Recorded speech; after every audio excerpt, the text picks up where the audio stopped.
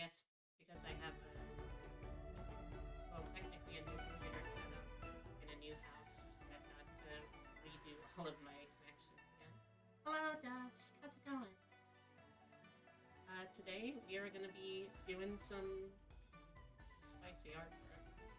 Dare I say spicy? I guess I do dare because I just said it.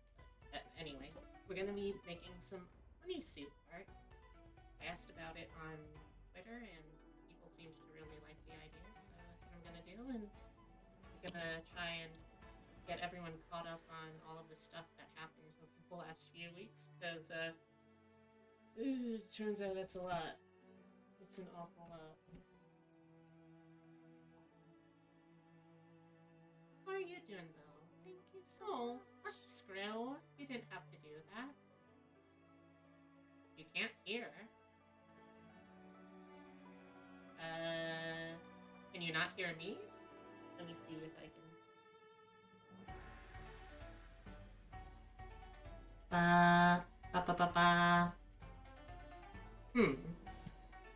It's plugged in. Also, congrats, Corkscrew. I hope you enjoy it. Can you hear it any better now? Is anyone else having audio problems?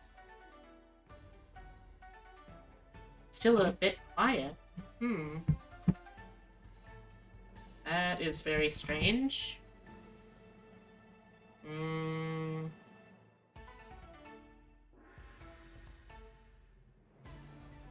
using the right microphone. Oh, it's way better? Oh, okay. Alright, so yeah, I'm gonna try and do some bunny girl artwork, specifically bunny suit bunny girl. So first things first, I gotta get up my references. Now, fortunately, I already had fan art that was basically exactly this prompt. And then more recently, I got another lovely fan art from someone who may or may not have something to do with a future model of mine. That was also really, really lovely. So I'm gonna try and mix things up a little bit if I can. Starts, let's get our reference images in.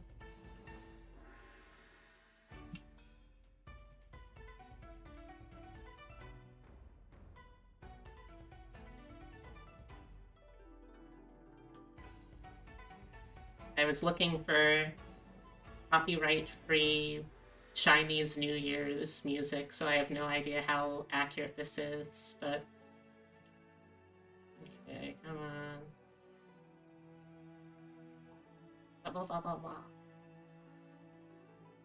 There it is.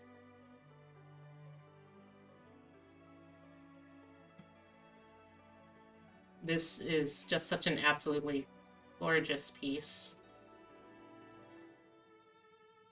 If you want to check out the artist, it is at Chise Oyasumi over on Twitter. But I'm gonna be doing a bunny suit. So if I'm already a bunny girl, that must mean that I also need to have a suit. Like, that would be the only thing. I've heard so many people talking about bunny suits. And I mean, I'm a bunny. I've worn suits before. I think I have a rough idea of what they're talking about, right? So that's what we're going to try and do. We're going to try and get a really good-looking fit suit.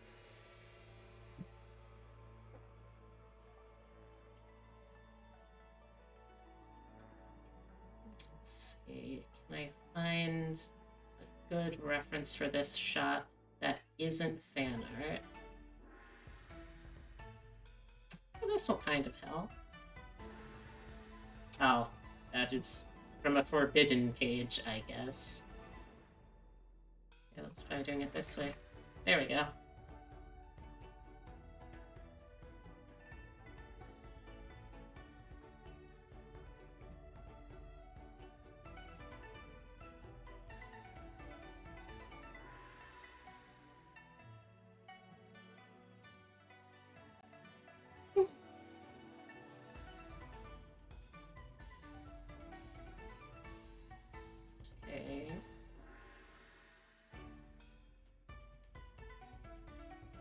I'm just checking for one last term to see if there's anything else I might want to add.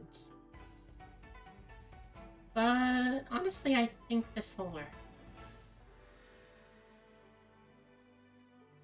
So, now that I've got the references sorted out, let's start actually trying to sketch some stuff, huh?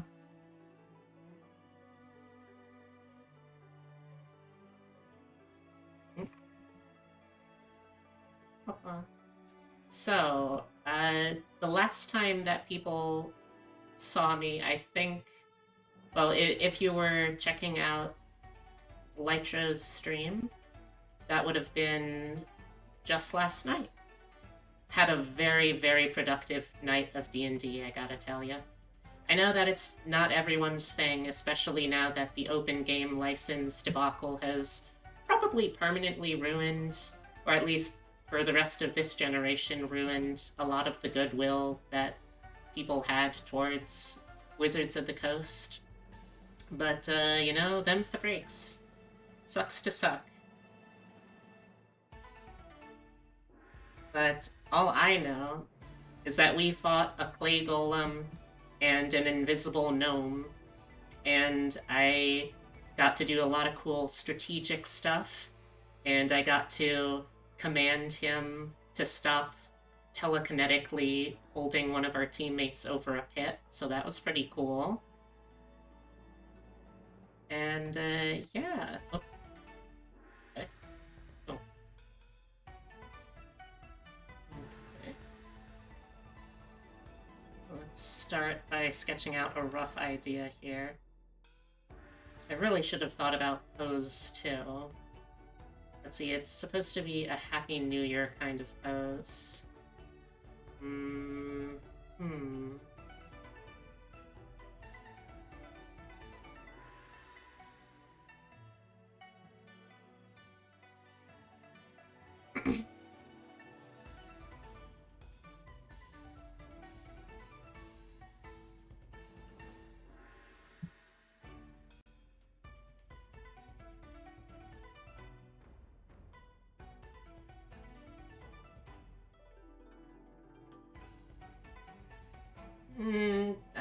I mean, I hope not. It wasn't very fun. It was after the guy surrendered. It was the end of a big tournament arc, basically. So we had him up against the ropes, and he was like, okay, let's just make this quick and flashy, and then we all proceeded to completely whiff the attacks that we had against him that turn. So I was like, okay, well, I guess this means that we're still fighting for real? And just kind of kept going. It is! It is a fucking Banui. Welcome, welcome, Motionless. So yeah, we won the tournament arc, and I've ended up somehow with, like, I think around 6,000 gold.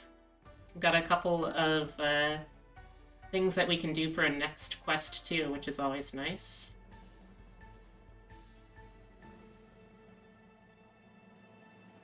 You have Edge of Time stuck on in your head? Well, fortunately, I've never heard that song, so I don't. Sorry to hear about it for you, though.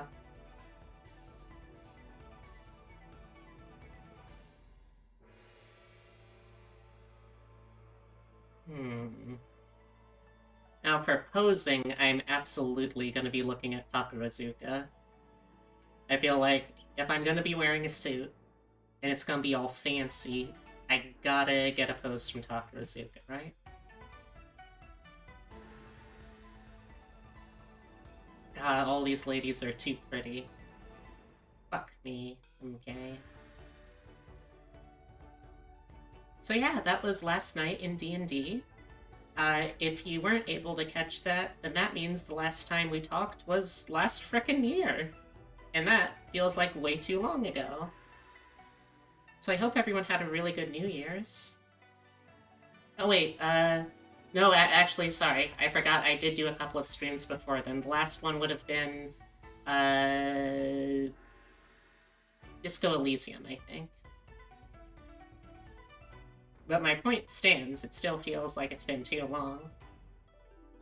And I feel like I should tell y'all a little bit about what it was I was doing for so long.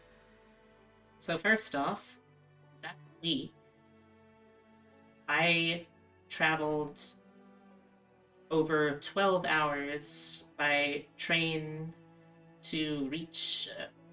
I don't know why I'm saying this with a really weird cadence. I traveled over 12 hours to reach this meetup with a lot of really neat people, most of who I knew already going into it.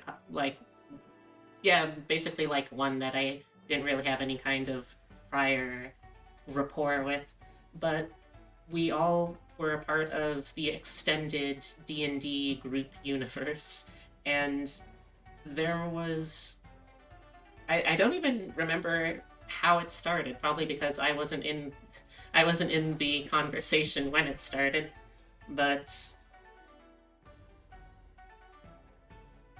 we were they decided and I kind of like piggybacked on, okay, I'm not really sure what I'm gonna do with it, but I think I do kind of like this pose for part of it. So I'm gonna add it in.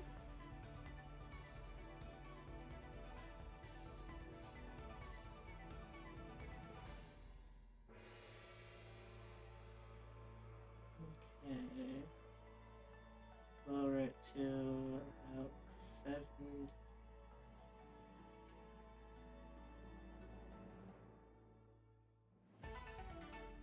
Okay. So, yeah, it was decided in the group that, hey, people are adults. Everyone in this group is an adult. This is a really weird way for me to be starting this story, but I guess that's just how I'm starting it. We're all adults. We're all cool. None of us are cool, actually. Oh, actually, that's kind of a lie. I think that some of the people in the group are pretty cool. I'm certainly not. But they decide, hey, we have access to cars, or plane tickets, or train tickets. We should all meet up. And everyone else in the group is like, yeah, that sounds like a pretty good idea. And at some point, I was all like, hey, what are you guys talking about? A trip? That sounds pretty cool. I am also part of this group. May I include myself? And amazingly, they were all like, yeah. Like, okay, well, I'm not going to question how I got this far. I did not plan to go further than this, but you know what? Shit happens. I was given the chance, so let's just see where this goes. But one thing I do like about the suits is they're going to have a nice crisp shoulder to them. So I'm kinda, I think, gonna try and do a little bit of a mix between this pose and this pose. I don't know if y'all can actually see. Nope. Not what I wanted. Just want to see. Okay, you can kind of see it. And see it well enough. You're cool, quit that. Why don't you come over here and make me? Anyway.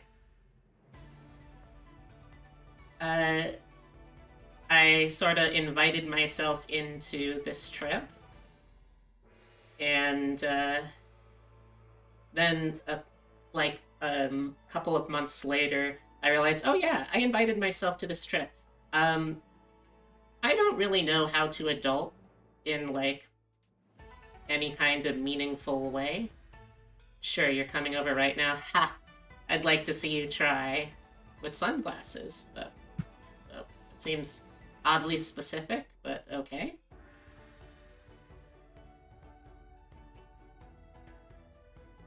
So, one of the other group members, the incomparable Sif VTuber,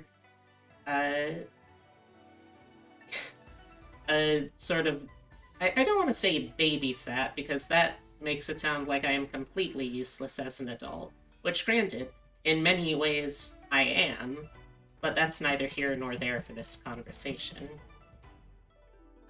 I want to retouch this a little bit, so let's go back.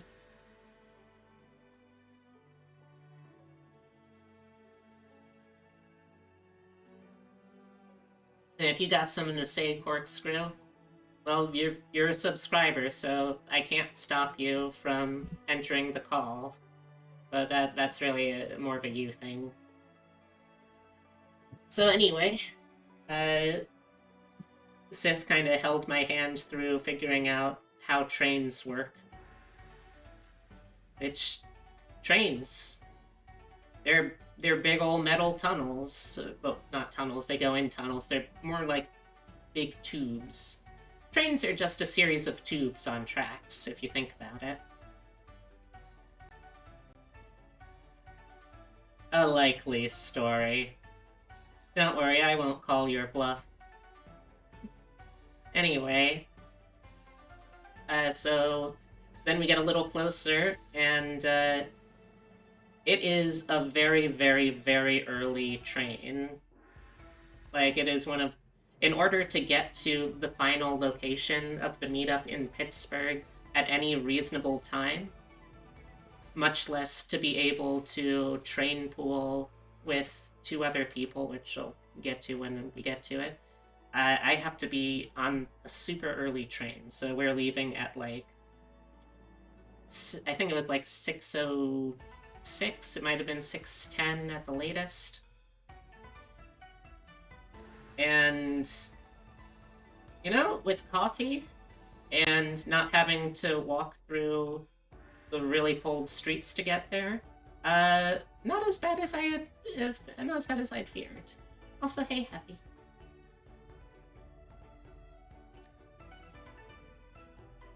So that is the first, I want to say, like 3 or 4 hours of the trip. Probably 3. At that point, I have gone completely around the coast of the eastern seaboard through a couple of states and am getting into New York City. That is where I meet up with Sif and Ollie, another one of the group, but they're all parts of the group. I don't really know why I'm saying that, because that should sort of be self-obvious, I think.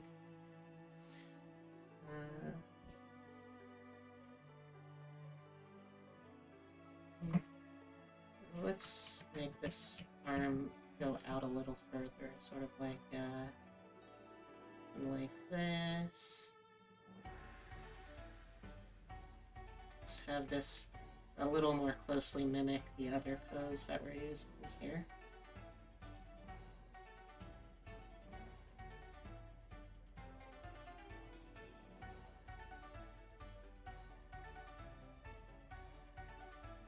Okay.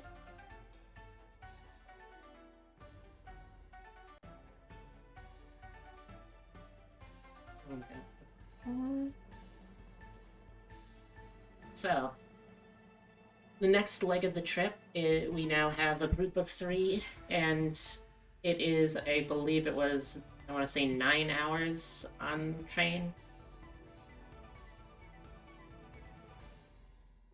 And, you know, we don't really do as much as I was expecting on the train ride itself. Like, I was expecting to do things a little more engaged, I guess. But it's still a lot of fun. We hang out, I backseat game through Sif playing some Slay the Spire. We shoot the shit about feelings and games and anime and stuff. And then finally, after a very long trip, we have gotten into Pittsburgh. And Pittsburgh is... Pittsburgh. I don't really know how to describe it. It's a big city, I guess. We didn't really see that much of it. because our host lives lives out. Well, not even our host.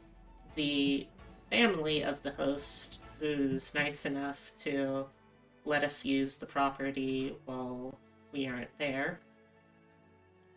They live in the rural outskirts around the city. I'm not going to say where specifically because I don't want to dox anyone or their family, really. But it's this really beautiful... I can't even call it a neighborhood because of how, like, under-maintained the infrastructure is and how far apart all of the houses are, but it's still very, very lovely. I was also sort of making a joke that, well, I mean, we're all, like, reasonably attractive 20 to 30 somethings going to an isolated cabin house thing out in the middle of the woods, isolated from anyone else and by the snow coming down outside. Either this was going to be the start of a romantic comedy or a slasher with very little room in between.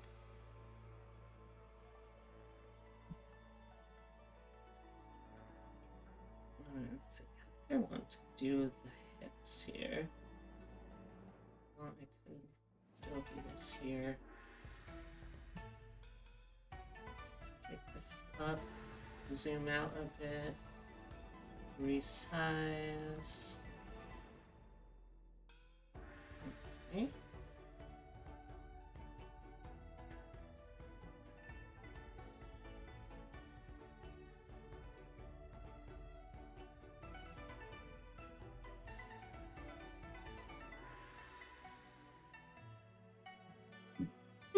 Seriously.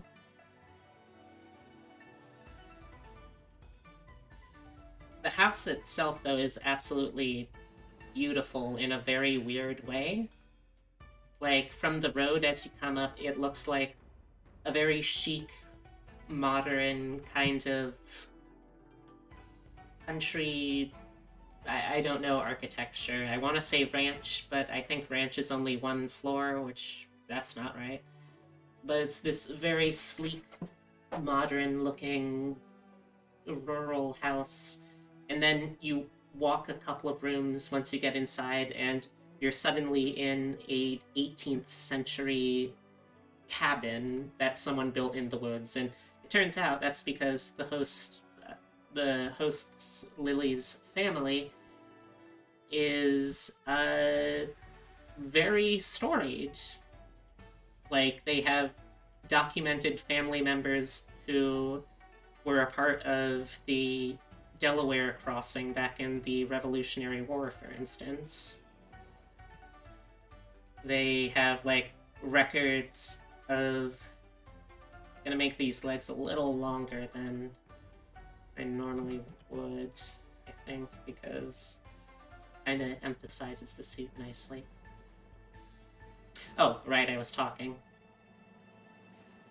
They have, like, going back literally centuries, family records of all of these cool historic things that they were a part of. Also, the house is haunted.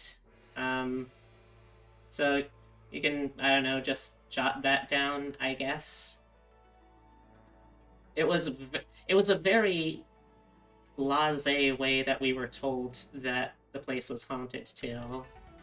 Sort of a, oh yeah, you know, I don't really believe it, I've never experienced it, but everyone keeps swearing up and down this room, which, again, is part of the house that is, like, over...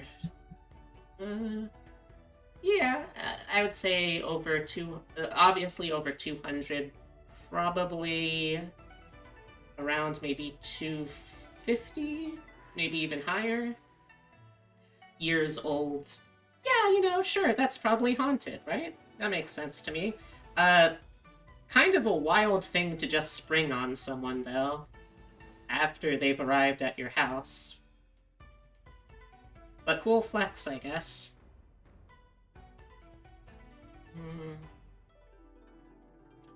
Like, doesn't quite look right.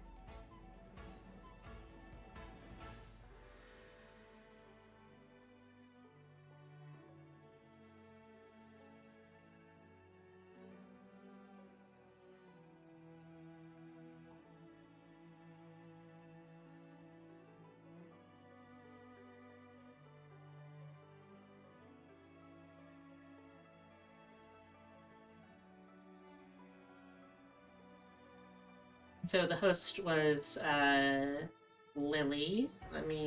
Lily Faywood, I believe, if I remember their full username right.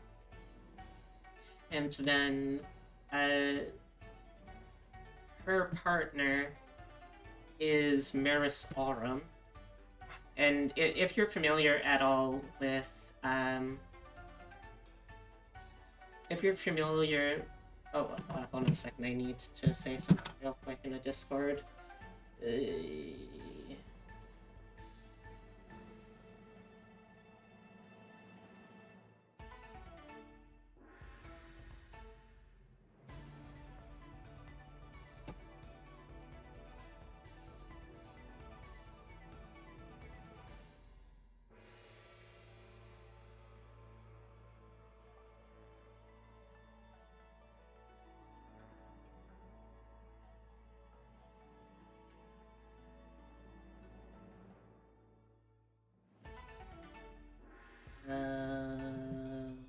see.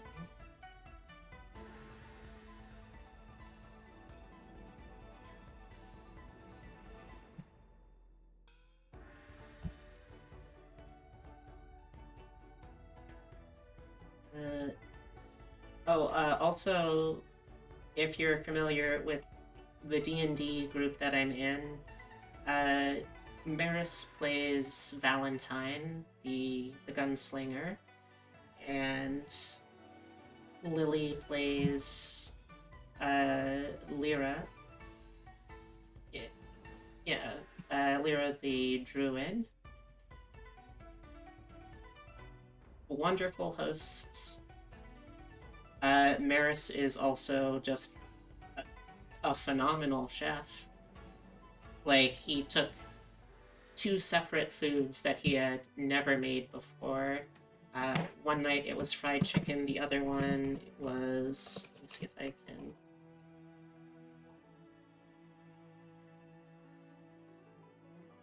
I want to make sure I get the name right.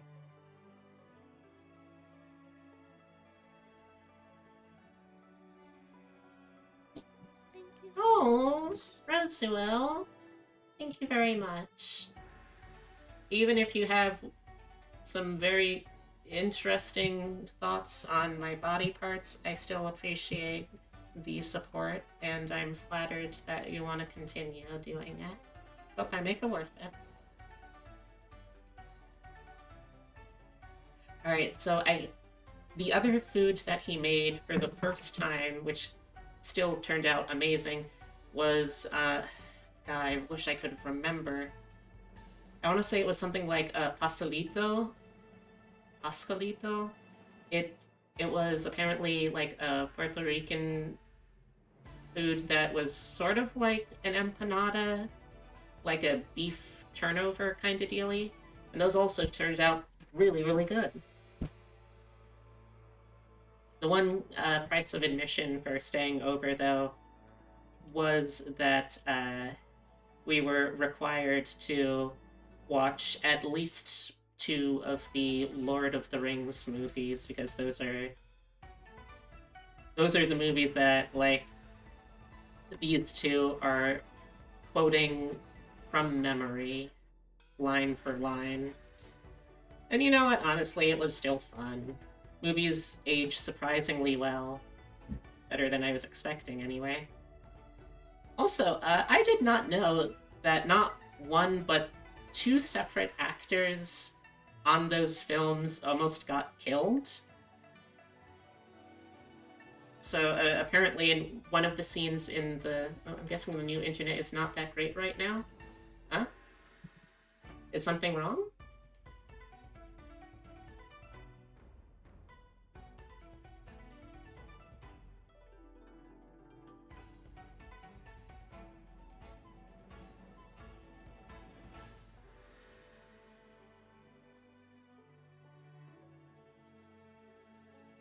Hmm.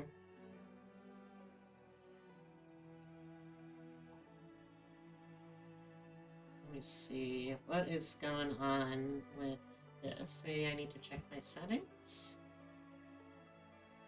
Stream keeps lagging and is super behind. Oh no. Hmm.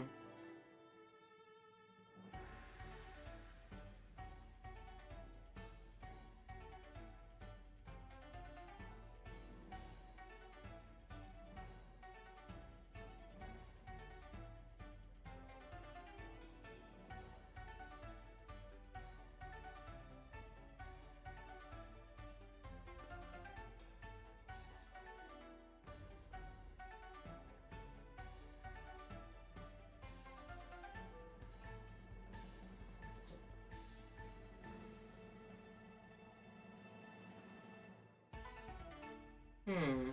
I'm gonna have to see what I can do about this. Because that isn't acceptable at all.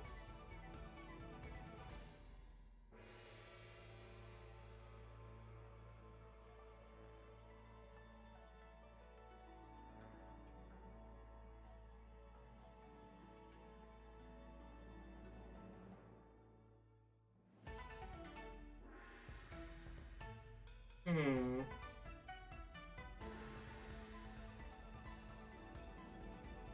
Yeah, I don't really understand how things work, but the kilobytes per second is kind of bouncing around in color a lot. Man, what the hell, internet? Why are you shitty like this?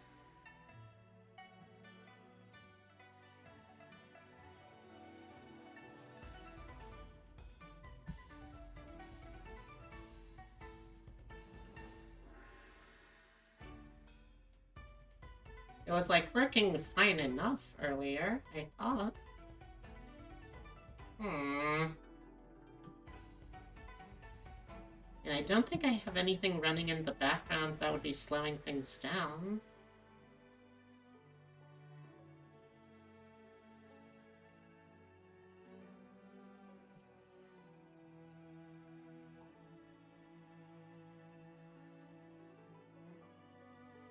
I'm sorry, all. I don't know what's going wrong.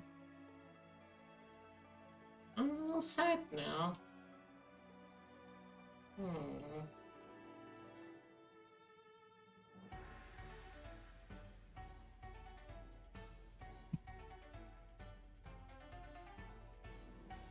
It shouldn't be this bad, though.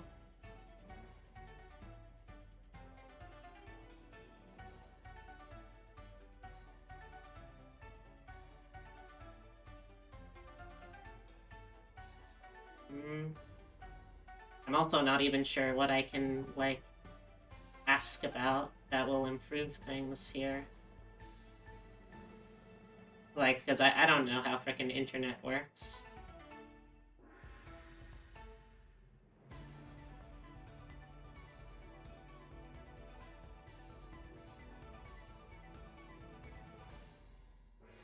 Hmm. It's nice to be back. I just wish that I was able to, you know, give you something a little more here.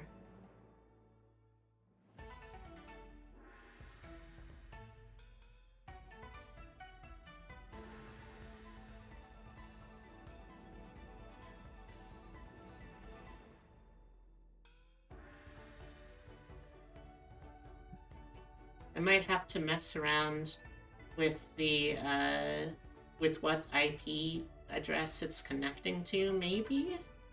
I can't think of really much else.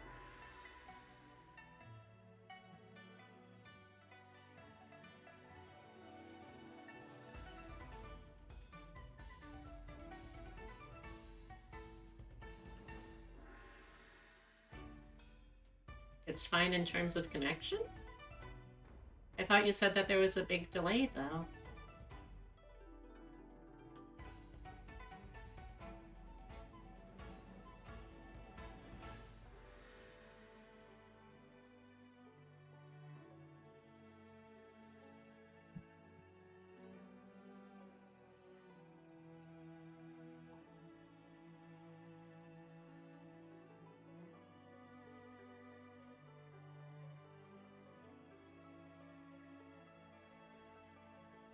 Hmm. Alright, well. Doesn't seem like there's much I can do right now, so... Okay, well... That's something, I guess. Gosh, I'm sorry. Now I'm just gonna be lingering on this because I'm self-conscious. I do still appreciate being told about what's happening, though. Like, I would much rather y'all tell me when there's technical issues than just let it sit.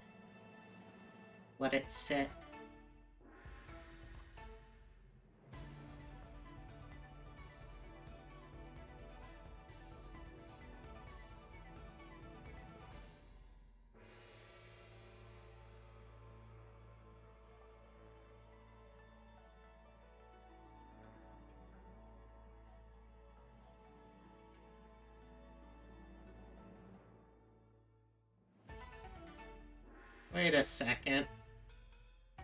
I'm starting to think that this music is just looping.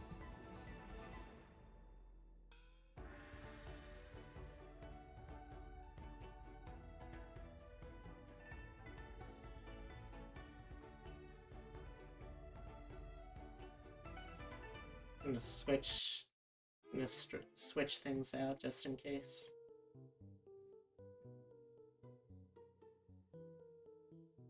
No, honestly, I still appreciate it. It's still, like, it's an issue that I'm glad that I know about now.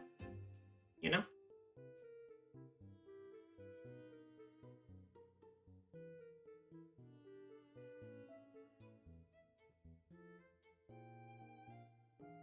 Let's see, so the other people at the meetup, we had Obsidia, everyone's favorite Death Knight. And, you know, if you've seen episode 1 of Deadlands, Wayward Guns, you'll know that Obsidia is, I think, probably, at the moment, a fan favorite character, Zenobia. And if you want to see where that adventure is going to go, you better tune in this Thursday at 6 p.m. EST for the continuation of the weird, scary, and fantastical world of Deadlands. There was also Lytro, that being the DM and the basically indirect, extended reason why we all kind of knew each other in this context. I should also probably mock out the ears a little bit.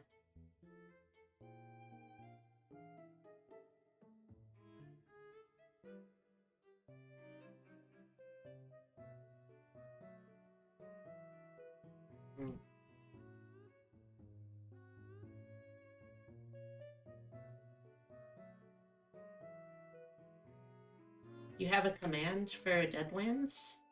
You know, I don't. But I should. I'm not sure what the command would say, but I definitely should.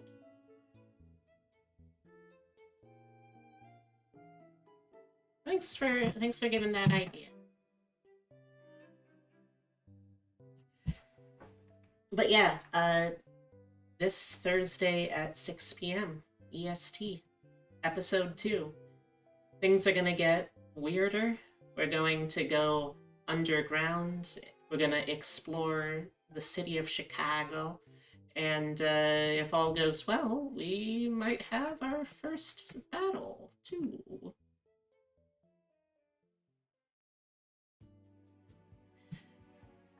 I can definitely do that. I think my one concern would be, like, because it's not every Thursday, it's every other Thursday, would be trying to figure out, okay, how would I be able to make sure people know the differences, you know? Like how are they gonna recognize when it is the right week? They're getting weirder, but how much Wester will they be? Okay, well, I mean, you got me there. Strictly speaking, they are still only in the Midwest with Chicago. But... Ow. Excuse you. But... they will be able to explore the west side of Chicago. So that's more westerly. See, I'm not sure every second Thursday of the month would work either. Like... okay, so... the first one... that was actually back in December.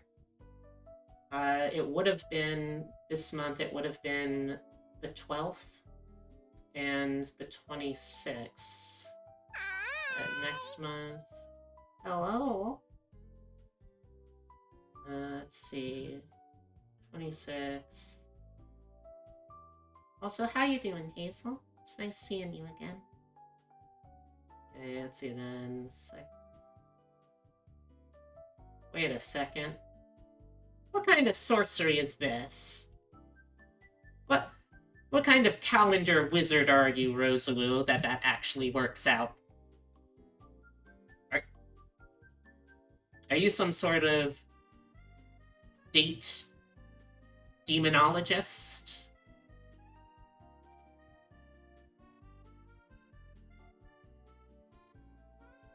Doing okay? Been lurking from the start? I figured as much. Well, I'm glad that you came out of your shell to say hi. So let's see. So far, I talked about Sif, Oliver. Those were the two members of the group that also were accompanying me on the train. Lily and Maris, the two that were hosting us. Then I also mentioned Obsidia and Lytro. I think we're up to 6 people? Yeah. And then the last two were Yulia, the Princess Knight, and Aster? I think that's their name? Aster? Or I think that's their VTuber name, at least. Aster was the only one that I haven't really had any kind of direct contact or interactions with. I only knew them sort of loosely, so I admittedly was probably coming off as like a little on the cold side for receptions. I do kind of regret that a little bit.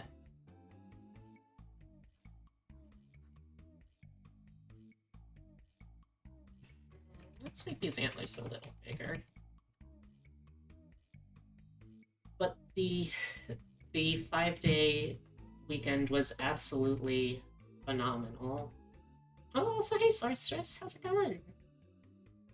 Yeah, the 5-day weekend was absolutely phenomenal. We hung out, we talked hours on hours on hours. We got to try out new anime that I'd never seen of or gotten the chance to watch before. Nothing that would be like huge revelations for anyone in here. I think it was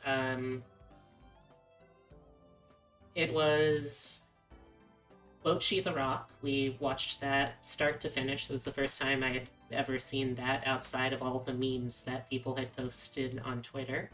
And then the other one was Konosuba, which I know is a real favorite for a lot of people that I, just never freaking saw.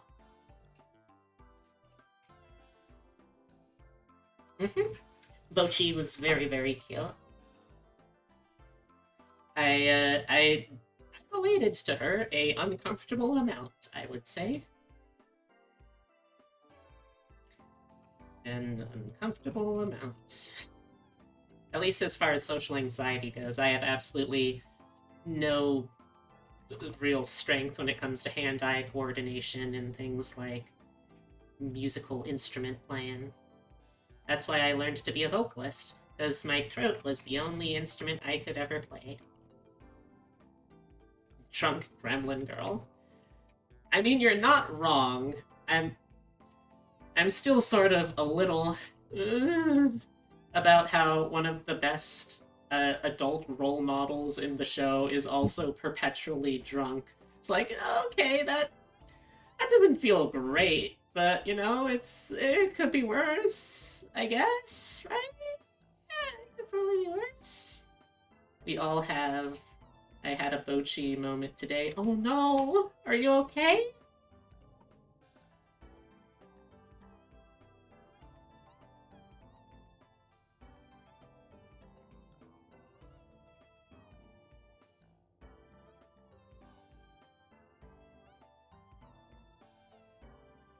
Yeah.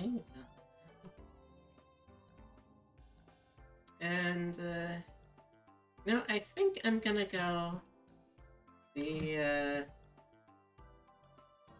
whoops, wrong layer. Hate when that happens.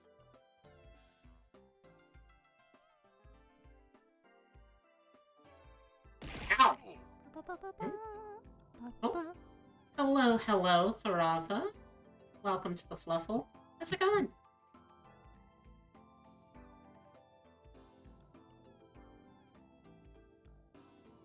You wanted to go to the gym and didn't go because the bus is scary? I mean, I can't criticize that at all. The only time... Ow. The only time I can remember using the bus recently was...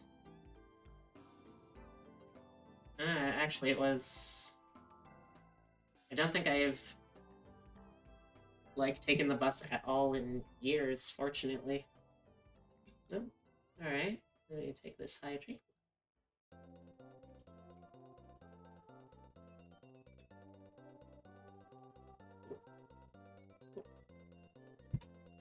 I did. How you doing, Tharava?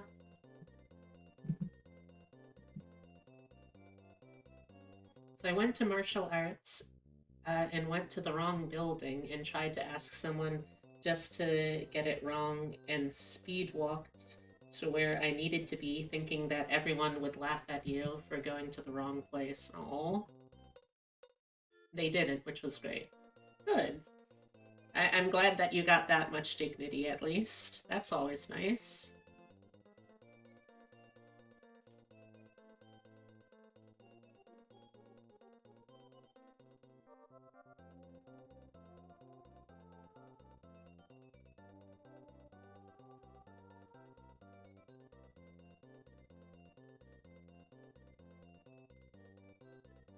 But yeah, after the anime and after also watching all of the...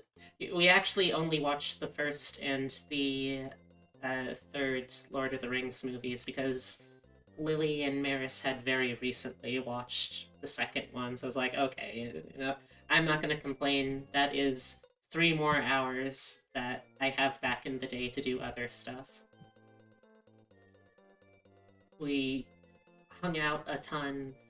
We, oh, I got to introduce, because we did, like, some group Super Smash Bros. Ultimate playing, I got to introduce everyone to my absolute favorite game mode. The only way that I really play Super Smash Bros. At all. It's the way that all of the coolest people play it, obviously.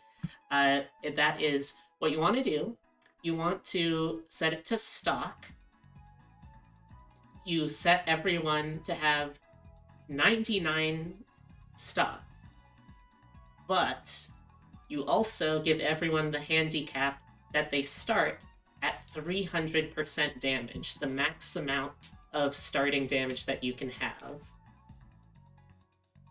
And the result is absolutely amazing because everyone is constantly raining down from the respawn platforms onto the stage, and as soon as you get hit, like, if you're really, really good at spot dodging and, like, countering when you get hit off geometry on the level, if you're really good at that, you can maybe stay alive a little while if you're able to separate yourself on the map from the other folks. You might be able to survive a little while, but as soon as you get hit, you are out of there. And it is the best. Because, you know, at a certain point, it stops being a competition and it just becomes, how silly can we be? And let me tell you, you can be pretty damn silly in this game mode. So if you want to play Smash Bros. The correct way, items on, 99 stock, no time limit, 300% handicap for everyone. And ideally, I would say scale the level size based off of how many players you have. I would say for a 2-player, you can honestly get away with doing it on Battlefield. That's the one. That was the first time I did it. Worked very well. If you want a group that's a little larger, I would suggest something for maybe like 5 to 6 people. I would suggest doing a stage like what's it called? It's the nest, not the nest, the mother stage, the Earthbound stage that isn't Onet. It's the one with the big high-rise buildings and the UFO that swings by. Like, a level of that size is pretty good for doing the Beatrix Bunny special if you're going to have like 5 to 6 people like we did. Also, this may just be a superstition on my part, but both times I randomly played as Bowser Jr., and both times I won. So, coincidence? Almost certainly. But hey, who knows, maybe Bowser Jr. is just secretly broken in this game mode somehow.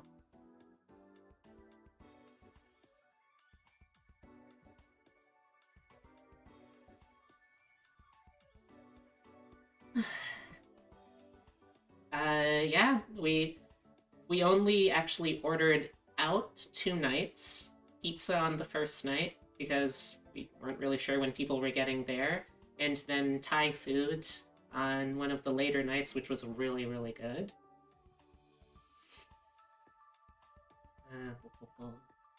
Lower the opacity here, and let's also lower the... okay, let's not lower the opacity too much here. Get away with 80%? No, I refuse, Rosaril. You'll simply have to suffer with the choices you've made in life. Understand?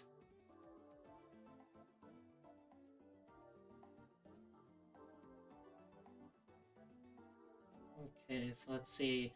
Next step...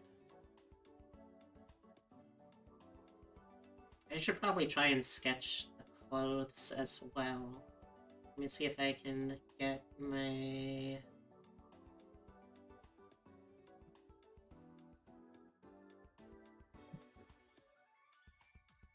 Why are you so upset, you silly goofus?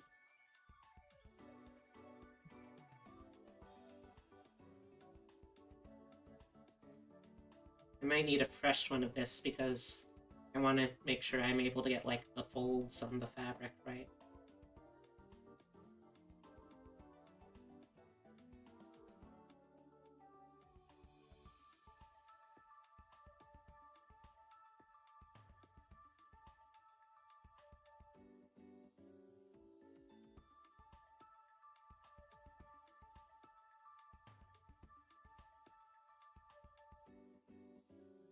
Yeah.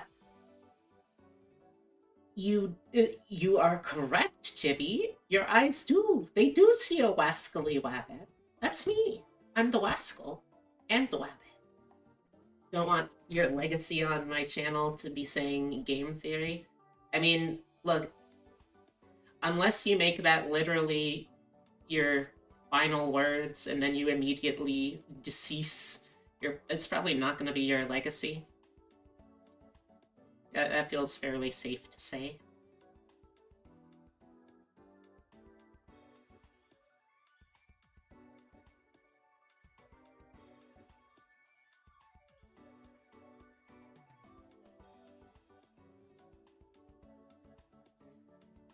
I want this to be kind of a fancier hairstyle than normal. Maybe I'll have my hair up. That might look kind of nice.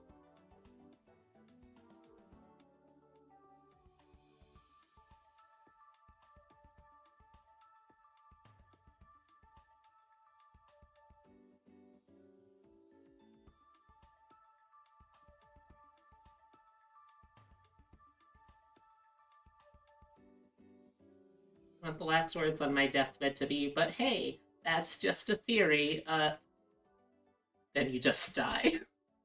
Oh no. That would be a real commitment to the bit. And I feel, personally, probably not super worth it. But, hey, I gotta respect the commitment. Gotta respect the game, or, no, actually, not the game. I gotta respect the player, even if I hate the game.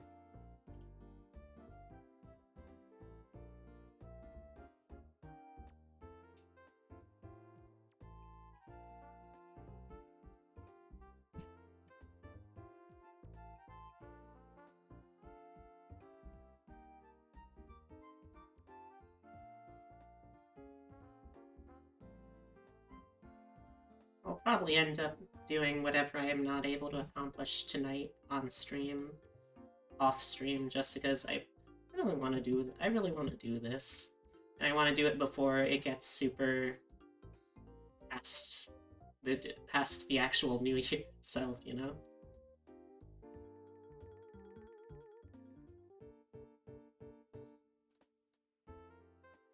I want my last words to be like, okay guys, make sure you like, comment, and sub to the channel. That would also be pretty good. I'm not sure what I would want my last words to be.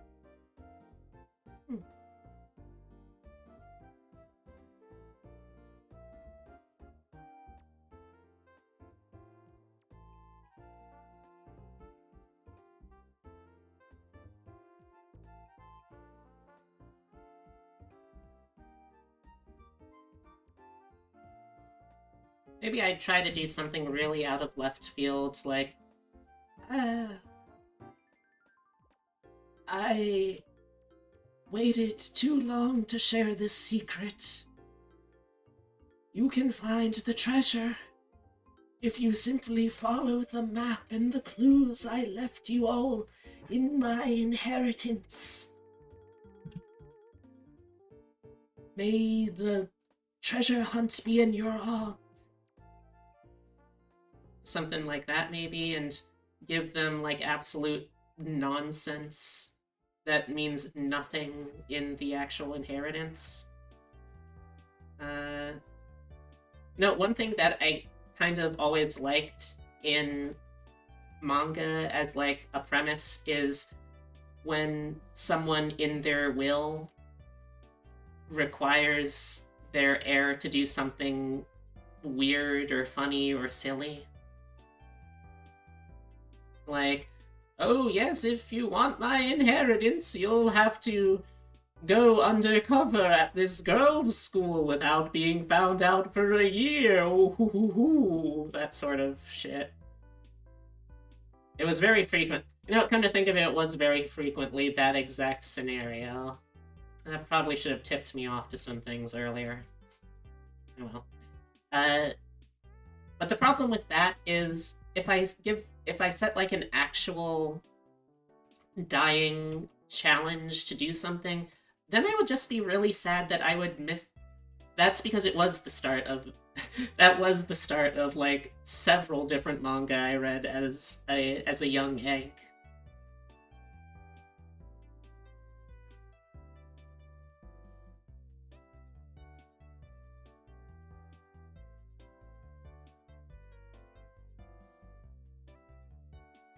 But the problem with that is I I would feel too I would feel too bad about missing out on it.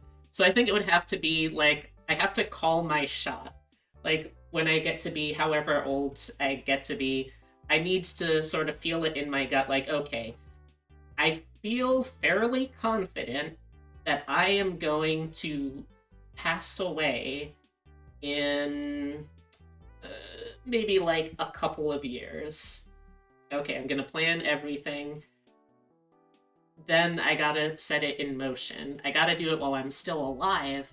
That way I get to watch the hijinks. You know?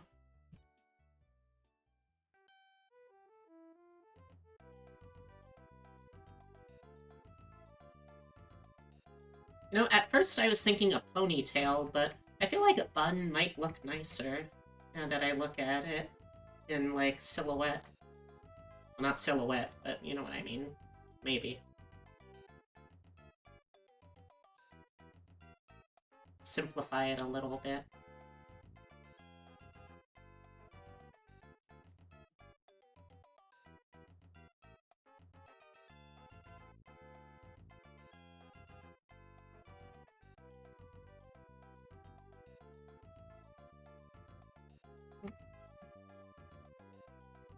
So we spent the outside of that stuff though.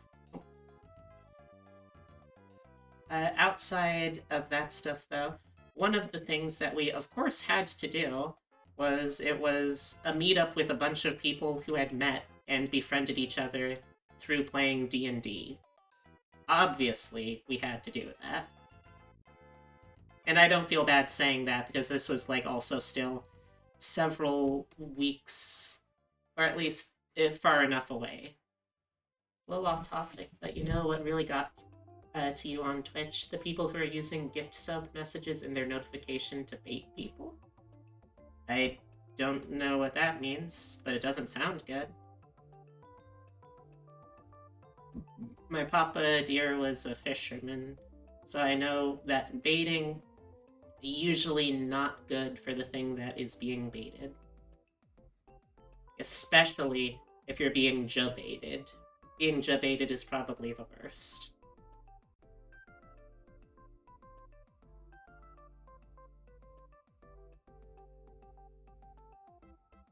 Yeah? I'm familiar with those. I've sent out my fair share. Hmm? But I mean, like, that...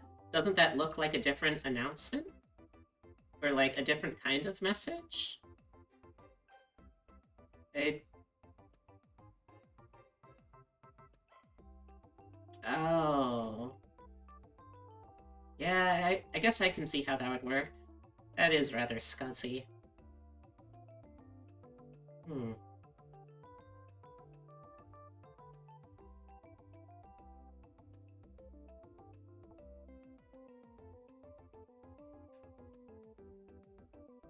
Alright.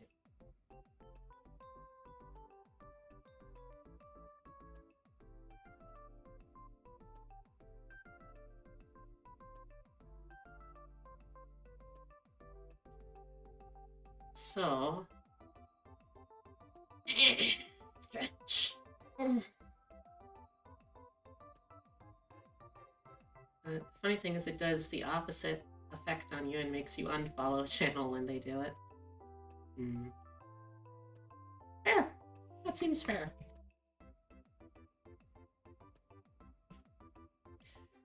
So... The whole concept of the D&D one-shot that we were doing was that we were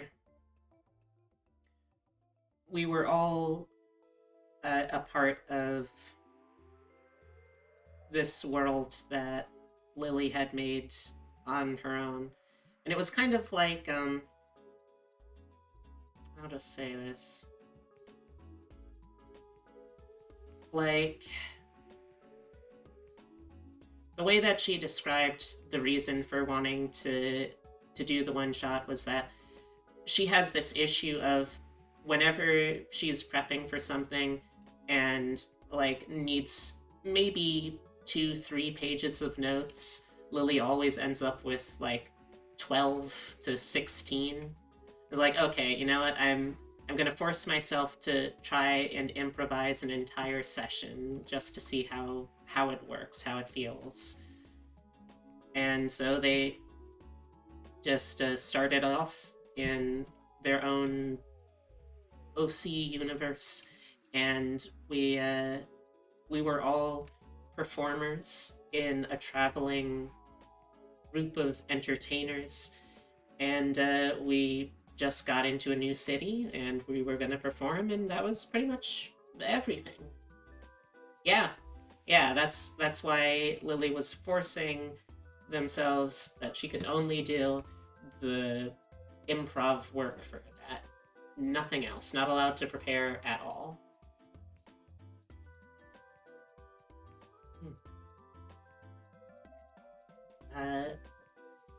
So we all ended up making different circus, well, not exactly circus, different like vaudeville, theater, performance troupe kind of characters. Sif played the manager of the group, a talent agent who acted very darkly and mysteriously, and a very sort of pushes glasses up all according to Keikaku kind of character, you know? Keikaku, of course, means plan in Japanese, if you weren't familiar, just to give you a little translator's note. His character was trying to recover from being cursed with a terrible name, a name that drove those who hear it to madness and ruin. The name Sussus Among Us. So yeah, he was just a little Ratman manager, and that was his job. Let's see. I don't remember all of the character names, unfortunately, because I just don't have a good memory.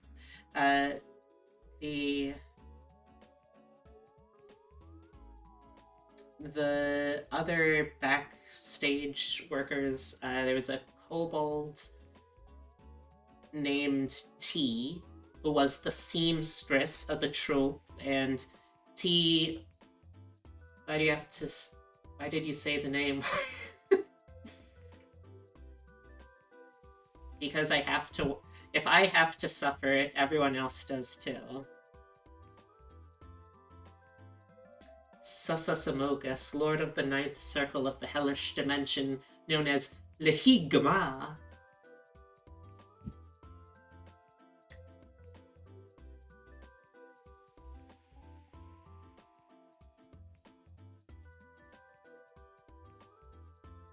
So T was this little kobold, and T was the seamstress of the whole troupe, but also T was a huge gossip, hence the name T, because T always knew the T. And let's see.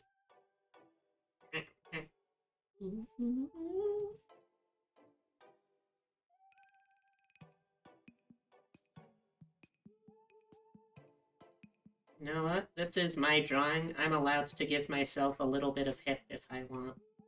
And I do. I would love to have hips. Pretty fucked up, really, that I don't have hips. Pretty fucked up of my genes to be like, hey, you know what we should give this bitch? We should give this bitch a little pot belly. Fat nowhere else on her body. And no curves. That'd be pretty funny, right?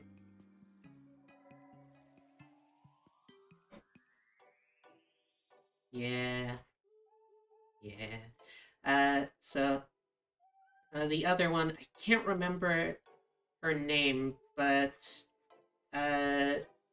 Oliver's character, she was a Kenku that was reflavored as like a harpy girl, who was the sound manager of the troupe, naturally being a Kenku, but also did like a whole impressions-based comedy act as well, which was pretty fun. Gave him an excuse to sing Baka Mitai, which, I mean, you can't go wrong with something like that.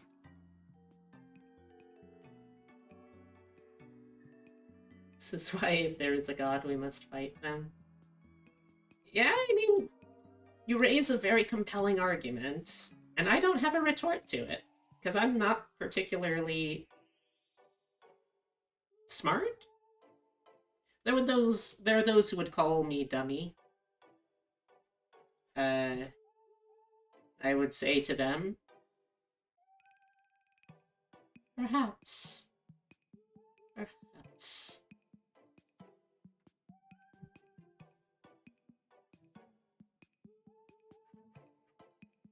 We control our own destinies and body choices. That's true. That's true. Let's see. So where was I? Right. Then the other performers.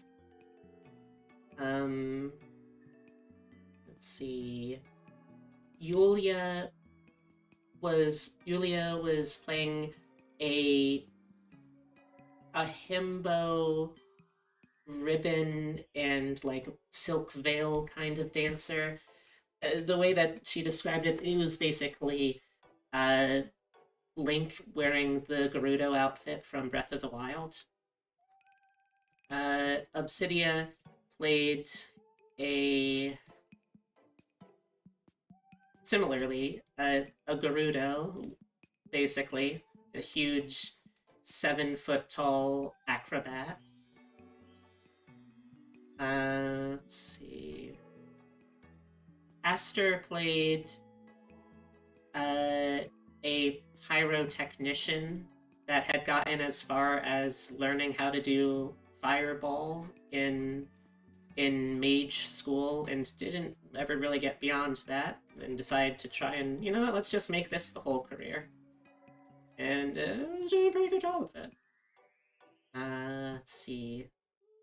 Oh, Lightro played a Leonin, which is it's a big lion person. And he was Andy with his amazing circus, and all of his circus animals being in pretty heavy air quotes, were based off of Andy Circus characters. So like he had a chimp in a cage that was supposed to talk, but all the chimp ever said was "No!" Which I've never seen any of the Planet of the Apes, but apparently he was like one of the big main chimps in that film.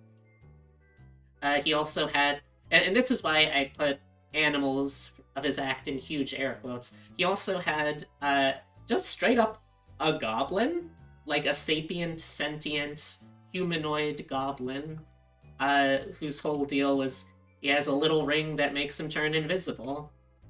That's it. Which, yeah, I get it. That's very obviously a Gollum reference. However, it also raises some pretty big ethical concerns, because this is literally just a small person that you have as a circus animal. What's up with that? He also had some normal animals, one of which an audience member got to stick their head inside the mouth of. That was pretty cool. Let's see. What else? No. Like, we were told to prepare for combat, so I had kind of, like, built the character a little bit with that in mind, but it turns out, no, we didn't end up doing any combat because Lily realized, oh, wait a second. If I have to do combat for 8 characters, and that's just the players, 8 player characters and also enemies, I will simply die and go to the Hellish Columbo dimension. That is simply what will happen to me. I will instantly perish, and run screaming out of my mortal coil. And you know what? You gotta respect people that know their limits. So you'll notice I've also, at this point, failed to talk about what my own character was. And this is partially to build suspense, because I feel like that's a good part of storytelling, but also because I don't want to hype this up too much, but... Oh, hey, sir! But this character may well end up being, like, an actual character I do stuff with, because the reactions that I got, like, I personally came up with the concept, and I was tickled by it. I was like, oh yes, this is fun. This gives me a good, sensible chuckle. I'm sure that everyone else will get, like, a laugh out of it. And then when I actually started doing the character and doing the character's voice and all of that, people were dying laughing. Yulia said at several points that she was afraid she was about to pee herself from the goofs. So I apparently wield very frighteningly powerful magics with this character. That means from now on, anytime I want to bring out a character into a one-shot or a campaign, or maybe I will simply actually just straight up build a model for this character or modify an existing one, because apparently they are destined, blessed, and cursed to exist. And that is Flopsy Lops, the clown. Let me just check real quick. I don't think we have Corkscrew in chat right now, right? I want to make sure, because I'm about to talk a whole lot of stuff about clowns, and I don't want to offend with my sensibilities of clownery, buffoonery, goofs, and gags, you know? Looks like she's off right now. Okay. So, the story of Flopsy Lops starts in a previous lifetime. For you see, at one point, Flopsy Lops was not Flopsy Lops, but actually a normal, mundane bureaucrat politician, a mid-level, pencil-pushing, unfair, tax-collecting, just all-around really despised and loathed politician. And one day, this politician ran afoul of a warlock whose patron was the archfey embodiment of raw chaos. And, you know, just being so much of a shithead and shitheel of a person, no one was really that bothered when the warlock sort of secretively, not super well hidden because no one really cares, smote, the patron smote the tax collector, the politician, the future Flopsy Lops. And rather than allow them the peaceful rest of oblivion, they resurrected through the reincarnate spell. So Flopsy goes from being this very stuffy, very tight-laced, very draconian in law, not in terms of like actual race. They weren't a dragonborn or whatever. Flopsy goes from this very stern, very despised and loathsome politician elf to a herongon, which is a rabbit person, shaped clown. This is a very important distinction. Flopsy is not a herongon. They are a clown. But to make it easier for people to visually comprehend what the fuck is going on with her whole deal, she is herongon shaped. Oh god, you're taking notes. Oh, you don't worry about that. Flopsy is apparently a character that's going to be sticking around for a while.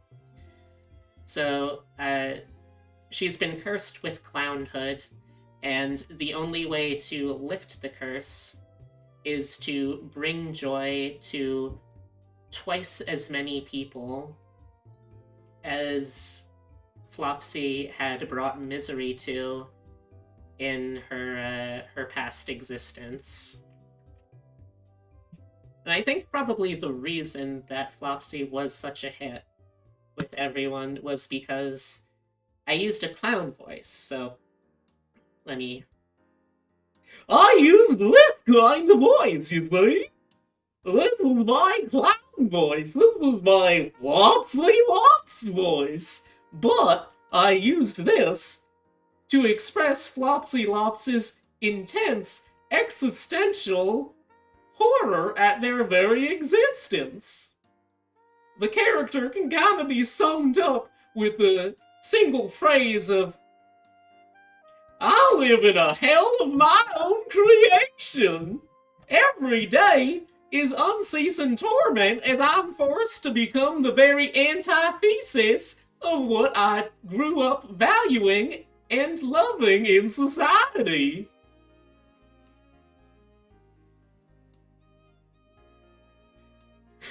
I've tried to end things myself, but unfortunately, death wouldn't take me. So the whole time, while Flopsy is doing, like, genuinely, I would say, competent clownery and buffoonery, it's interspersed with just moments of intense existential despair and dread at their continued existence. And apparently, that struck a chord with people. So now Flopsy is, unfortunately for everyone involved, a thing. I don't know what to do with Flopsy yet. I was toying... for one, I'm definitely going to be using Flopsy in whatever kind of campaign or one-shot setting I can. But, on top of that, I feel like... I don't know, maybe I will end up making Flopsy into, like, a full-fledged character that I can do here. Could have, like, a Flopsy line read redeem or something, you know?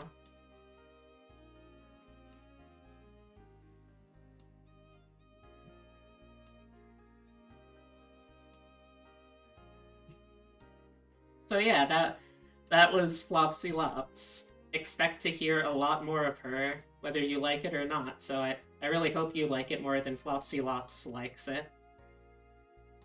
And yes, I will continue to do the voice.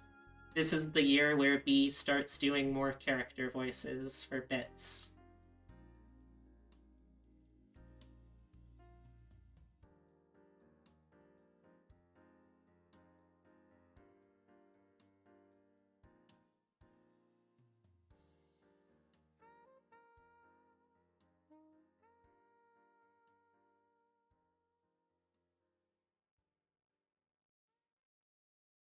I'm trying to think.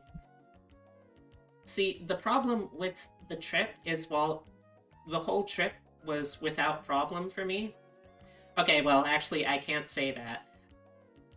At some point, I think my luggage started gaslighting me, because I left on my first train ride with a bag that I knew for a fact I had packed 6 pairs of underwear into for the whole trip, and then some in case I had, I don't know. incidents, whatever.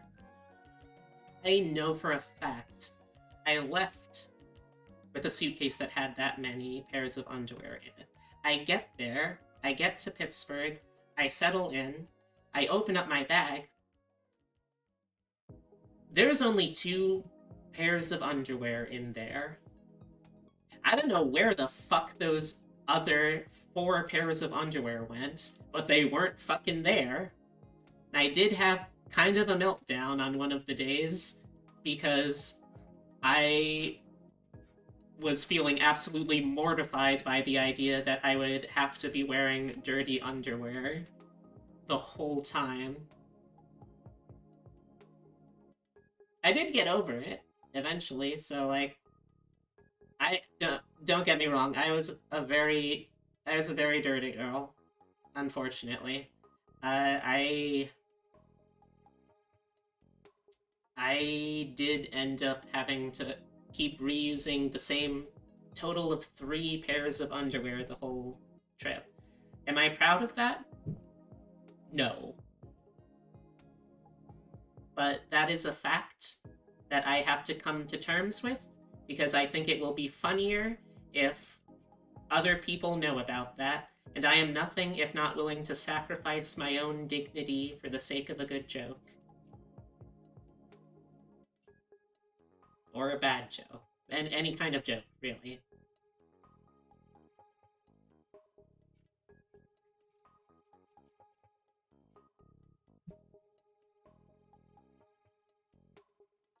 But overall, the trip was phenomenal. The problem is that it was one of those things where, like, oh, okay, I sort of stopped keeping track of time and things in general because everything is just so fun and I am trying to just exist in the moment.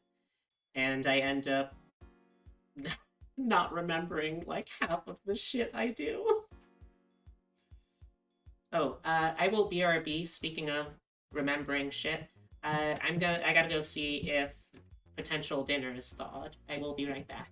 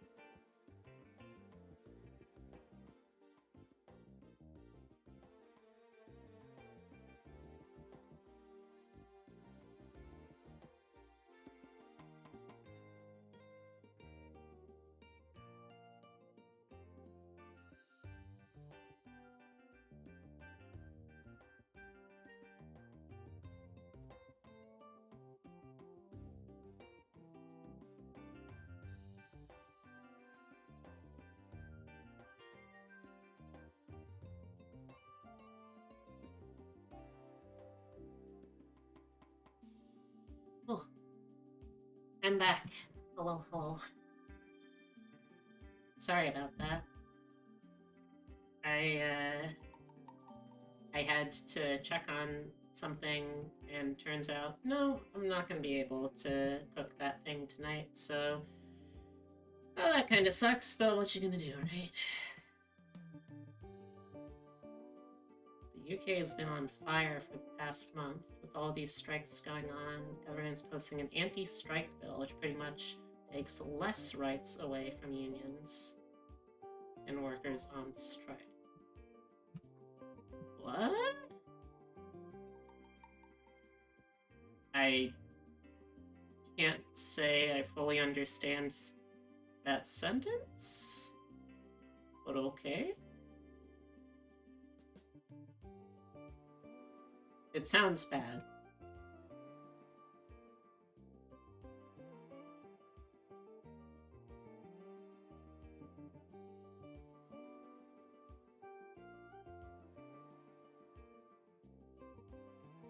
Oh, okay. That makes more sense.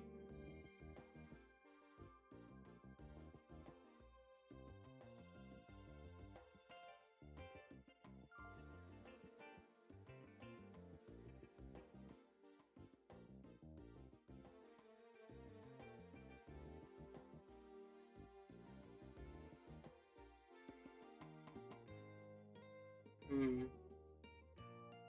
Hey, Totoro. Yes, son, can I help you? He's getting used to the new place still. Totoro's been having an absolute blast since we moved. He's gotten able to explore everything again. He's got a whole jungle gym of boxes and furniture and new shelves that he can jump up to. It's a little bit of a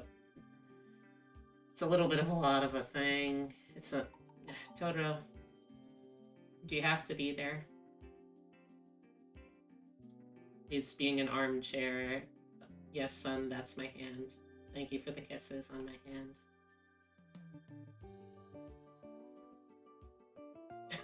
You're just gonna sit there? Okay. He's just sat in my lap now, grooming my fingers. Okay.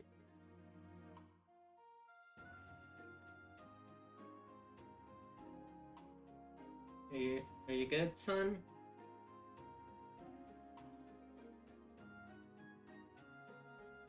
No, you do not get to step on the desk. You know this. That's the one rule I have. Also, I appreciate the kisses. But mommy needs to use the mouse pad.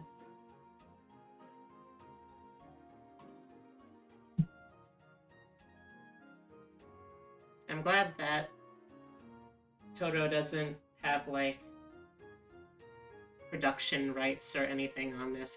If he managed to get a producer credit on this stream, he would be insufferable to live with.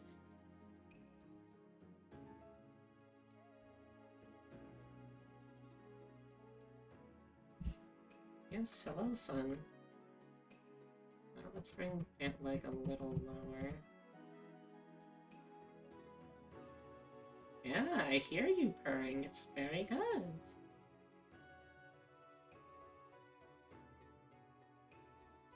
Also, when was the last time that the UK had, like, a elected leader?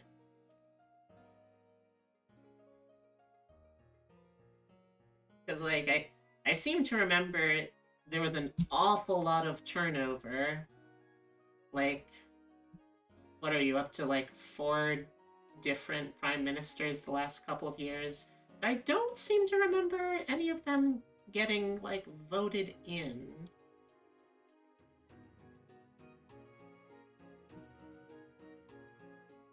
More worried about what troll? Oh, I missed that. Minimum service means workers on strike still have to work. That's not what strike means. Lawyers can still say, okay, we need to have this many people still working, by the way, and they have to comply. That's not work. that's not a strike for workers at all, yeah. That's... Huh. Well, that's shitty. I can't really say anything. Son, please stop bumping my hands. I'm trying to work. I love you too, baby. I know. I appreciate you. I love you so, so much, Totoro. I do... I would kind of like if you... don't you even think about jumping up there.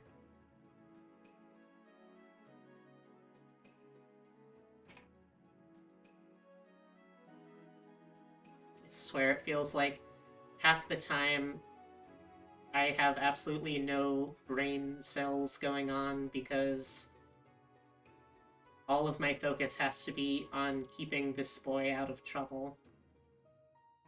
Which he's always in anyway, so I'm not sure why I bother.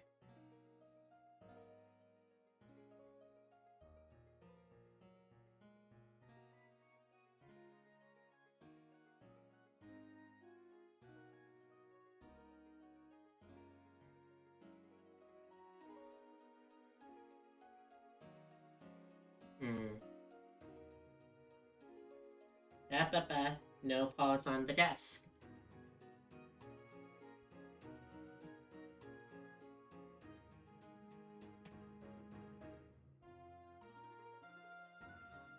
This child is making himself ungovernable, chat. I don't know what to do with him.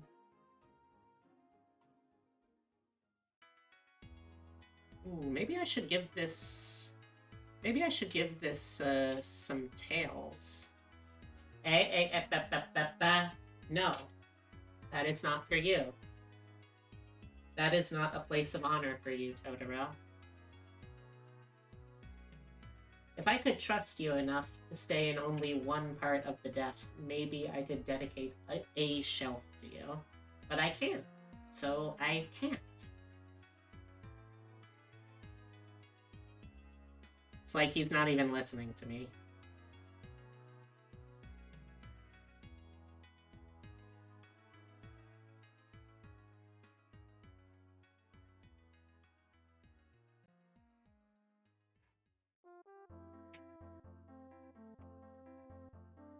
Can I help you, sir?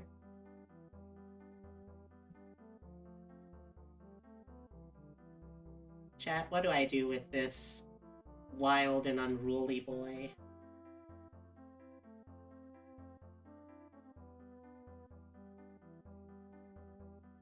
But I don't think he's leaving anytime soon. Give a little kiss for the little stinker.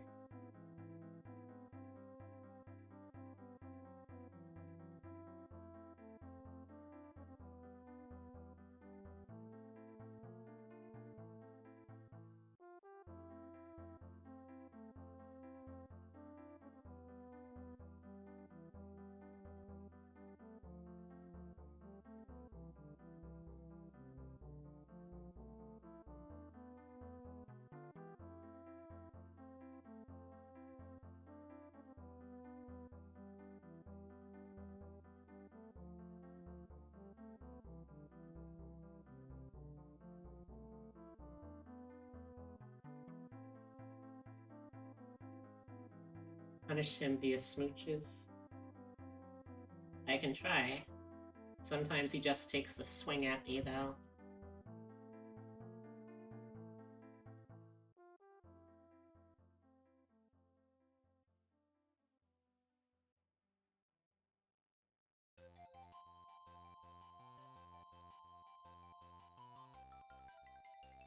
Can you imagine kissing in the alleyways under the night sky of Brazil while this song plays?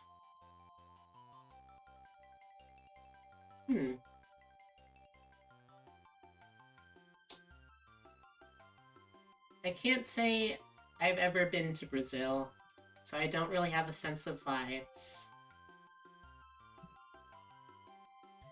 But I'll take your word for it.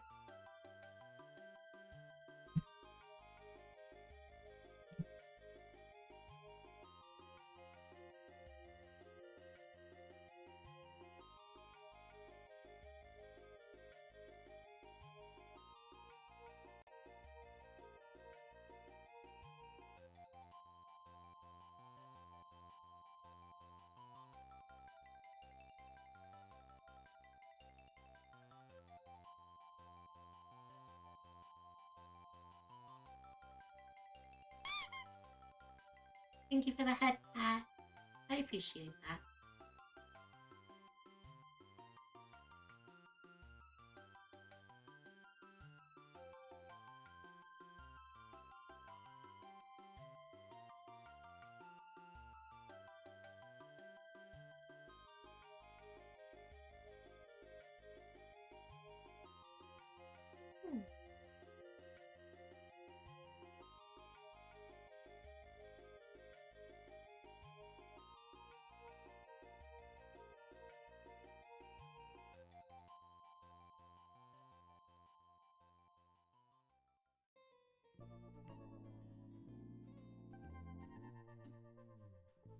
Let's go. Maybe we should go glassesless for this one. I think that might look nice.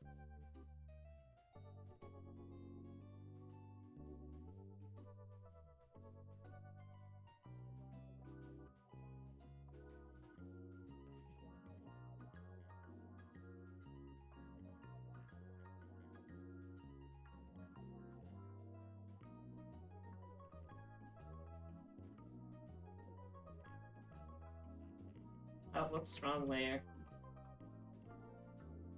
Okay, when I do that.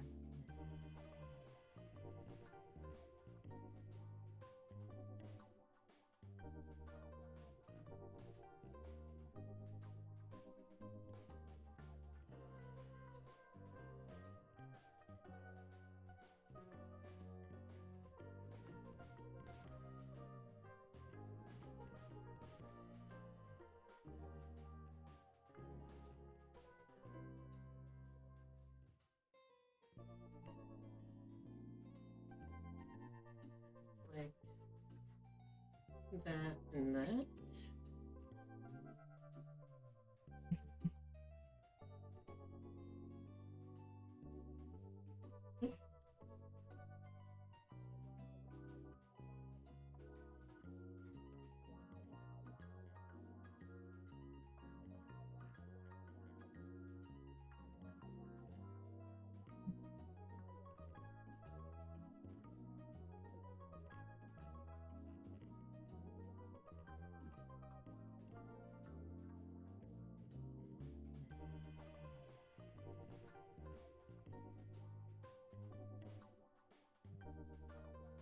To rotate here.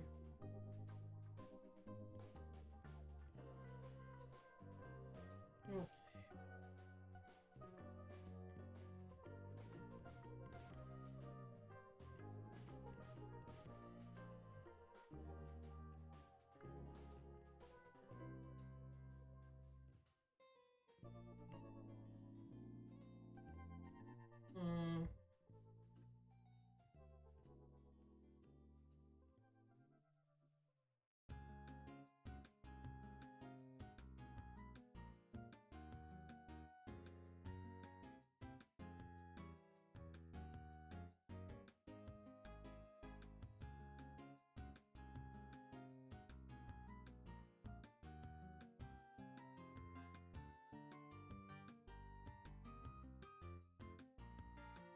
Oh, this is also the wrong layer anyway.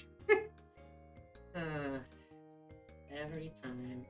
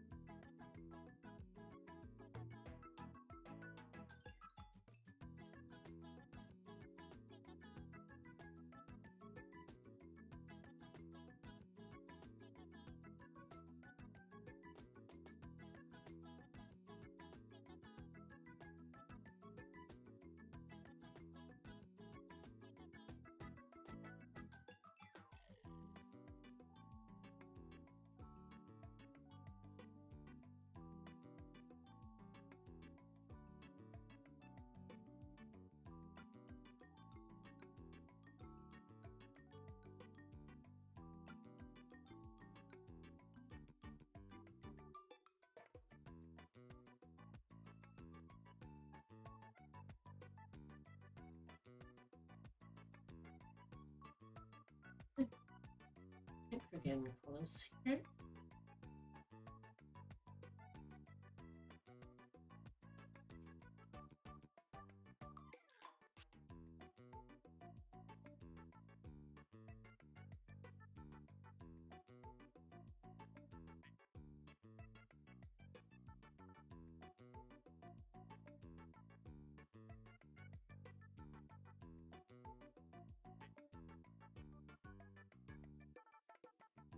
Kind of funny, now that I think about it. How, like, after transitioning and moving further away from it, the more comfortable I also am in, like, exploring and kind of trying out more in the way of, like, more masculine kind of presentation and expression as well. It's almost like, now that it's a choice, it's one that I can make on my own accord. It's nice.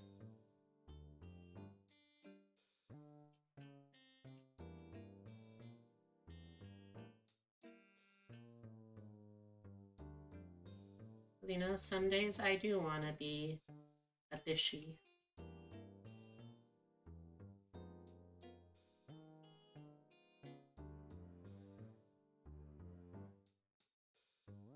Maybe it's just hubris, but I feel like I can still be very charming in my own way.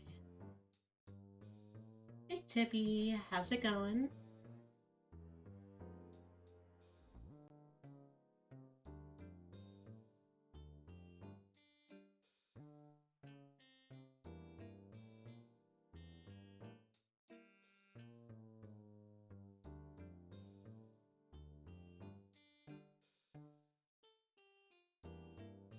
Well, believe it or not, back in the day, I could kind of be charming. I had to deal with all the self-loathing, so I didn't really get a chance to actually use any of those charm skills, but I could. I swear I could. Theoretically, I probably could have. Now, just the more I talk, the more I become certain that no, actually, I've never had the ability to be like a Casanova charmer. I take back what I said, I guess. You've been in Richmond the past few days. Just got back like an hour ago? Ooh. Was it for any particular occasion?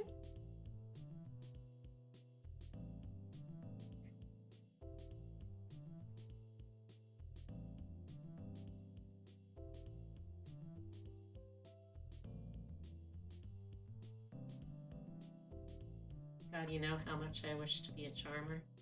I mean, why can't you be, Roswell?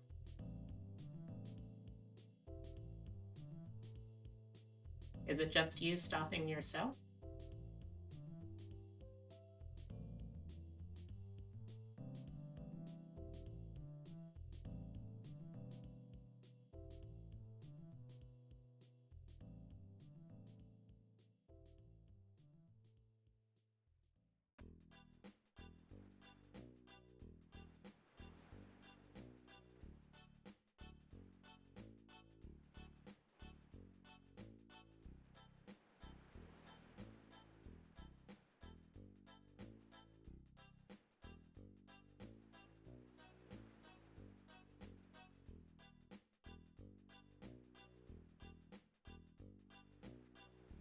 I mean, who's to say that you can't be a charmer, though?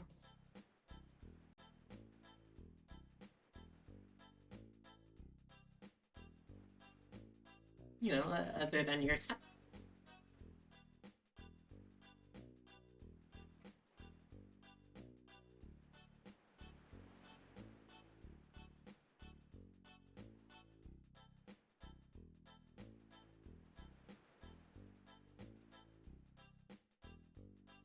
Feels a little more to scale.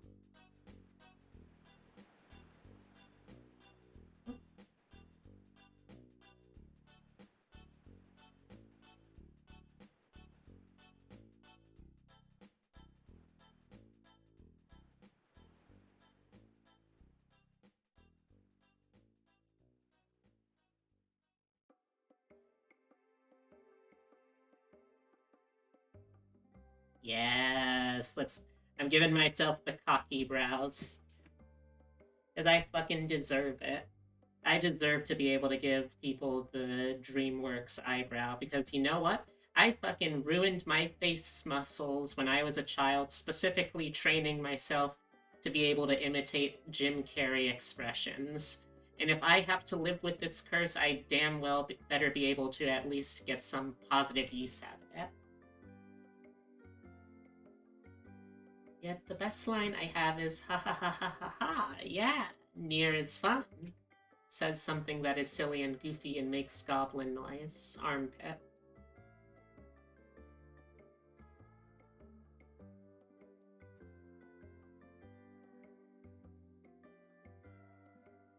Look, it was a different time. No one knew that he was someone who had really shitty politics.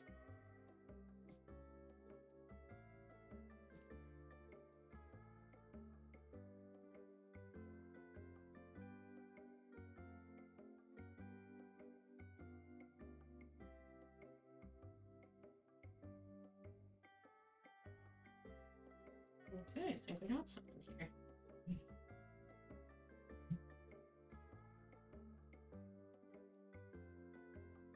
Link layer. Merge that with that. Would you rather have the facial expressions of a DreamWorks or Disney Pixar character? Ooh. What era are we working in? Like, what time period so I have an idea of like what works? Or are we working with just up and down, everything in their catalog, most recent artists involved? That's true, Tippy. That is true. It's like, I can excuse being anti-vax autistic, I say, fully sarcastically. I cannot stress enough how much sarcasm that is, but I draw the line at at politics about that.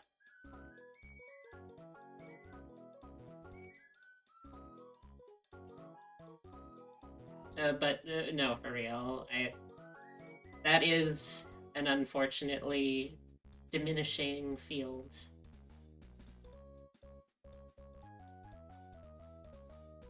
2000s to 2010s. Ooh. Hmm.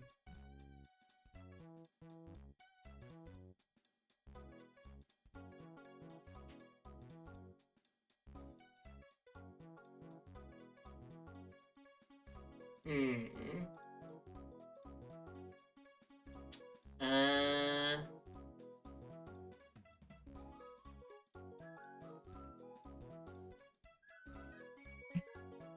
Draw the line at literally Mussolini. Meanwhile, Kanye fucking limbos under that bar. Yeah, it's wild. It's like, how? Why? My dude, you are literally a black man.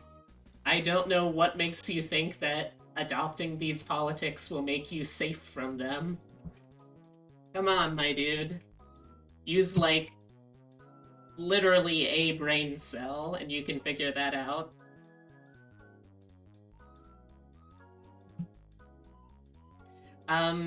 Okay, but let's see. You know, I'm gonna say if it's 2000 to 2010s. Oh god, uh, hmm. Can anyone look up, uh, while I'm doing this, can anyone look up what films came out during that time? Because I know, obviously, Shrek. Shrek is a huge factor in this.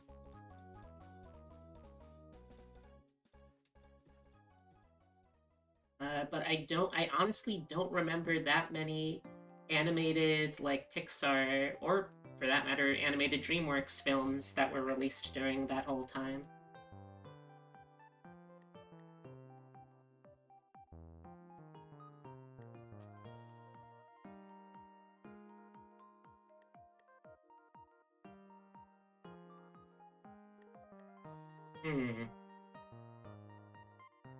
Hot take.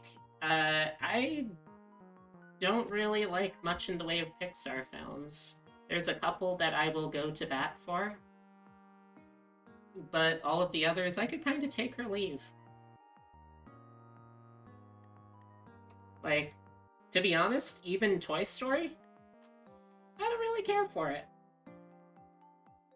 Haven't really been that big of a fan of that in a really long time, actually. Invader in Call. Oh! Oh! Oh! Oh! Anyway, how's it going?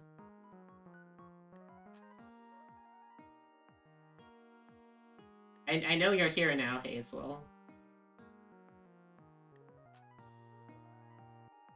Alright, so DreamWorks, you got Shrek, Over the Hedge, Madagascar, Road to El Dorado, Kung Fu Panda.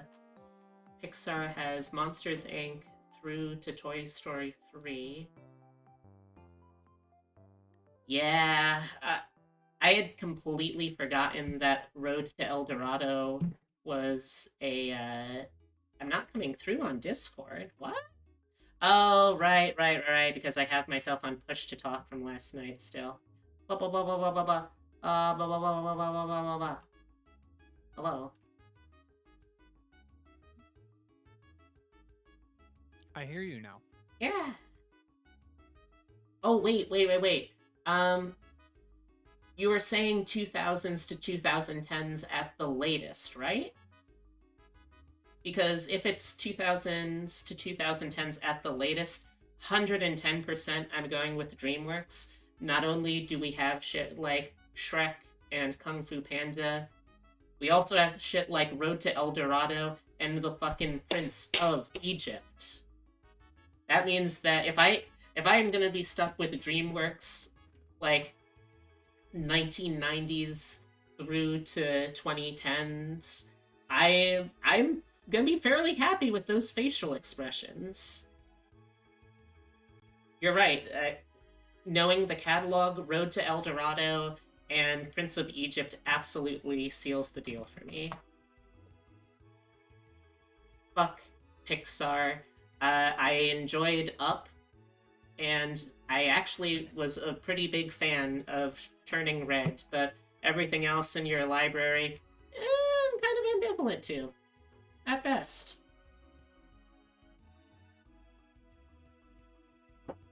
One day a week you randomly shout out loud, "What are you doing in my swamp?"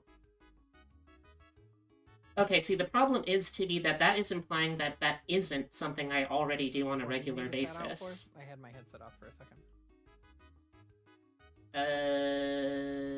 Oh, no, Tibby was just saying, one day a week you randomly shout out loud, "What are you doing in my swamp?" And I said, like, yeah, are you implying that that isn't something I already do? Also, hello everybody in chat. Okay, so yeah, The Prince of Egypt was 2 years before, it was 1998, so if I'm allowed DreamWorks with, like, 2000 to 2010 as the end point, again, 110%. We got Prince of Egypt, we got Road to El Dorado. I think, was that also when we had...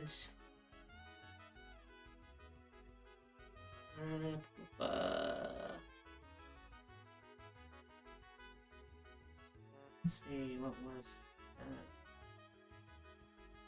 Yeah, that was also when we had Sinbad, Legend of the Seven Seas. That was 2003. Again, fantastic facial expressions.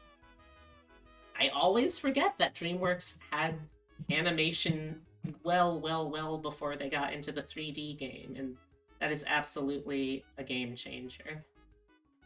Anyway, how you doing, Hayes?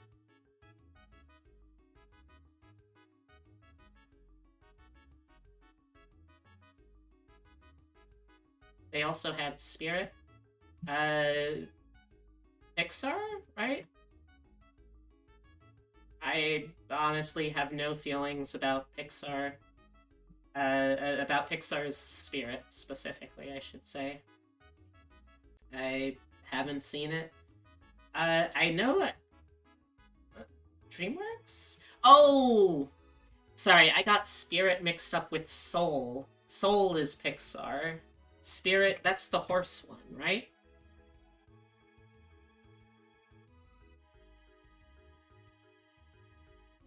Yeah, yeah. I mean, I don't really want to have a horse face, but like, if I had to have a horse face, if gun to my head, I have to have a horse face, I would do a hell of a lot worse than having a horse face based off of Spirit, Stallion of the Cimarron, from 2002 DreamWorks Library.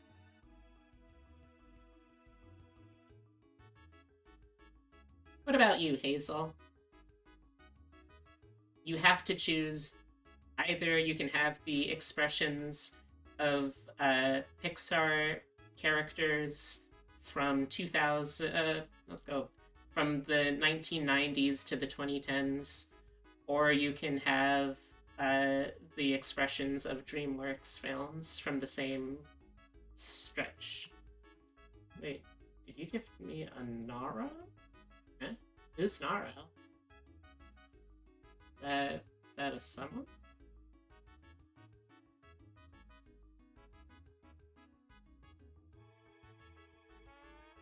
Anyway.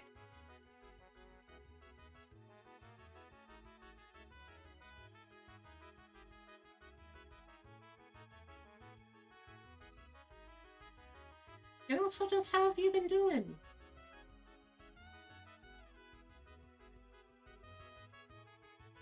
Been so busy with the trip last week.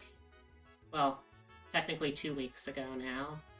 And the huge, huge, huge, huge move, which has completely dominated my life since I got back from that trip.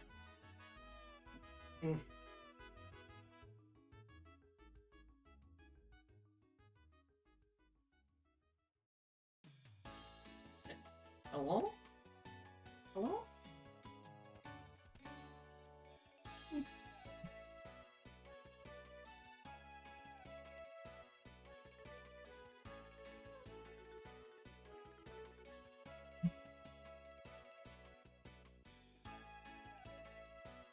They're a Toho streamer, or a Weeb streamer, and a GTA speedrunner.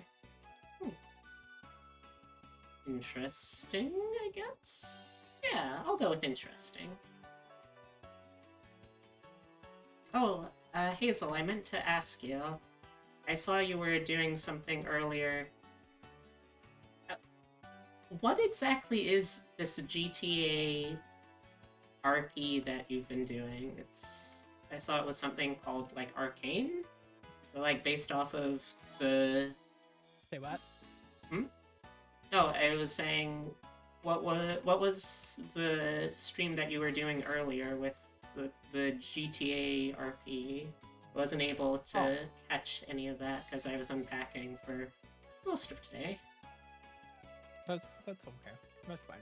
Oh gosh, damn it! I was drawing on this layer.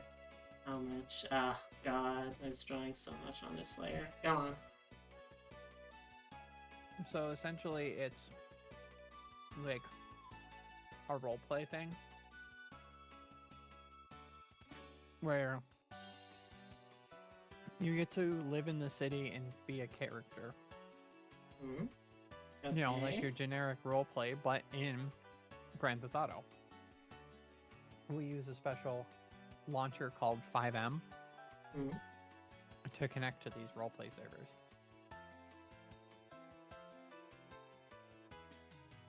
The one I play on, hold on 1 second. Yes, okay.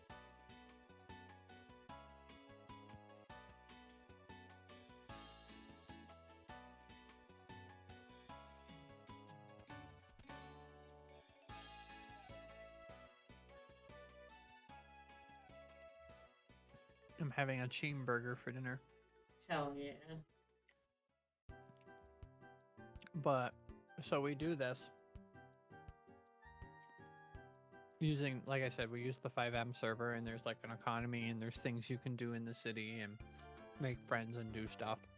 Mm-hmm.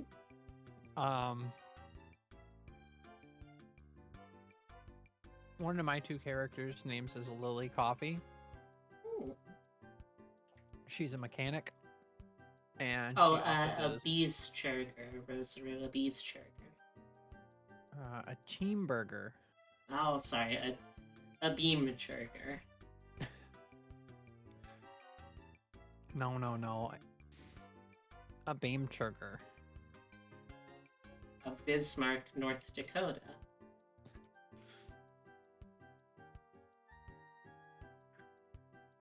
I don't know. I just was wondering how freaked up we could say it. I got any sandwiches?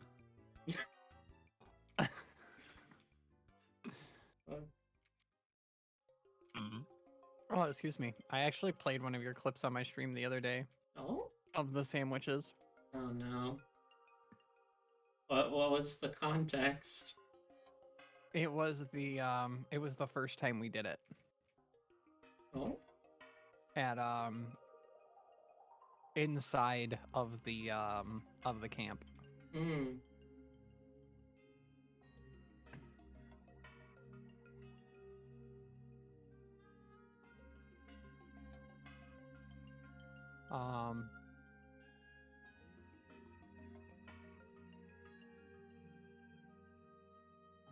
But yeah. So when the server is down for GTA roleplay, a lot of times what we'll do is we'll just watch clips of other content creators, or we'll or we'll just sit there and talk or play another game or something. Pretty standard stuff.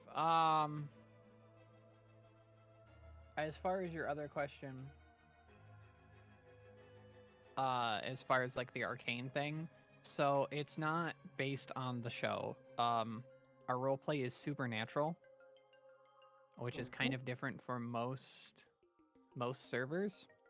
Yeah, I feel like, at least in terms of vanilla GTA, that it's not exactly the most suited to supernatural stuff as a system. Ours is, because it's all modded and stuff. Like the 5M uses all different sorts of scripts and stuff. And it's a lot of fun. I'm definitely having a great time. The server we're on is also super trans inclusive. So like, if you're playing a girl character and you say your pronouns are she, her, that's what they do. They say she, her. They don't say anything else. Like, I assume you mean the other players, or... Yeah, like other players and stuff. Like, they don't correct you or give you issues or anything like that, which is super cool. Nice. Because in the RP, you generally use your own voice, your microphone. So it's a good feeling to be able to play the game and not be like horribly misgendered because my voice sucks. Well, you're working on it. It's a work in progress. It is, and I have friends of mine who play on here that are way worse, and like, no, we never have any problems. That's nice. So what's your character? My character, she's just a normal human, but because of the things that the Coven are doing in their story, the Coven are the admins and the Grand RP, because they've been messing with demons and portals and other magic, Lily has been seeing like Kitsune and stuff, and she doesn't know what any of that is. Oh wow, there's a very dedicated fursuiter community in this city. That's neat. Well, no, she's seeing like Kitsune, Oni, other type of things. That's what I said. No, there's not a. I mean, there probably is. But I'm just trying to rationalize it for her. For who? Never mind. Oh, Lily? Yeah. Oh, no. So she's talking to this person who knows a lot about stuff like that and is learning more about these creatures. Mm-hmm. And she's been making friends with a lot of them. It's very yokai watch. I see.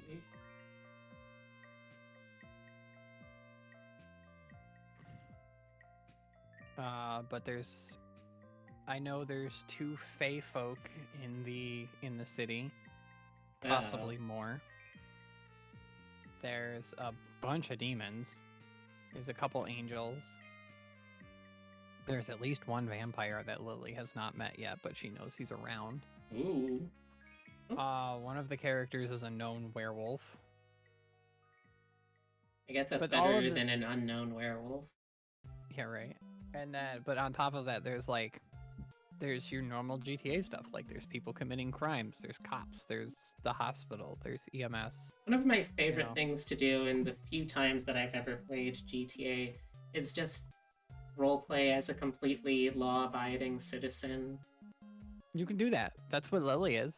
It's nice. It's nice to just be able to not have to deal with any of that shit.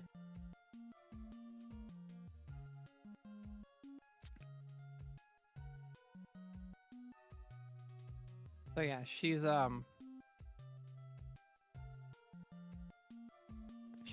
very law-abiding. The other character who is going to be flying into the city here soon is not very law-abiding.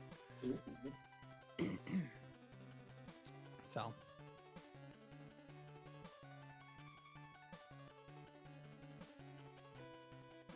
Toto is crawling all over me right now. What do you want, son? Do you want grooms? Do you want my attention? I'll give you my attention. But it will come with kisses.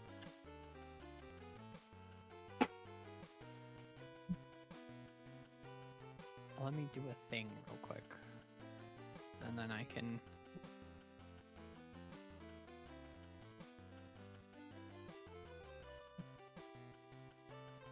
Okay, pause off the desk. I have to open a ticket.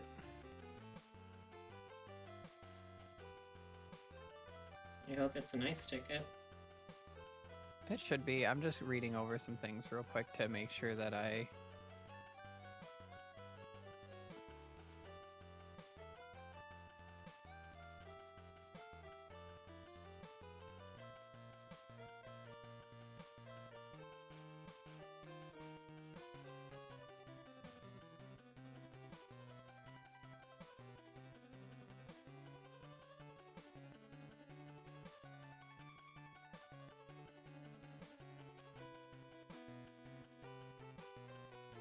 Probably readjust things.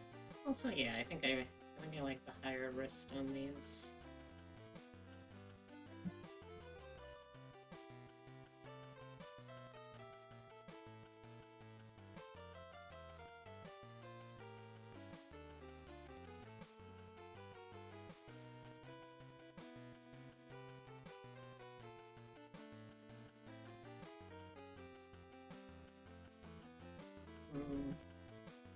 Down a little bit. Around here. Yeah, that should do.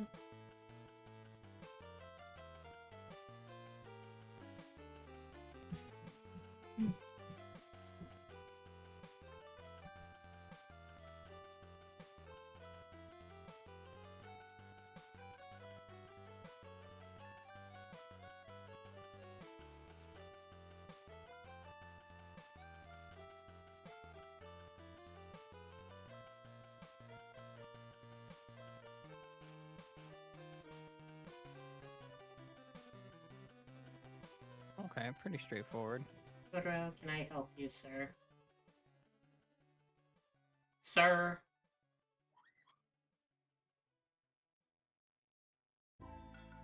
Sir. This guy.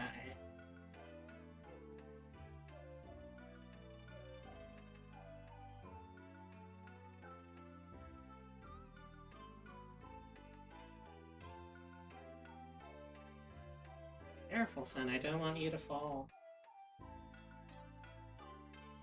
I also don't want you to bite my hand, though. I'm very aware of what you're doing right now.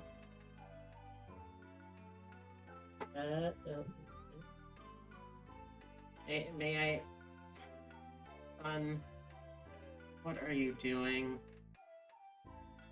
What are you even doing right now with your life? Wish I knew. Yes, I love you, baby boy. Even though you are a nuisance, I still love you.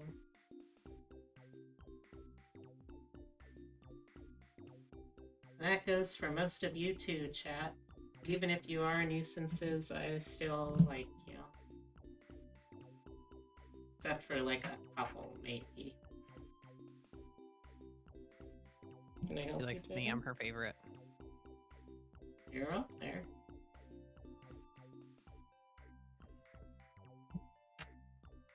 There you go.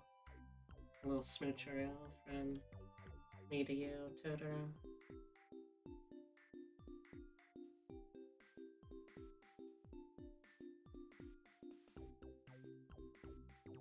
Rosaru, if I didn't...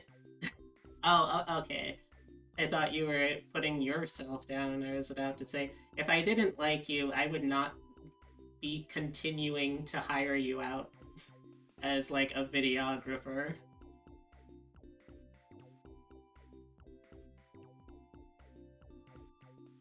Okay, I think we're good with this.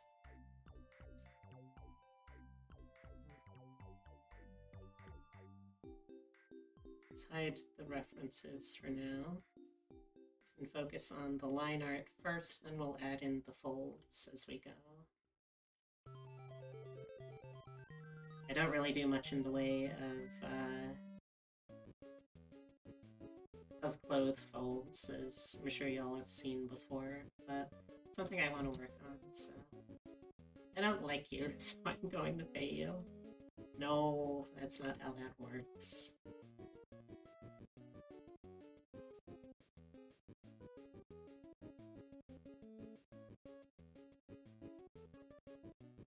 $70 should be enough.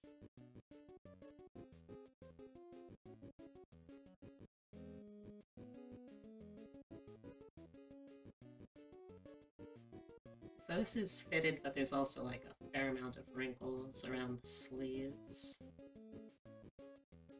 Oh, that must be because those sleeves are rolled up. Okay. Probably work with that. Let's start from the top. Top-ish, anyway.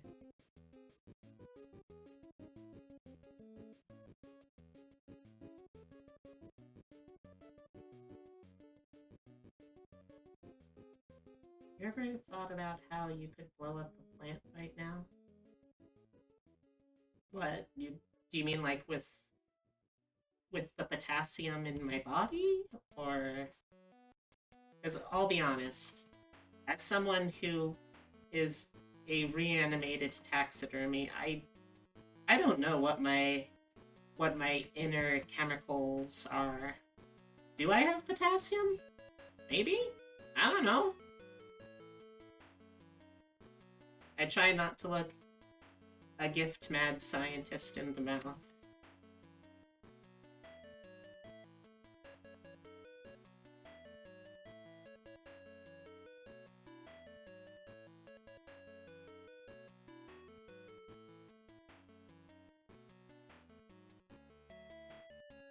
Hey, what's that supposed to mean? I'm the most likely to be able to blow up a small plant. Do you know something I don't know? Who made me? Well, I mean, there were a lot of different donors, but, like, I guess if you want to get strictly speaking and technical, Dr. Valentine. The mysterious Dr. Valentine. I don't know why a mad scientist had a jingle, but it was apparently good enough advertising that my parents found him.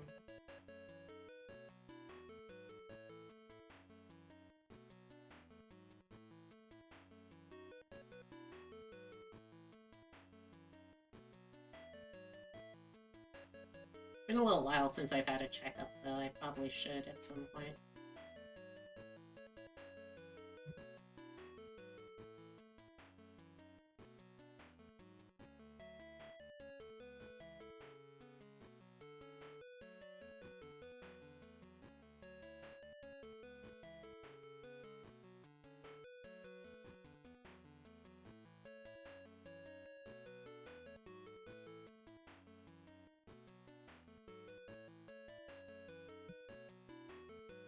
Whoa, whoa, whoa!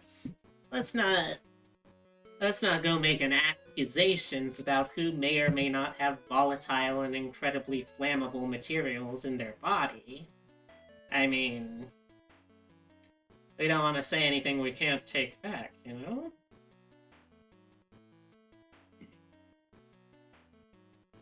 Oh.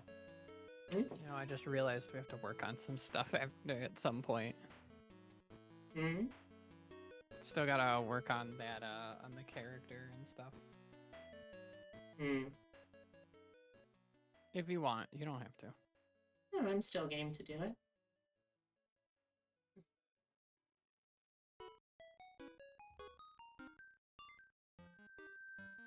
Can't? But yeah, you mean, like, can't take back? Yeah, you know, because words can really hurt people. Are you liking your new microphone, by the way? I haven't actually set it up yet because we have been we've been unpacking everything, so I've been saving some of like my personal unpacking goods to after whenever I, you know, Fair figure enough, fair out enough. where everything else goes.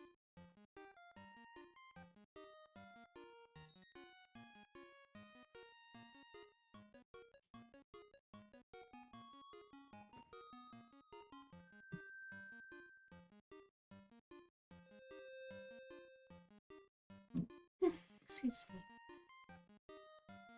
You're excused. Ah. Good, I was worried about that.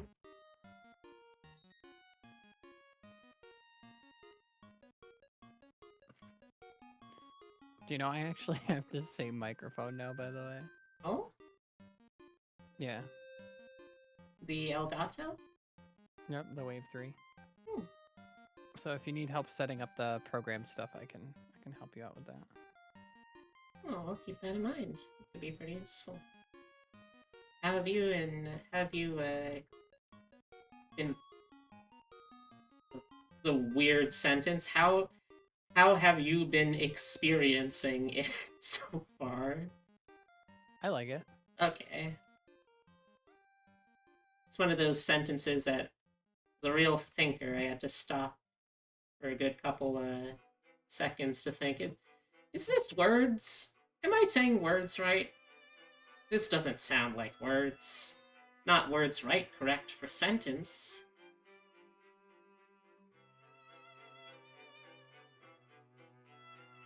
You know, it's okay. Words are hard. Hmm. Yeah, but like it's my job to be able to talk pretty, or at the very least, talk good word enough to keep people interested and engaged. You have to have hold on, let me say this right. You have to have a very eloquent speech pattern to you. Alright, let me try.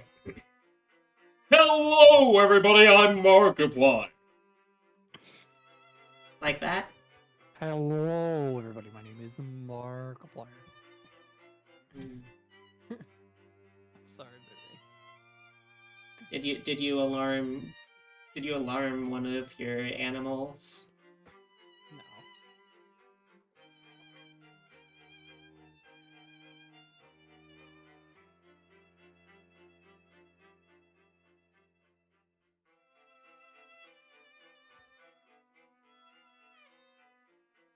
When will the deal be complete? Which deal? You're gonna have to be more specific. I'm a busy businesswoman with a lot of things on the go, on the move, on the shake. Uh, shaking and moving and shaking. I'm a mover and shaker. There we go. I got around to it eventually. I need a last name for this character. Hmm? Said I need a last name for this character. What's the character?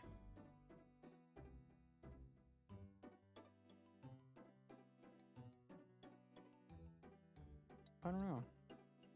You don't know what the character is? It's gonna be pretty hard to give them a last name then.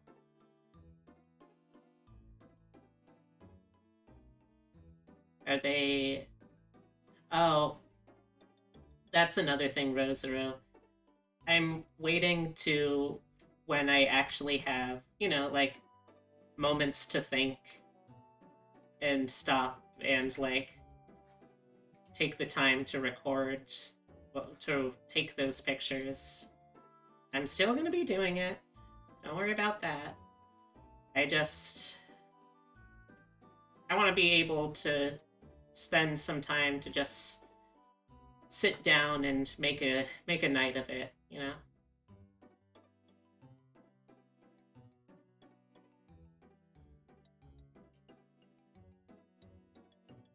Will this fit? Oh, it does. Hey, yo? Hey, yo, are we in this? Are we in it? I don't know. It sounded a little touch and go there. You good? You're saying some pretty sussy words there. Victoria Valentine. I mean, out of context as to who the character is, that's a name. Are you okay?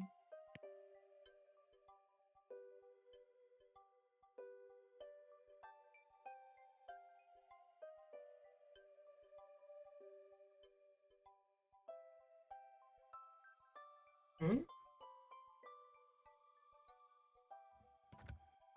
I think I like that name, Victoria Valentine.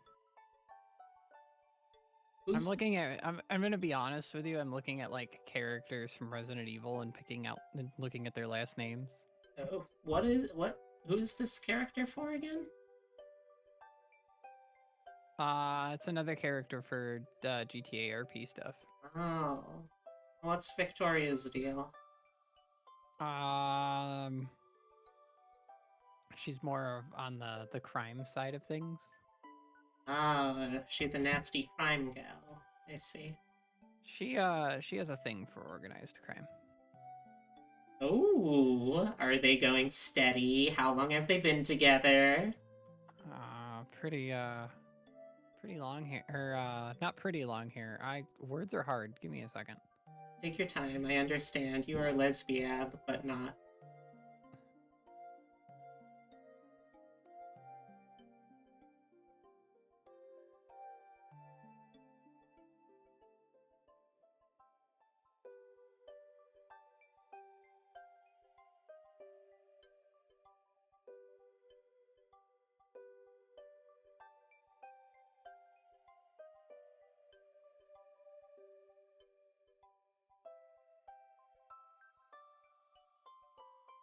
Doing crime is important for a young queer person. Person is a weird... Either I talk too quickly and my words just kind of jumble together, or I talk too slowly and it ends up with really awkward and uncomfortable pauses. There is no happy medium with me. Truly. I live in a hell of my own creation!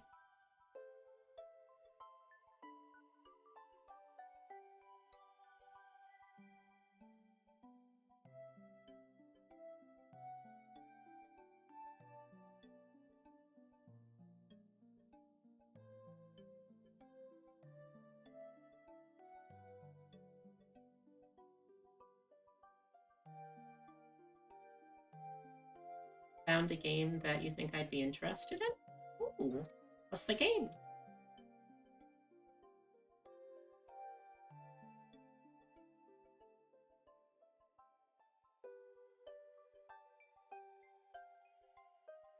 Bunny Sue's looking very snazzy and cute. Thank you. Also, I've got to ask Corkscrew, were you around for me talking about Flopsy Lops? My new clown OC. My clown Sona, if you will. Your clown, Sona. Yeah, you said you were here for the whole stream, right? I was, but I was also streaming, so I didn't hear anything. Oh.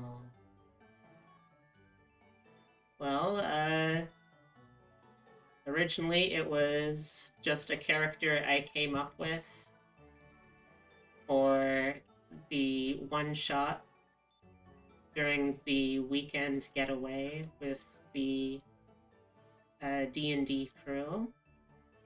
And one thing led to another, and I made an existentially miserable and terrified clown person who is also quite terrifying. And apparently it was enough of a crowd favorite that I'm just gonna have to find more excuses to do stuff with Flopsy Lops. Wildermyth. Alright, I can check that out. That's a good one. I'd play it. But to catch y'all up, in a previous life, Flopsy Lops was a mid-level bureaucrat, politician, tax collector type who was just sort of universally disliked by the common folk. And after making so many people miserable eventually, one person, a warlock of an archfey of raw chaos, decided to do something about it. And honestly, I don't think anyone really cared that the tax collector politician was smote in the middle of the street. And I don't think either that anyone noticed when they were reincarnated into a Harangon or rabbit person-shaped clown. I want to make that very clear. In terms of their ancestry, they have been reincarnated as a clown first and foremost, but to make it easier for people to grasp the full horror of their existence, they are Harangon-shaped.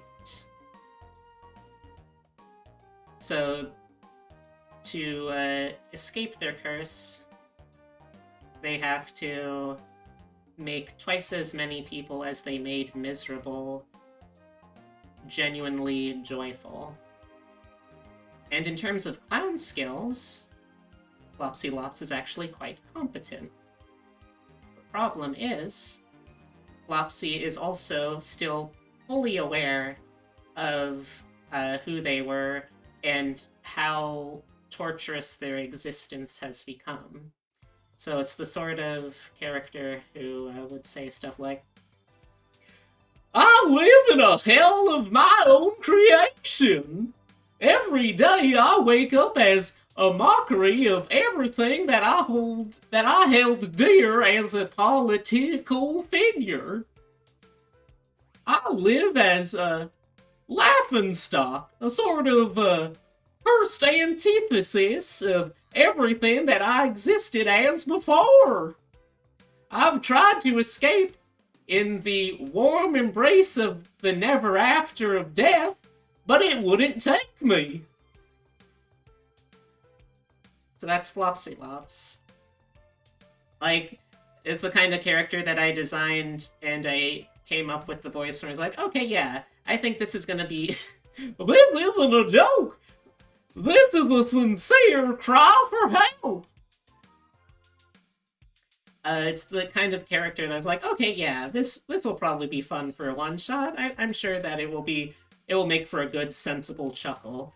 Then I break out the voice, and I have people telling me that they need me to stop talking because they can't breathe, or they're afraid that they're going to pee themselves from laughing too much. It's like, oh, Oh, okay, this is a thing. Okay, I need to find more excuses to bring this character out. So, one way or the other, y'all can expect more of Flopsy Lops in the future. Maybe it will be as a full-on VTuber model. Maybe it will be some sort of cursed reskin to this model. Maybe it will be through playing it in one-shots and other campaigns. But, you haven't seen the last of this. Oh, no, Chibi. Uh, despite what she has been reduced to, Flopsy is still, like, a professional. She does still have her eyes on the prize of eventually escaping, so, like, Flopsy Lops doesn't do anything purposefully uncomfortable and horrifying when, she's in front of an audience. It just kind of happens because people pick up on the deep, unabiding discomfort of her existence. You know?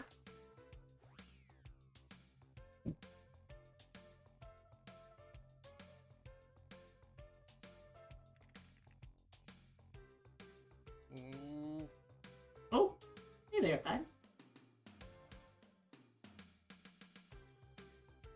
I'm also very happy to say that, apparently, at least so far, my VTube rig seems to be holding up fairly okay in the new room's lighting situation. I was a little worried when we toured the place because none of the rooms other than the bathrooms and the kitchen have, like, overhead lighting throughout. So I was thinking, oh, well, like, does this mean I'm gonna have to, like, invest super hard in a new lighting system to set up in here? But no, so far, just, like, three lamps and one of my ring lights seem to be doing the job pretty well, knock on wood.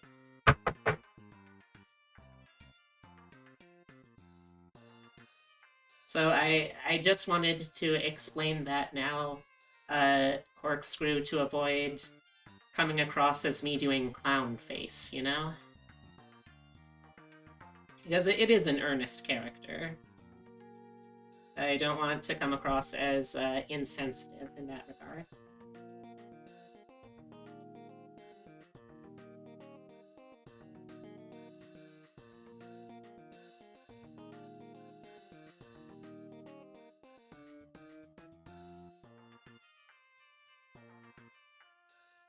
You managed to come up with a backstory to a villain you wanted to use for one shot. You were the Twisted Toy Maker! And you talked about a few streams back. Nice, Pog. Ratio. W's keep winning. Numbers go up. I think I've said enough to satisfy the curse of content creator lingo. Augers. Ayo? Ayo?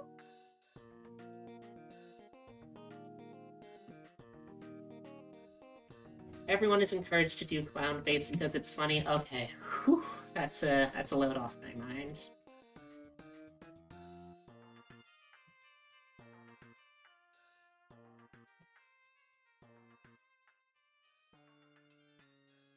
Anyway. Oh? Is there a pupper? No. Oh. Who is Star the Uwu? Hi, I can do a little bit of a rural voice. I hope this is enough of an Ulu voice. It's been a really long time since I sat down and really sincerely focused on working on my voice training. It's a bad habit of mine I need to get back to. That's alright. I'll just leave this one on. Don't worry about it. Seriously, I can't stress enough. Don't worry about it. I'm honestly not even sure how I could layer these on top of each other.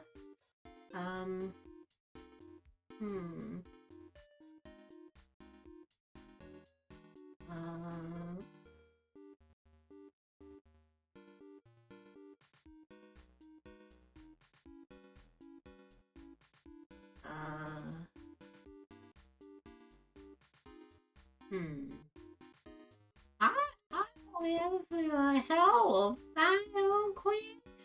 No, no, it doesn't really work. I don't think I can weigh on. I don't think. What was that? I don't think I can wear those voices. Sorry.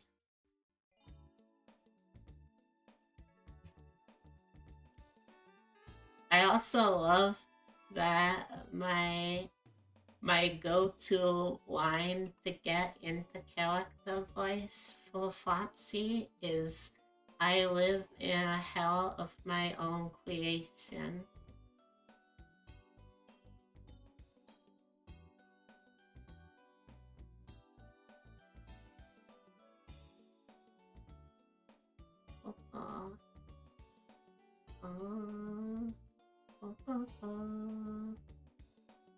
Alright, let's see.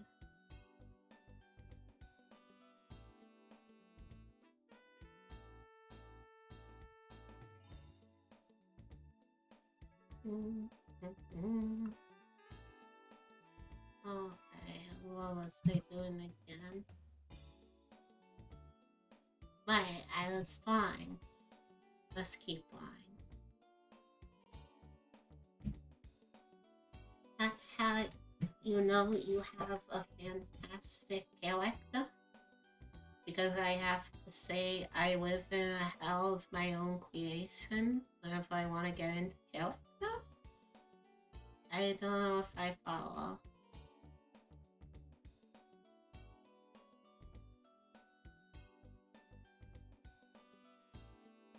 Oh, nope, we stayed there. This one, we want to scroll around.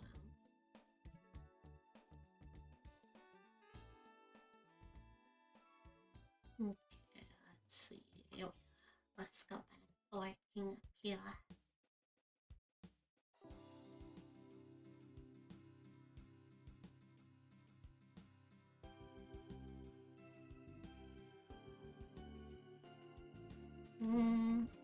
Not quite there.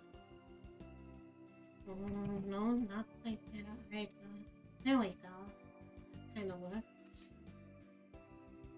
Yeah, I think that kind of works. Alright, now this one goes like whoop.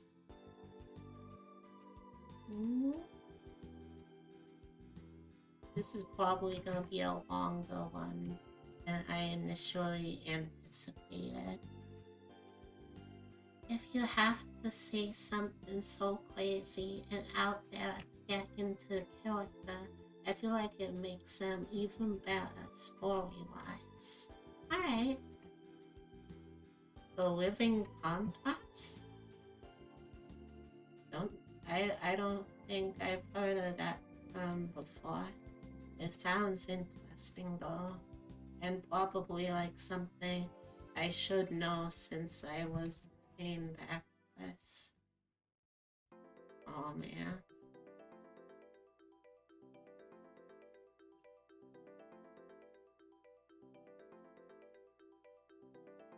Took that concept and turned it into Santa Gone Bad. Basically, the toy maker is a demigod tied to a festive holiday, Frostvale, and his power is fueled by the joy of children who receive his presents. But thanks to this one shot taking place in an age of industry, there's no joy for children. Forced to work factories, beaten with hickory canes on the street by miserable old grouches, all that suffering turned the toy maker mad. Yeah, that sounds like a skill issue on the toy maker's part. Like, my dude, from one adult to another, and I can barely call myself an adult, really. From one adult to another, that's exactly the time where you have to step up and be the bigger person and give the children's something joyful. That's just you being a quitter right there.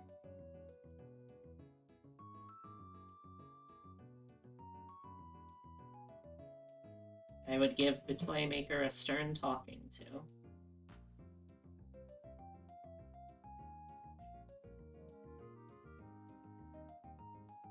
Hmm.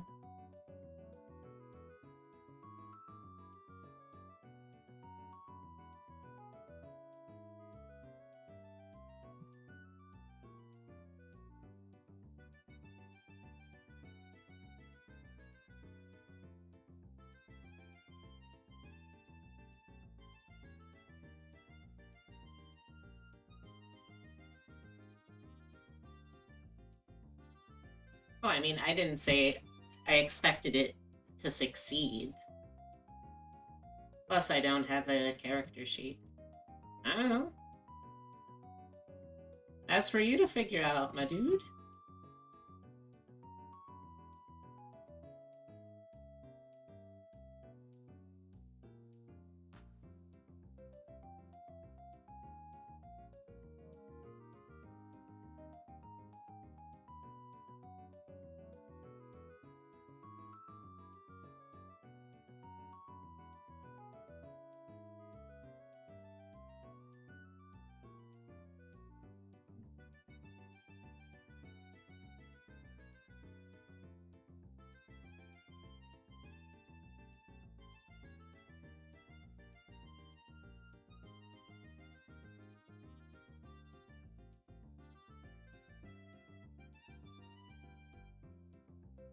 No?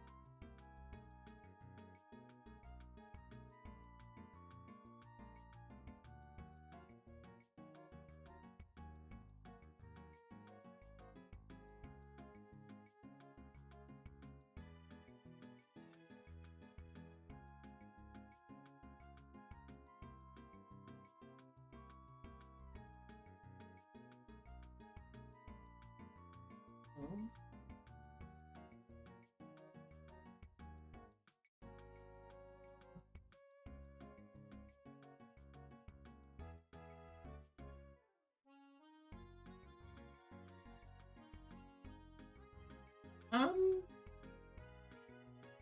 I know I used to. I don't know if I still do. Let me see real. Let me see. Gosh, let me see real quick. Alright, let's see. Blah, blah, blah.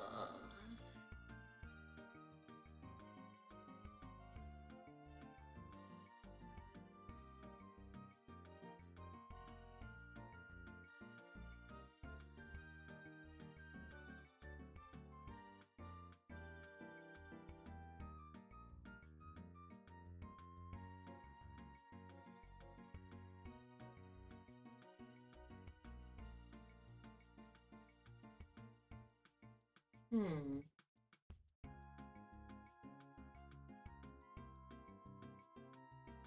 Yeah, it looks like at some point that got deleted. I don't remember doing that though. Hmm. It's weird. Maybe you shouldn't delete things then.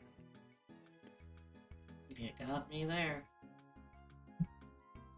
Best way to not make sure or to make sure things don't disappear, don't delete them. Hmm. Wise words of wisdom from the ferret. It's true. You got me there. I can't argue with logic. That's why I refused to become a philosopher. I'm gonna switch servers for a bit. Okay. I will talk to you later and keep lurking in stream. Alright. Have a good one. See you later. Why? Bye, chat. Behave, or I'll be watching you.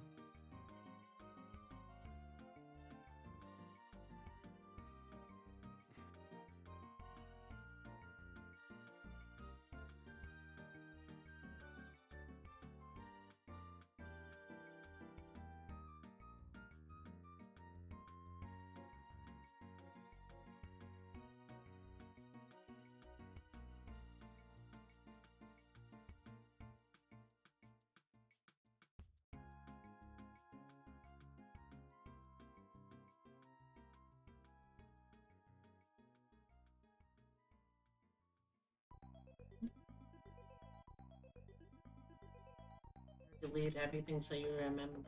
You did delete it. That's not true, Rosaville. I know that you're more than capable of being a very, very good girl. Aren't you?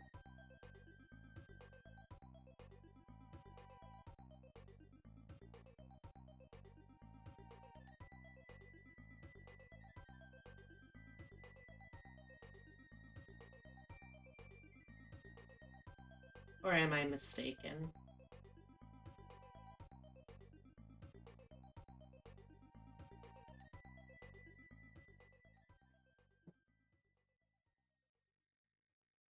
You can't ellipses your way out of this one, you little bitch.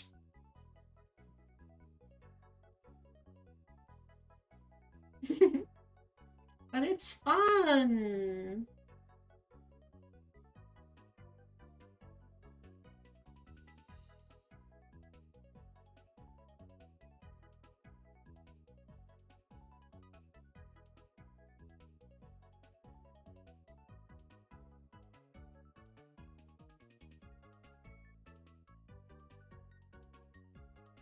Okay, I'll stop.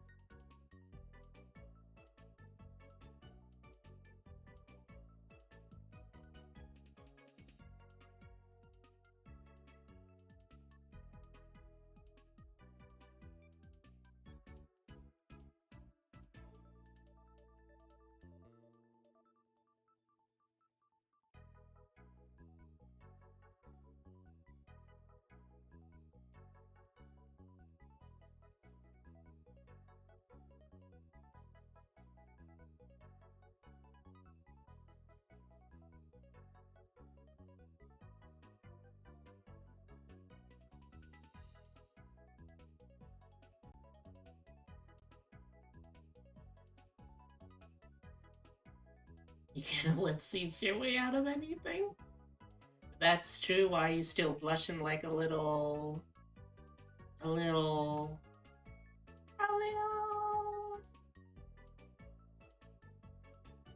simp.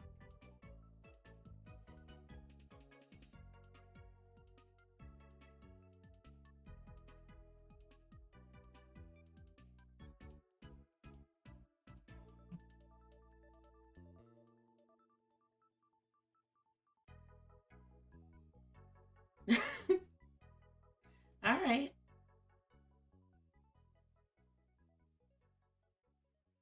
Doing a little blusher reel.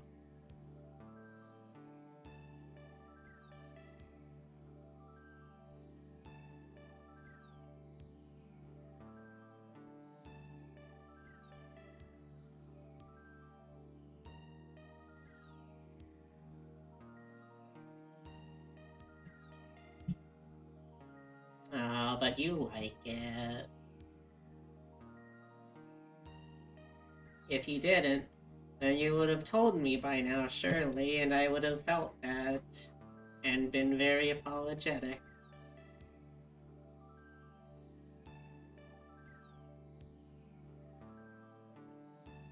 And since that hasn't happened, I can only assume it means that you've been enjoying the whole thing.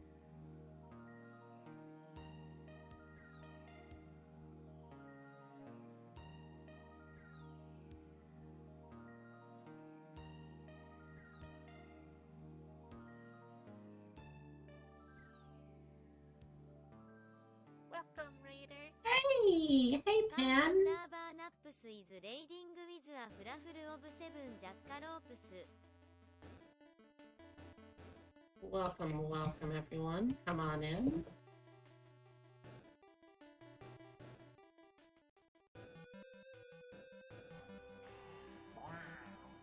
I don't know why.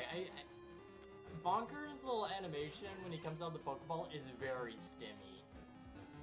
Like, I look at it, it's like, that is me. That's I'm doing true. that too. Like, It's a good little bounce. if Maggie's, like, weird, like,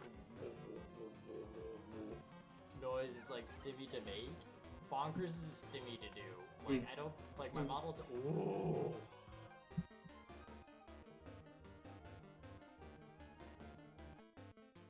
Oh, welcome, welcome, everyone. Come on in, make yourselves comfy. My name is Beatrix Spunny. You're new here. Hello. I am a taxidermy jackalope brought to life by the power of love and slightly mad science. I do variety streams here with a focus on roguelikes, digital artwork, and tabletop RPGs. So if you're interested in any of that stuff, then I hope you'll stick around.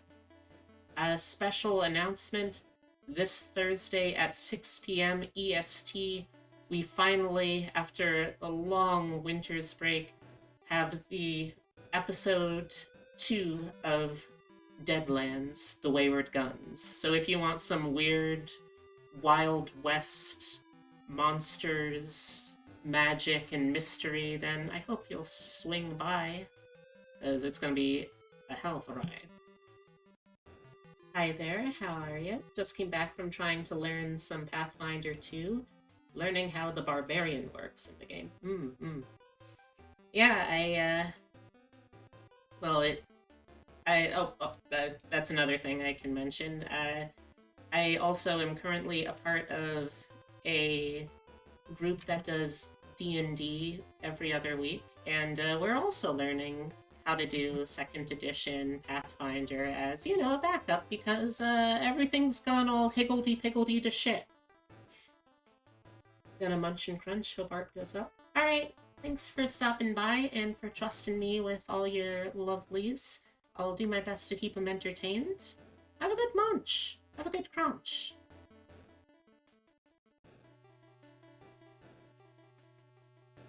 So, from what I've heard about Barbarian in Pathfinder, it's one of the classes that I haven't, like, looked at how to build yet. From what I've heard, that Barbarian is less like a big beefgate of a tank and more of like kind of a glass cannon almost, a little more dodgy based. And there's much greater emphasis on like sort of like an oath that they have to follow. It's neat. I don't really understand, but it's neat.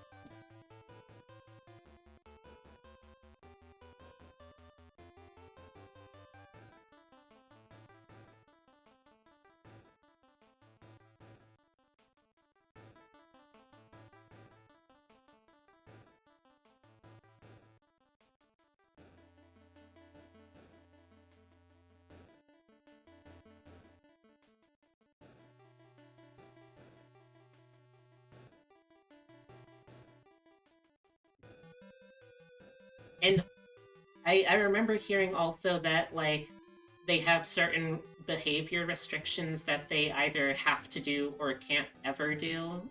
And that sounded sort of interesting to me. I think one of the examples was a certain kind of barbarian can never refuse a test of strength, no matter how stupid of an idea it would be. Like, that's cool.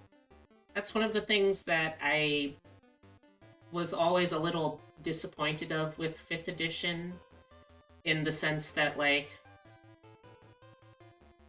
take something like a paladin, for instance. A paladin has an oath, right? Those are supposed to be tenets that, like, you can't break, because your code of honor is literally what gives you power. But, like, mechanically, none of that actually matters.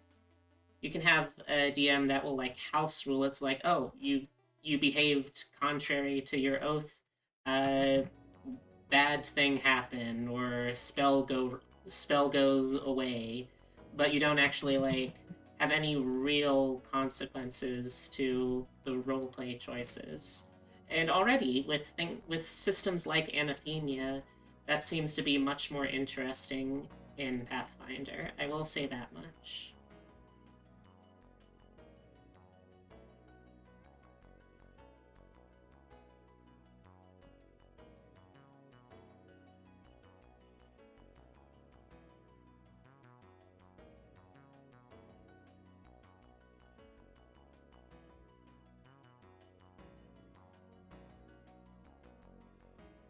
my god, what? Rose, what is this?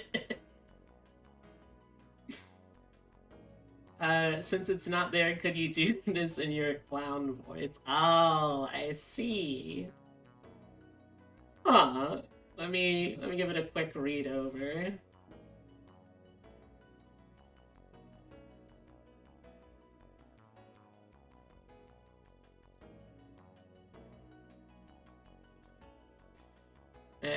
Am I... Maybe I should think of, like, trying to monetize the Flopsy Lops voice. Nah, that seems scummy. I'll find some other way to finance this terribly expensive hustle of a passion project. No, Alright, let's see. I have a dream that one day every person in this nation will control their own destiny. A nation of the truly free, dang it! A nation of actions, not words, ruled by... Oh, sorry. A nation of the truly free, damn it! A nation of action, not words, ruled by strength, not committee, where the law changes to suit the individual, but not the other way around. Where power and justice are back where they belong, in the hands of the people, where every man's free to think, to act for himself. Fuck all these limp-dick lawyers and chicken shit bureaucrats. Fuck this 24-hour internet. Spew of trivia and celebrity bullshit. Fuck American pride. Will that do?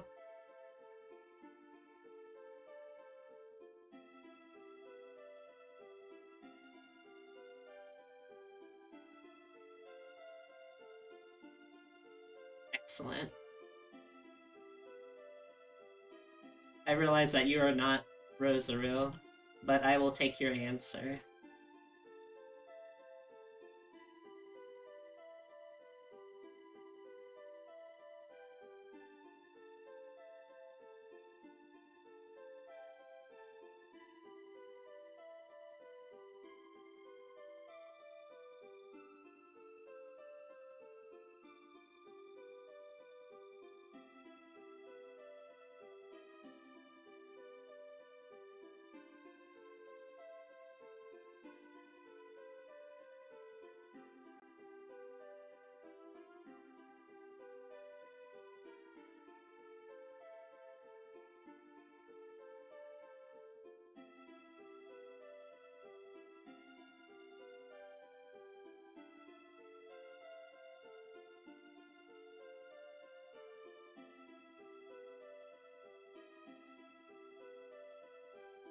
Amazing. Clap.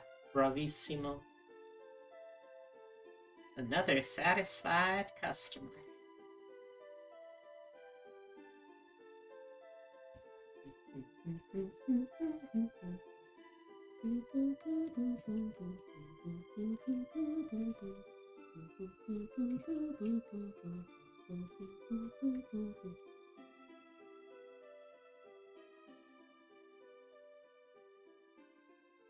That's another thing I should mention about Flopsy Lops. In universe, Flopsy Lops is compelled to be clownish, and the laws of the physical world will kind of bend to accommodate for that. So, like, I don't think Flopsy Lops is generally able to swear, because, like, that's not a thing that a proper clown should do necessarily. You know, unless it's for the right audience. There's exemptions for every clown role. But, another example is Flopsy is not able to to drink alcohol, whenever they try, it just turns into fizzy seltzer water in their mouth.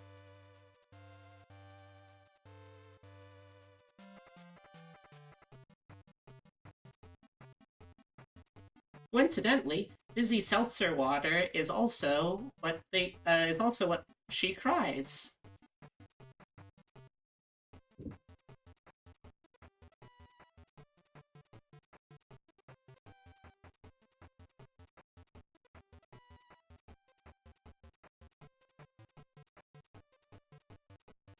Oh, also, chat, maybe you can settle something for me.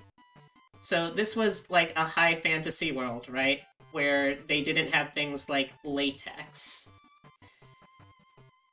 But as a clown, obviously, I wanted to be able to blow up some balloons, right? So we went to a shop by the docks that had kind of a little bit of everything, and since it was by the docks, I figured, okay, if I can't get balloons, I'll get the next best thing. So there was this huge hanging fish. It might have even been like a small whale that was just hanging up on a hook, and I asked for the intestines. I asked for the whale intestines, and I rinsed those out, and I used the intestines for, like, sculpting balloons. And for some reason, everyone reacted like that was the most horrifying thing that they'd ever heard. And I don't think that, Like a football used to literally be a pig's skin. Stuffed animals used to be something very different. I don't see why this would be any more cursed than either of those. It's like, this is an all-natural substitute. If you can't get store-bought balloons, then store-bought whale intestines are just as good, right? Am I crazy for thinking that? Am I crazy for thinking that that's not, in fact, a cursed thing to do? Because I want to see if I've been, like, gaslit, gatekeep, girl-bossed into thinking this by the other members of the group.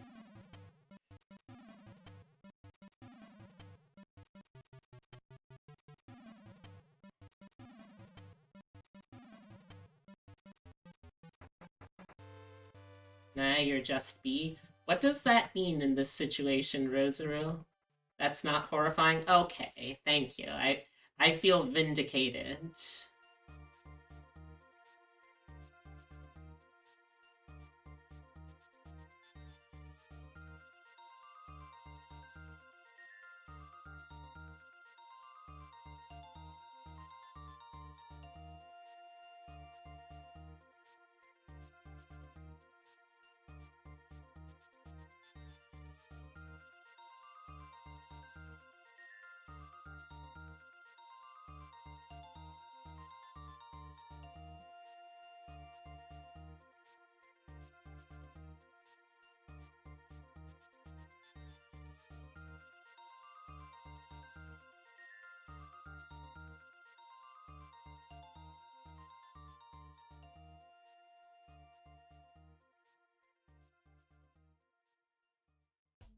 Just because I used clown magics to turn a whale intestine balloon into a Bichon Frise puppy, complete with simulated animated movements and sound, doesn't mean that I am cursed with any kind of terrible clown magics.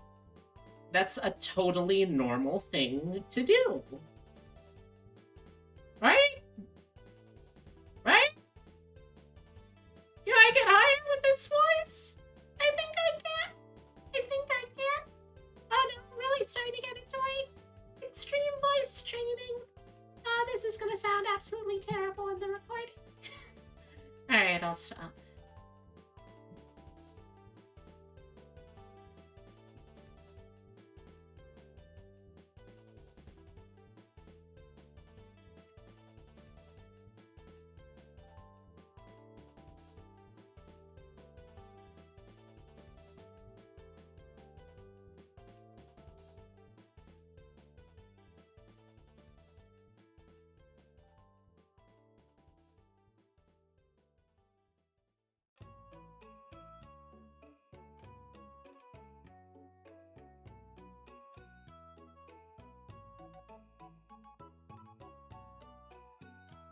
Finally, someone gets it.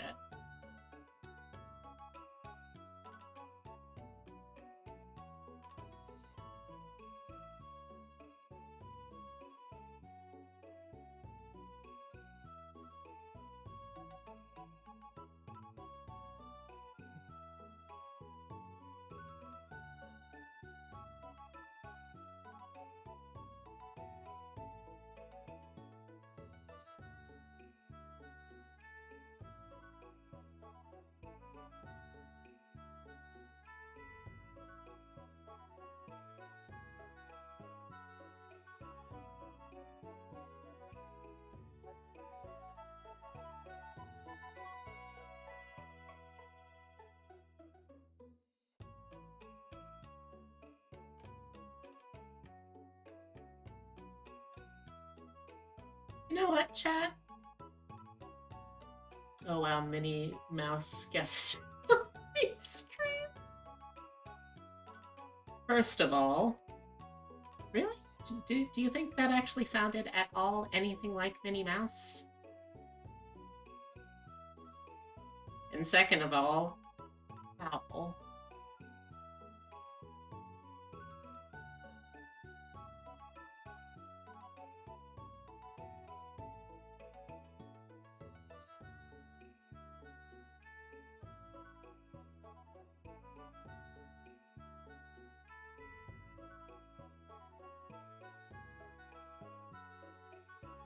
Alright, I'll take close enough.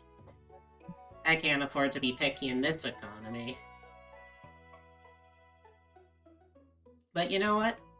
I feel like I have had a good enough day of progress in work that I'm gonna reward myself with a little something something tonight. Excuse me. Do you think Minnie Mouse would be an e-girl on Twitch? That's certainly a question, now isn't it, Roosevelt? I mean, I guess to start off, how are we qualifying what an e-girl is? Because, like, there's a lot of things that an e-girl could be, right? Some of which I would definitely probably be off-brand for Disney.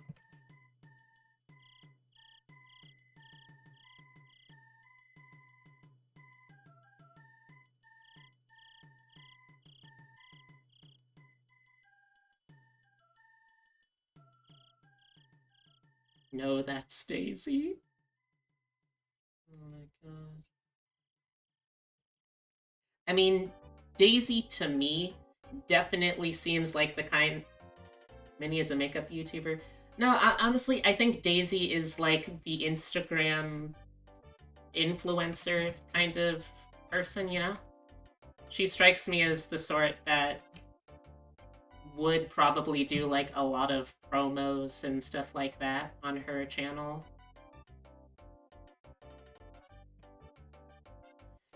Can you see her doing ASMR booty shorts and hot tub streams?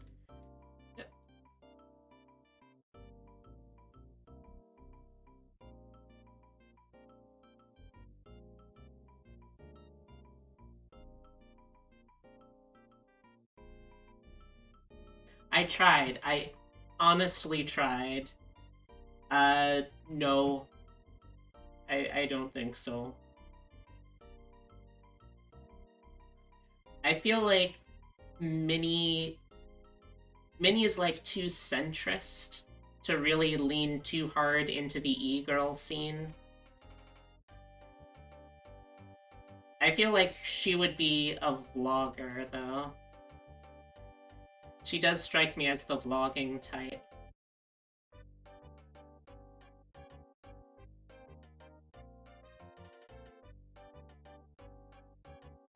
Gotta rub my eyes.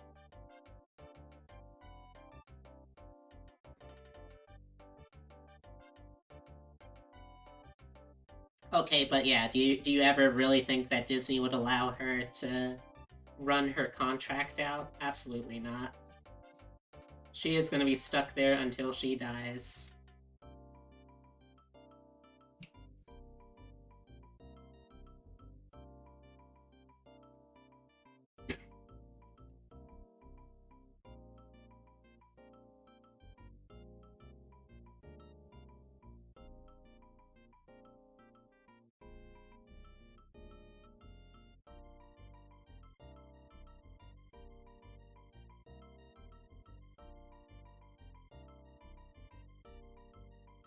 Yeah, I mean, I gave you my stance. I don't think she would be...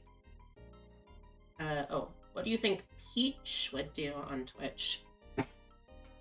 Hmm.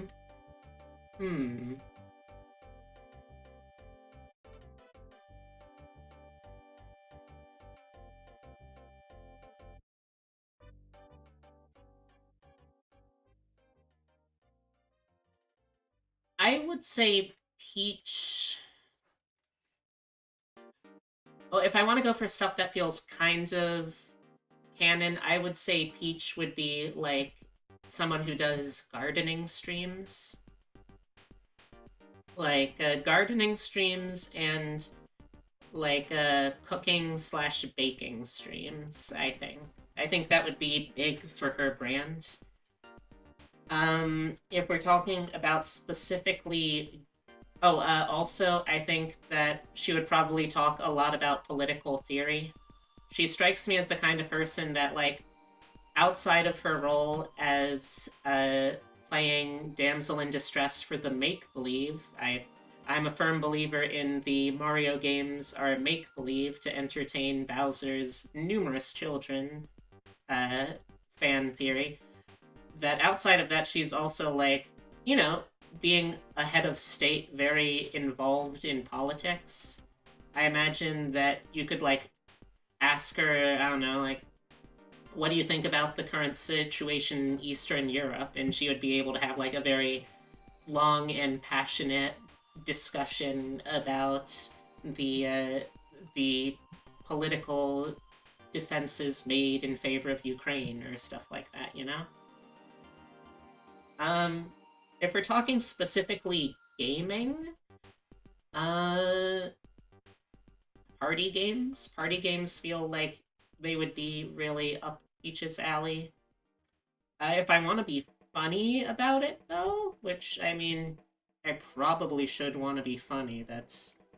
Like, y'all don't come here for wit and intelligence and clever answers, so I should try and be funny.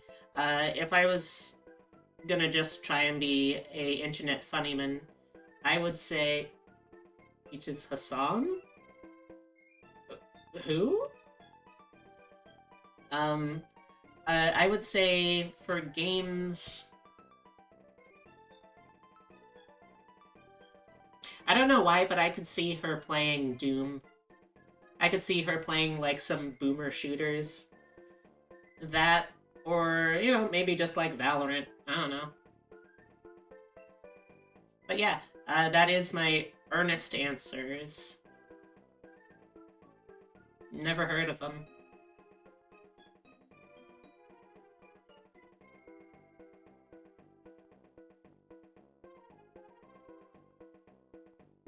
Look, just like I would refuse to believe that Nintendo would allow Bowser to be a war criminal in their games, I also refuse to believe that they would allow Peach to be, like, a traditional, self-serving monarchist. I want to believe better.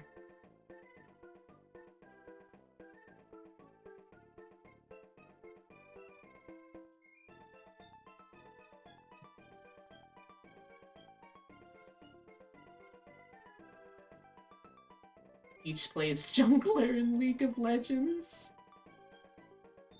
Nice. But yeah, I think that like Peach would have really deep, in-depth conversations between. Oh god. Well, obviously Princess Daisy is also a political figure.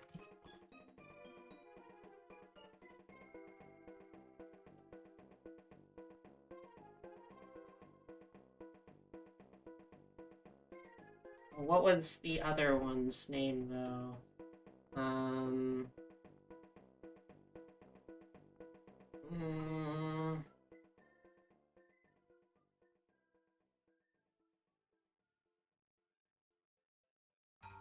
Daisy plays fighting games, but she also does a lot of fitness on her stream. Like, she is absolutely Pauline. Yeah, that's the one. Like Peach and Pauline especially. I think that that Daisy, while she is also a princess, I think she's a little more hands off. I feel like with all of the stuff she does, the Sarasala kingdom is like more constitutional monarchy, where she's stayed on more as like a figurehead, you know? But yeah, I agree. Daisy absolutely is a fighting game, but she also does IRL streams for fitness workouts because, like, Daisy is ripped. Daisy is absolutely 10 out of 10 jacked.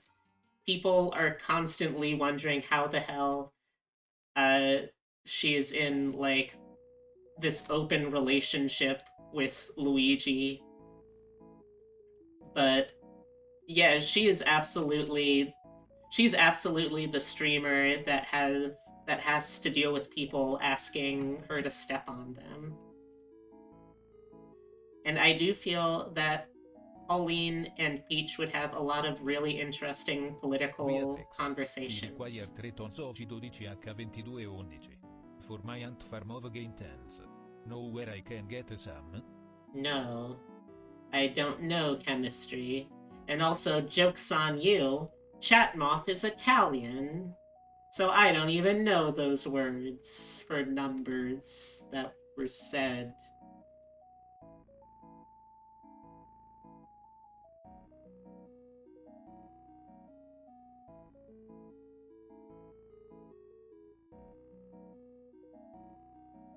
Also, hey, Nina.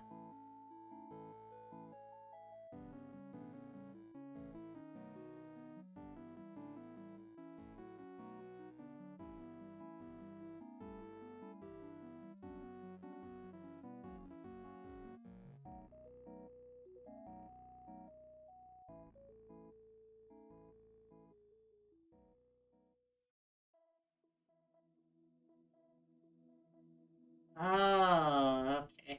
Yeah, that is a skill issue. I don't remember. I would say the vast majority of any of the skills that I learned in high school. I would say half of that is because ADHD brain go brrr, delete huge chunk of memory.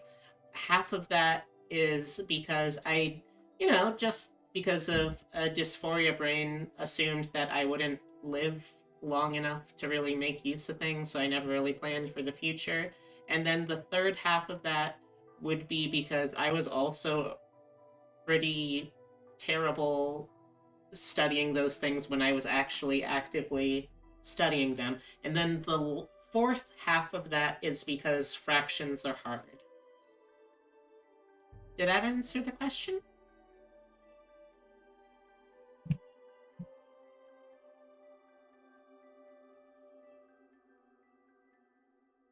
Hmm.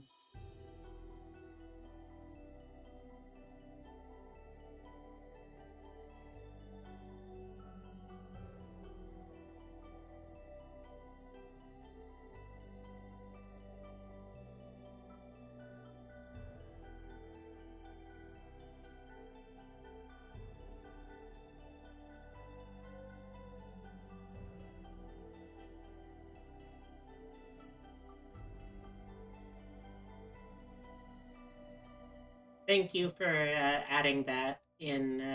I was worried that I would have thought that was true.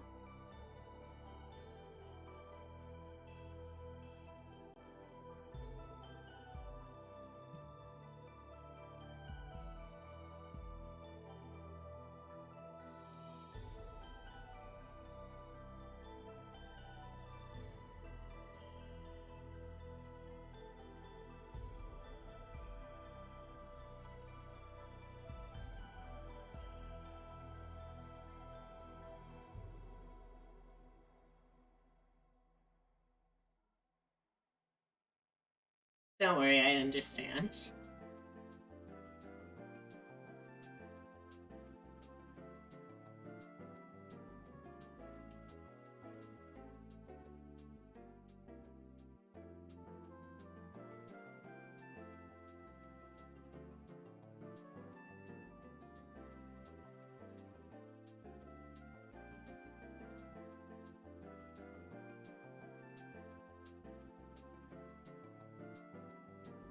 That's true. I don't make the rules.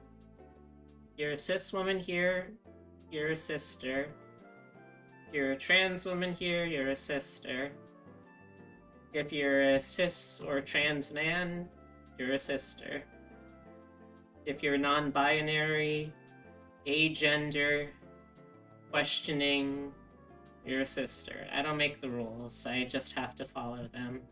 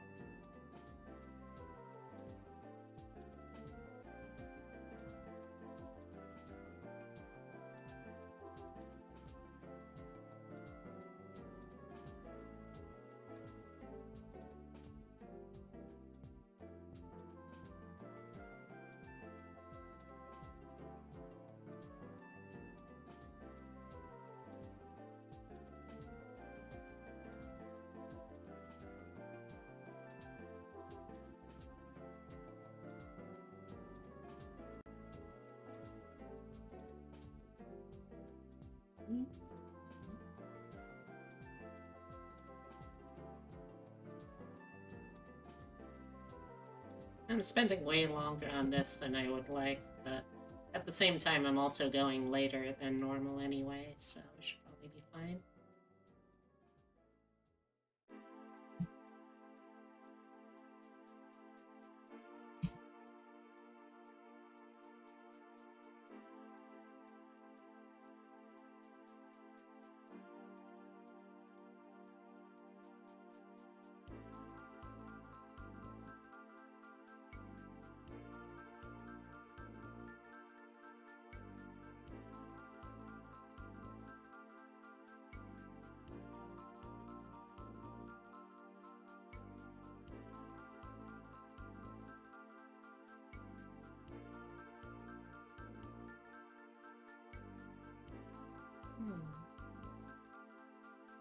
Oh, that's a shame.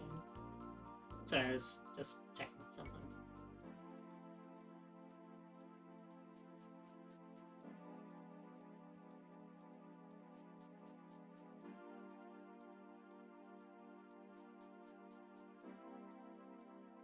Hey, Hunter. Hope you're having a good one.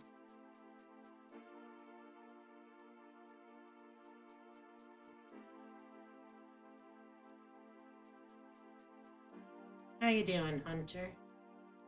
How is my Hunter sister doing? It's cold here? Hate to hear it. Yeah, it was snowing pretty... I don't know if it's still snowing right now, but it's snowing pretty rough. Stayed up longer than you wanted. Sleep time, yes. Sleep well. Rest up. You will need your strength in the days to come. Sweet dreams. Good night.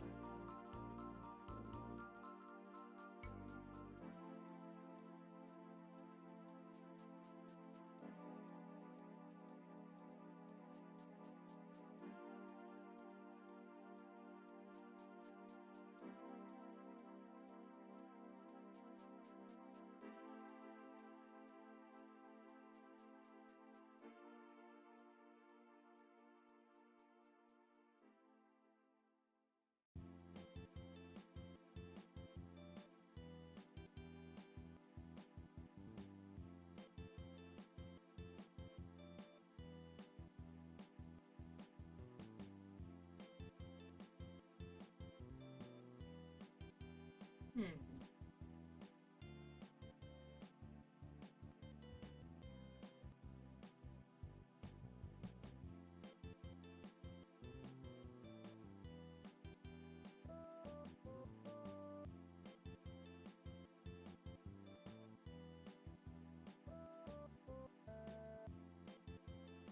Hmm.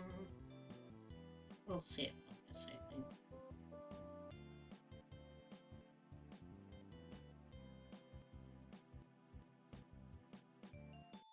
I think from here I'm gonna work downward rather than doing the face, so that way I can lure myself back up to finish with the detail work later.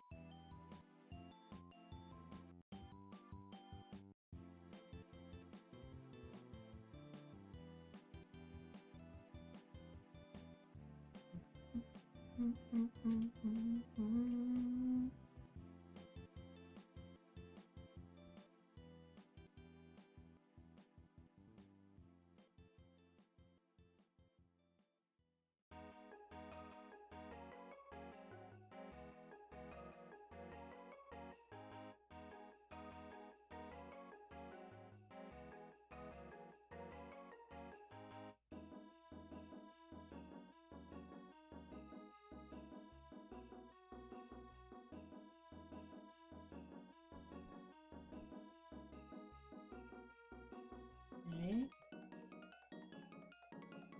Let's see. If I recall right, the bow tie gets kind of scrunchy-wunchy up here.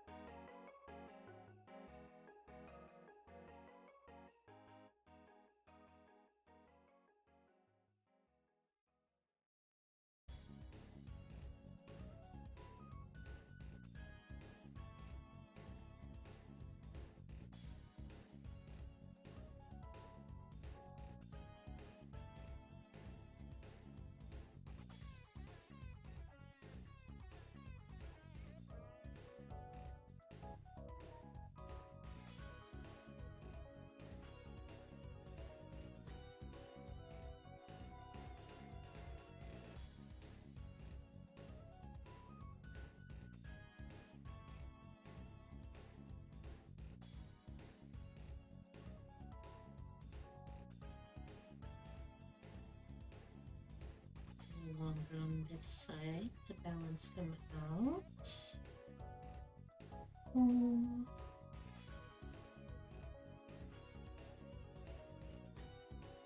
Thank y'all for bearing with me, though. I realize in the cutthroat world of VTubing that you go away for a couple of weeks, it could basically mean the end of everything you've built. So I'm very appreciative that y'all have remembered that I exist.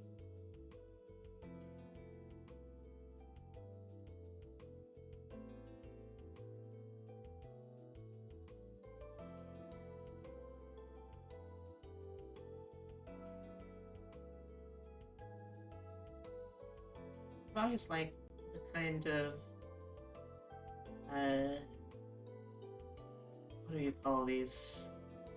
Not the cuff. The I don't think it's the lapels either, but I've always liked the kind of shirts that have this sort of collar. There we go.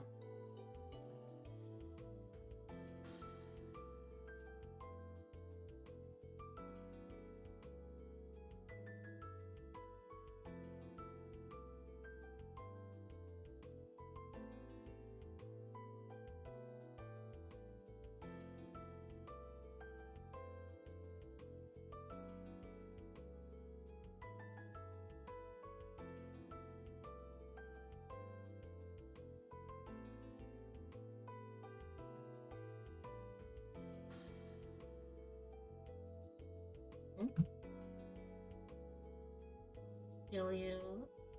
Laughs and cries. Finn hasn't touched stories or projects in 2 months. I feel you. Can fall apart unless you're super dedicated. But here's the thing, do you really expect us to not be there for you at every second of the day? I mean, yeah. That's what I expect, and like I don't think it's unreasonable to expect that. Like, I'm sure that y'all have a ton of people that you could be watching or other things that you could be doing if you didn't actively make the choice to be here. And there's a ton of, like, the community is, it's getting up there in size by my standard. So, like, considering a mere fraction of the total number of people who are followed are able to /remember /choose to come to any given stream is something that I don't necessarily expect, but always appreciate.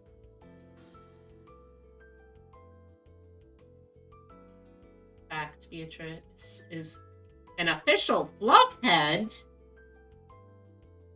I mean, you're correct. Benui, friend. Yes, that is me. Hello.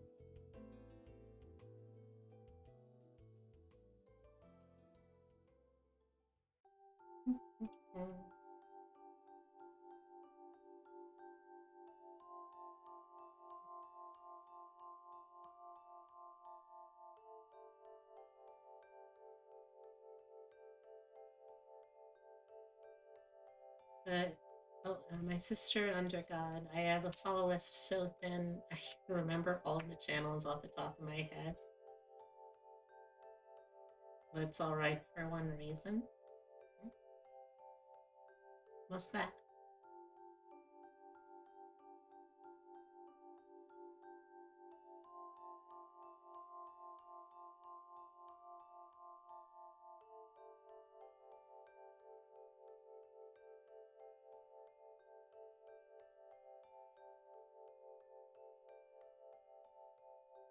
never fail to spend time with anyone. You're not an exception. Well, that seems like a very noble sort of goal to me, then.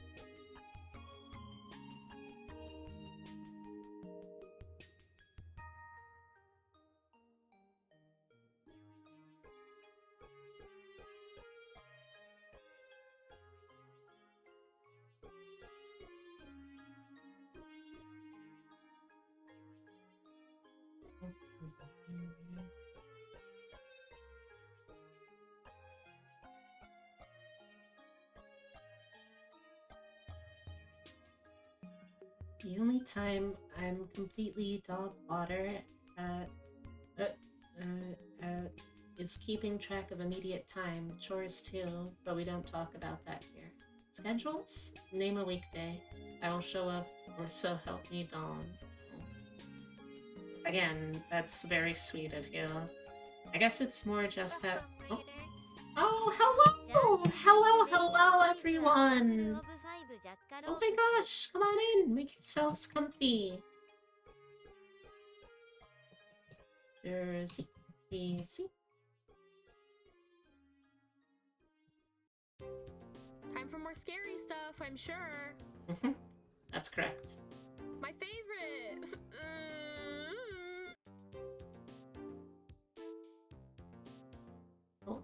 Oh, hello, everyone. Come on in, make yourselves comfy. So, hi, my name is Beatrix Funny. I'm a taxidermy jackalope brought to life by the power of love and slightly mad science. I do variety streams with a focus on roguelikes, digital artwork, and tabletop RPGs, so if you're interested in any of that, I hope you'll stick around.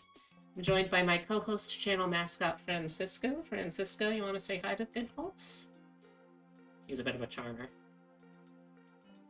And today, we are working on, well, it's the Year of the Rabbit. I saw everyone doing those really cute bunny suits, so I figured, okay, let's draw a bunny suit. But here's the thing, I already am Bunny. So if I can't do a bunny suit, I guess I'll just have to do bunny space suit? Hello, though. If I recall right, this was your first stream back. I think I remember the Twitter announcement. This was your first stream back after your, like, after your winter break. What were you talking about? What were you doing? And thank you. A very happy Year of the Banui to you too. Oh, also before I forget, one other thing. If you're interested in tabletop RPGs, horror, the Wild West, action, please swing by Thursday 6 p.m. EST for the second episode of Deadlands: The Wayward Guns. We have a lot of really wild and weird characters here, and I would love for y'all to be able to see their journey. Yeah, I came back from a long vacation. You shared vacation photos and talked about 2023 goals. Nice. Yeah, this is actually the first year I've set any goals for myself as well, as a creator specifically, but I guess also just in general, this is one of the first years I'm really trying to set like attainable goals very deliberately. Where was the vacation? Oh, also, I should say that if anyone needs to or even just wants to dip after the stream, please feel free. If you need to eat, if you need to use the bathroom, if you need to get up, hydrate, take a stretch, please do. But yeah, what was where were you on vacation? What are your goals? I'm very curious. Fortunately, I'm not a cat though. Otherwise, I would probably be in terrible danger. You went to Vieques, a little island off Puerto Rico. There's many horses. Hell yeah. Horses are one of, just casually, I think, the most cursed animals that I think about on a regular basis. Which I guess, for most people, shouldn't be that high of a standard, but evolutionarily, it's amazing that horses exist to me. I don't know why, it just feels like the sort of thing that, surely at some point, either evolution or some sort of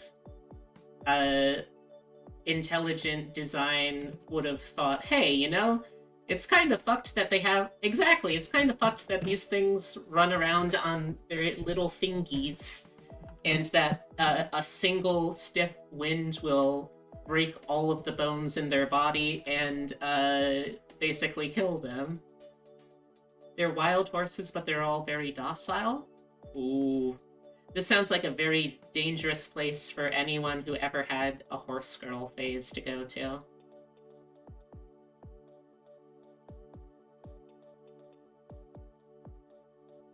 You'll see people riding horses and carrying pizza.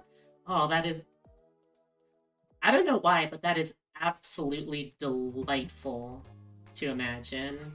Thank you for giving me this mental image. Gosh, am I gonna have to make another line for this? One of these days, I gotta figure out how to do this, like the control point stuff, you know?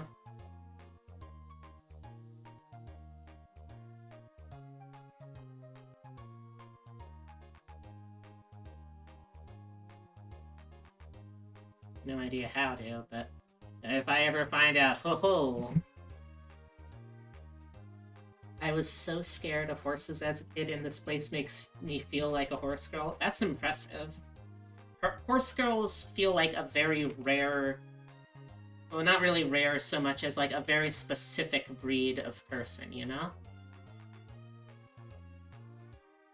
Like, I don't know about anyone else, but personally, since I was socialized as a dude, I didn't really get into those, but I think in hindsight, I probably had a little bit of like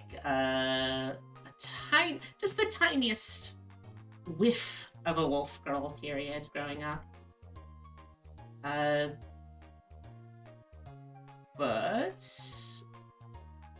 fortunately I fell into mythology girl instead, and that's basically shaped my entire life. But that's another story. So what kind of goals are you working on for the year to come?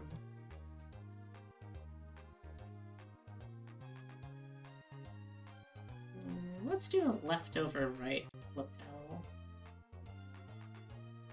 That would look nice. And it's what I already started drawing, so...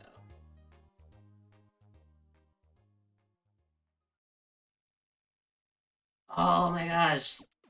Neopets was my first internet... it was an addiction, who am I kidding? I was just fortunate enough that I didn't understand how the game site worked, so I never really got, like, super involved in it because I didn't know what the hell I was doing. Want to make more tutorials and help other people learn live 2D and make a 3D model for myself as well. That is really awesome.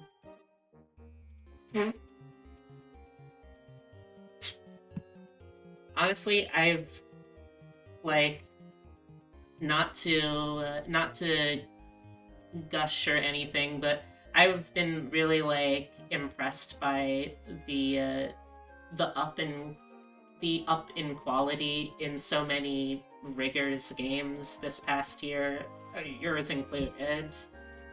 Like I still think version 1.0 Jersey holds up, but like it's still a very stark feeling difference, you know?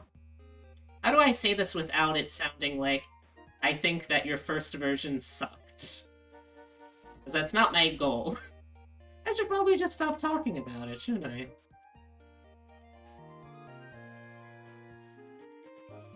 But that sounds like a lot of fun. I'm always having to relearn how to do things, because it always ends up being like 30 years between clientele that I get for... Wait, no, B, stop it. You said you were gonna save that for later. Because it's always like 30 years between clients that I get for any rigging or modeling work, so it's like, okay, in this time I have completely forgotten everything in this program. I now have to relearn from scratch for the 3rd time. Why do I keep doing this to myself? Surely there would be easier ways to support this side career. I could, I don't know, get a fansly or something, but no, that wouldn't work. Anyway. No, totally get what you mean. Look back at OG BZ with so much love, but I also know how she could be better with my new knowledge. I try not to go back on old models and just apply it to the future. That's good. That's a good approach to take, I think.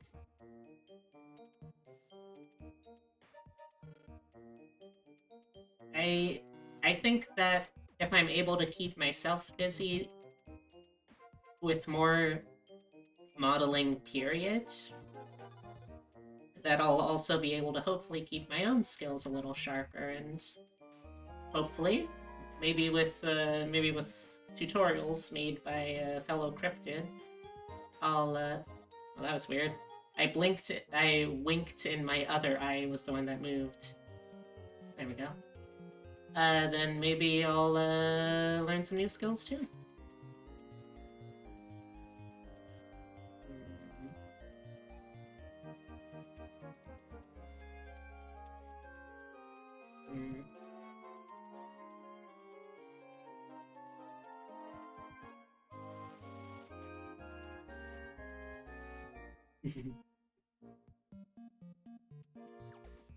Well, let's see. I've still got my goblin auntie Griselda in the works, and for better and for worse, I have the existential nightmare clown as well that I can maybe model in the future. And I mean, it's my stream, I can talk about this.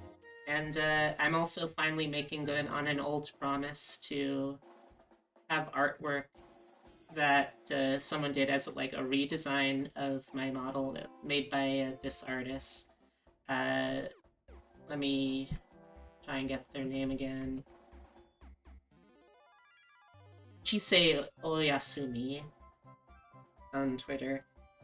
And I decided I absolutely adored the model that they made, or not the model they made, the redesign they made. It was like, okay, yeah, let's do this. Just because I can do the artwork and the rigging for all of my models, you know what? Sometimes that doesn't mean that I have to. That's one of the biggest traps I fall into as a digital artist. the mindset of, oh, well, if I could do all of this myself, and then, like, I don't know, make my artwork appealing to other people, then I should, and in fact must, or else it will reflect badly on me as a creator. It is something I'm working on. But I just recently got the color sketch back on that, and I'm excited. And I'm excited to when I'm able to show y'all in more detail.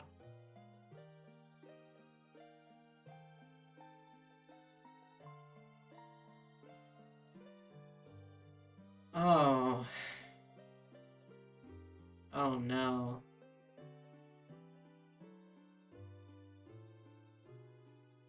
Oh no.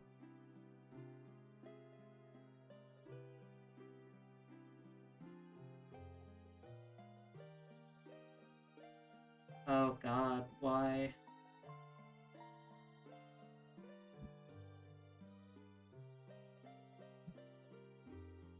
Sorry, I went over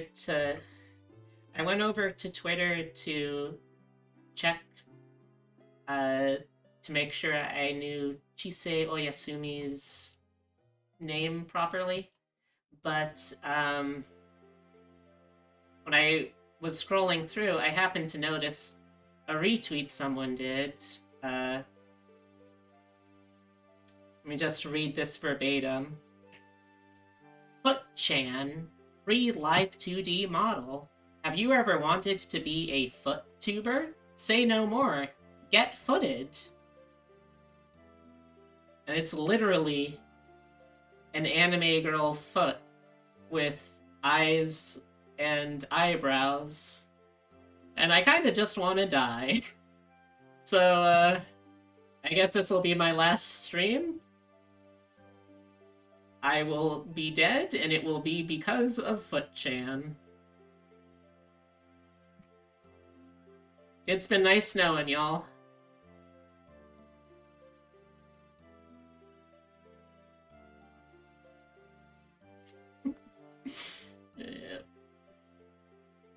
You know, you would think that I would be immune to this whole deal after chat made me add these emotes. You would think I would be more resistant after having to make the 2 armpit emotes. Yes, there's 2. One is the normal one anyone can use. One is the one that, if you are just mad enough to, for some reason, throw a tier 3 subscription, you can use that, I guess. But... Oh yeah, initially I only had it where it was... So originally when y'all made that thing a reality, I only had it set up where, like, this was back when follower emotes were only valid on the channel that they came from. So I was like, okay, well, I'll make it so that this is a follower emote, and also, like, the same exact emote is a tier 3 emote too, so that way, I can use it wherever, but I can limit the sheer damage that my follower base can do to me by making it so it can only be used here. But then, Twitch decided to have a good idea for once and made it so follower emotes can be used anywhere, and suddenly, I needed to come up with something to differentiate it because, surprise, surprise, I have someone in the community who is insane enough to want to give me a tier 3, so I needed to come up with some new alternative. So I thought, okay, what if I took the exact same emote, but I shaved it? And gave it some sparkles and a little bit of sweat. Like, I feel like at that point, I probably should have known that I was a little too far gone, but, you know...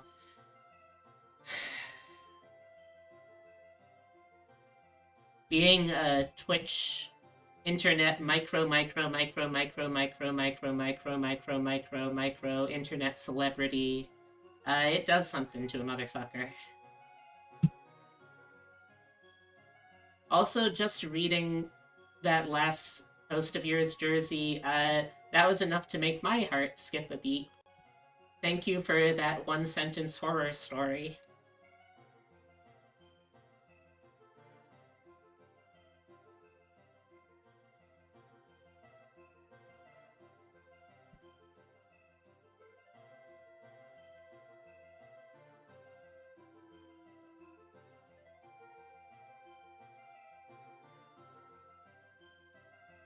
Oh, okay.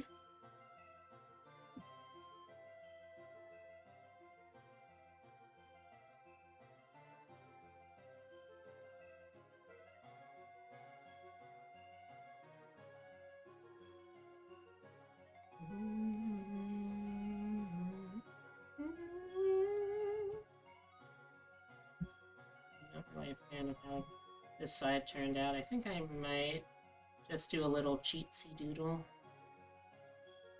Remember, it's not cheating if it's literally your art. Hey, Oh, hey, how's it going? hey, I gotta rob a bank, so I can't stay forever. But I just Ah, wanted you're to playing some, Payday? No, I gotta go rob a bank. Though I mean, Ah, yeah, those are all my uncles. Yeah, okay. but no, yeah, I just want to say I think you're really cool and you're awesome, and I'm glad you're back. Aw, thank you. You're welcome. And yeah, everybody in chat, you should start saying the same thing right now. There's a gun to your head. Okay. I that's did it. not endorse this gun. Yeah. I'm not I endorse it, affiliated though. with... Oh no. This has gotten out of anyways. hand. You have a great rest of your night. You too. Bye. Bye. Oh, that was... unexpected? I apologize for the gun-based clown experience.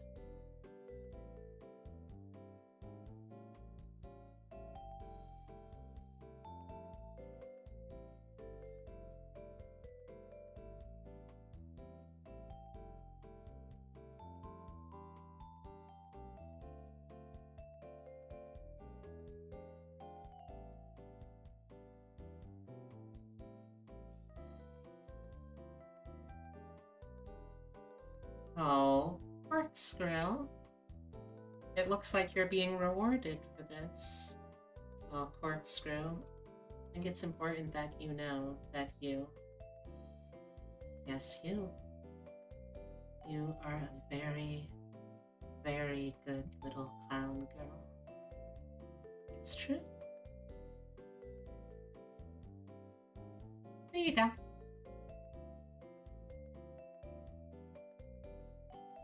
Oh, by the way, if anyone, for anyone who came in with Jersey,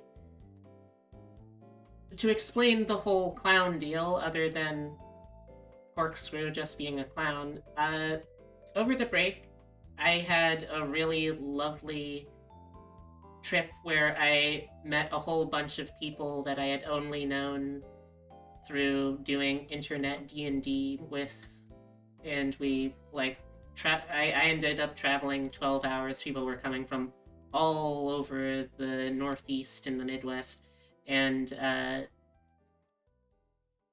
long story short, when we got there, we ended up, of course, playing D&D, and I created a character that is apparently just going to be part of my brand now, because I don't know what to say. Lopsy Lops is just apparently a very powerful individual. I cannot contain her anymore. But the whole concept of the character is they were a politician who was incredibly unpopular, made so many people miserable, and ended up being killed. and reincarnated as a rabbit person-shaped clown. And Flopsy Lops is doomed to remain in that... Flopsy Lops is doomed to remain in that position until they've made twice as many people as in their previous life they made miserable genuinely joyful. So the thing is, like, Flopsy is a competent clown. She is able to perform, and she does I think, an okay job. But outside of clowning, she is acutely aware of what she once was, and is constantly in emotional anguish about the fact that she lives like this. But it still comes out in the voice of a clown. So, essentially, I live in a hell of my own making. Every day I wake up, put on my giant shoes, trip over a couple of rakes, land into a cream pie, and no, I ain't talking about that sort of cream pie, you little weirdos.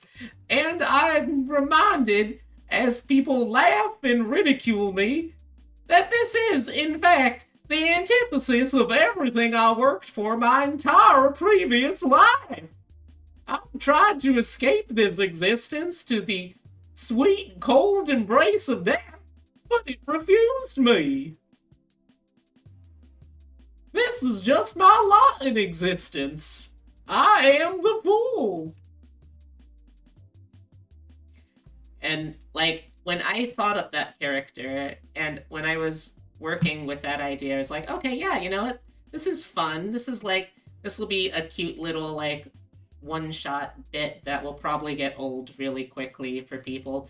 But no, for some reason, it ended up being a huge hit at the game. Like, I had someone tell me that she was afraid she was going to pee laughing, which, to me, that is the only kind of pee-based comment that I will accept. And I consider it to be high praise, so I figured, okay, I guess this is just going to be part of my brand now. I guess sometimes I'll just be playing the character of person who has been existentially tormented by the curse of clownitude. So, yeah, that's Flopsy Lops. Look forward or don't look forward. Honestly, I can't tell you what to do. To hearing and maybe seeing more of her in the year to come.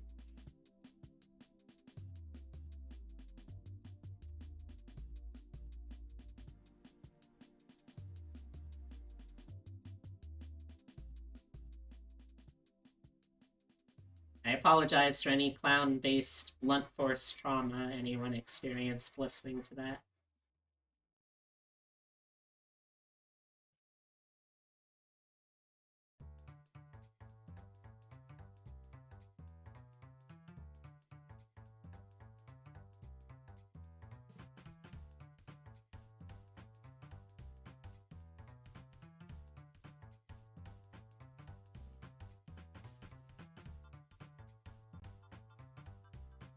Oh, I will be right back, chat. I just remembered. Hey, I haven't fed my cat son yet. So I will be right back.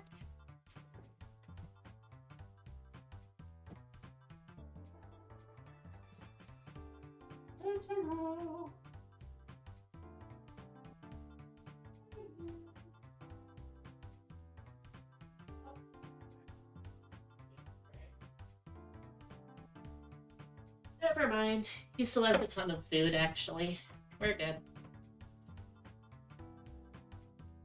Boy, I wish I could figure out, though, why there's so much lag on the stream today. That's a little troubling. Well, I don't know anything about computers, so I guess there's no sense in me worrying about it, at least.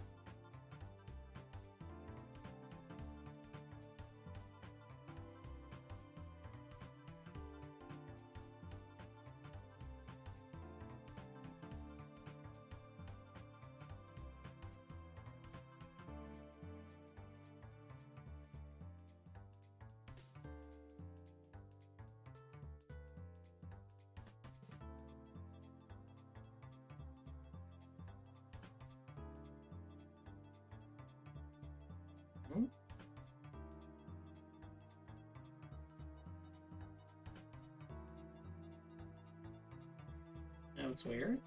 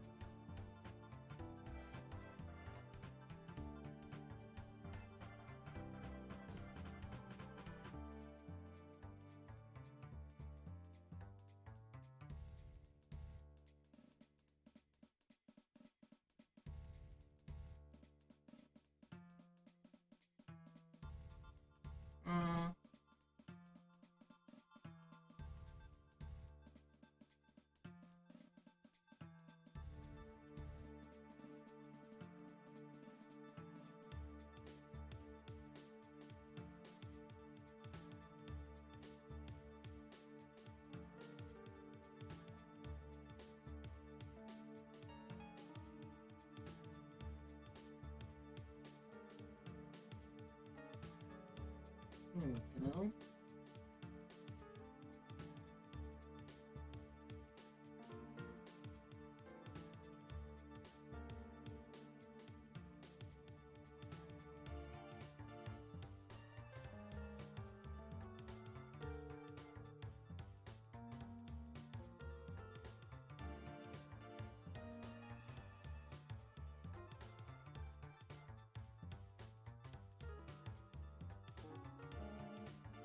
I'm vibing way too hard to a playlist of niche and obscure, no thoughts, head empty music. I mean...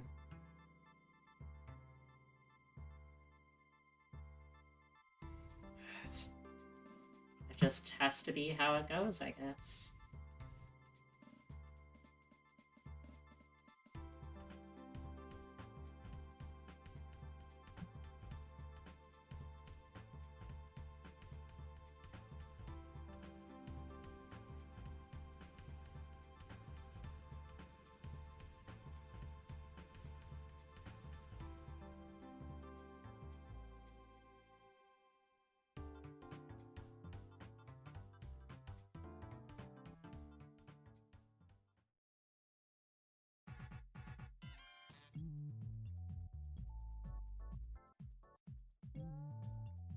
Got distracted for a second there.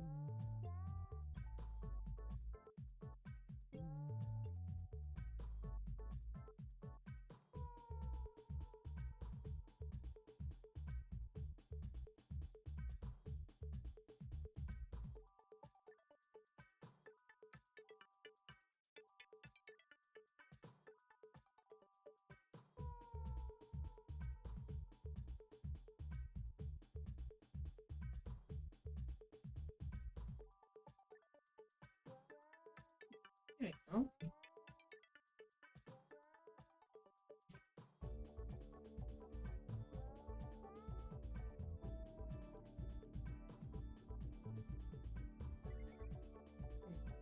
Well, I guess while I'm just talking to talk,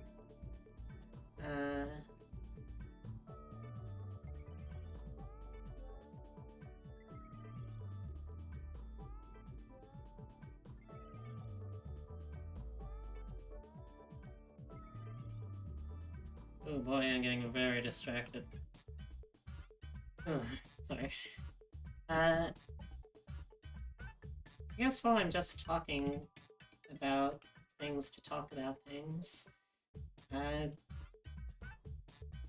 my main goals are just to improve more as an artist, hopefully be able to produce more VTuber children's. Debut some new models of my own, or my own, as well.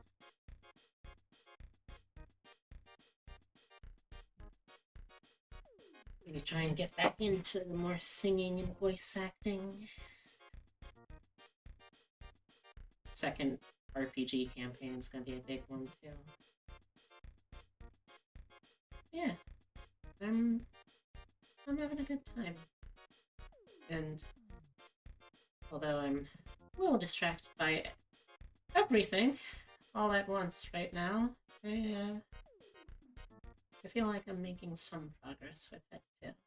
And that feels nice.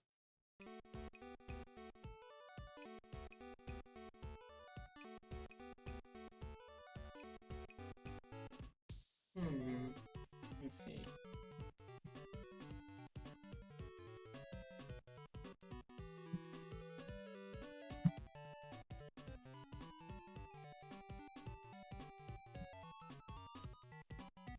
Yeah, it looks like I don't really have to worry about showing the coattails. That's not how tuxedo coats work.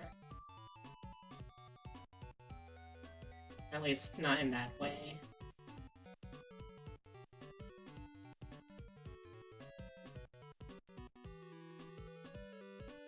Hell yeah, slightly less work that I made for myself.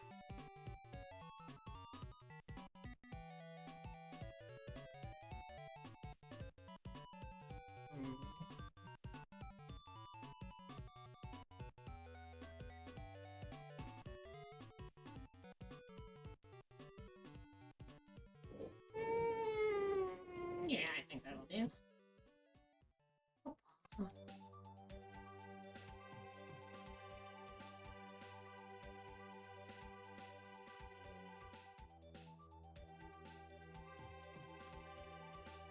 The one thing I did forget that the last few days has definitely reminded me, though, is how very difficult unpacking after a move is when you have ADHD, and also how rewarding it feels, too, when you somehow manage to, like, clear a box. It's one of those super satisfying jobs because it has an abundant amount of, oh, you want to know how you're doing? Here are some very clear-cut, easy-to-understand ways to see exactly how you're doing.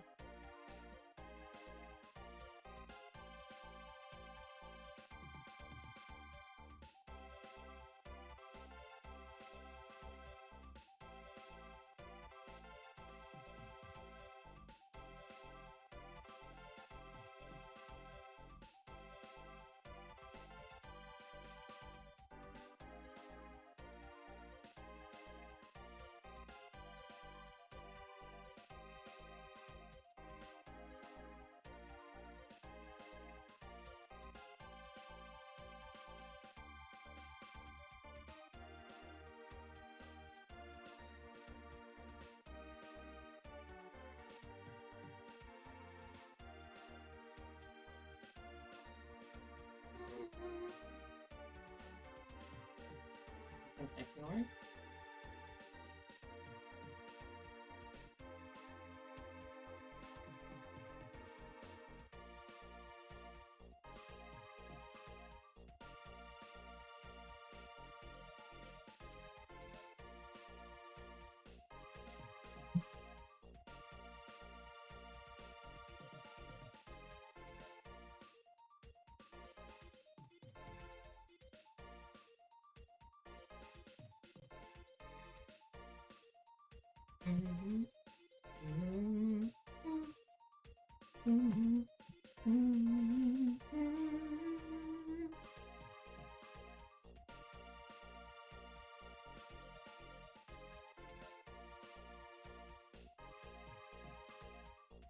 I don't know if anyone else has had this problem, but does anyone else have Twitter notifications doing this thing where notifications now pop up just like if people have made new tweets, because that's useless. That's literally what the front page is for.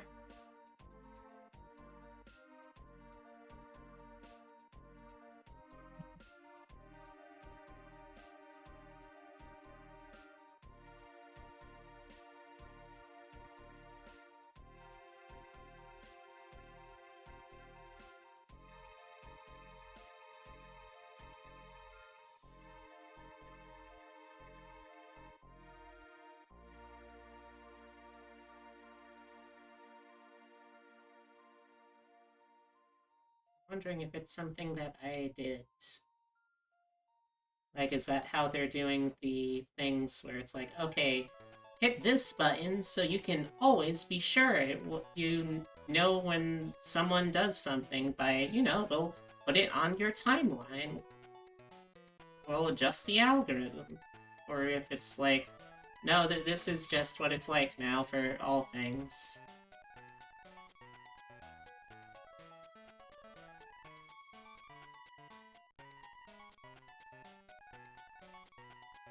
Oh no, it has? I guess I've just somehow managed to not notice that.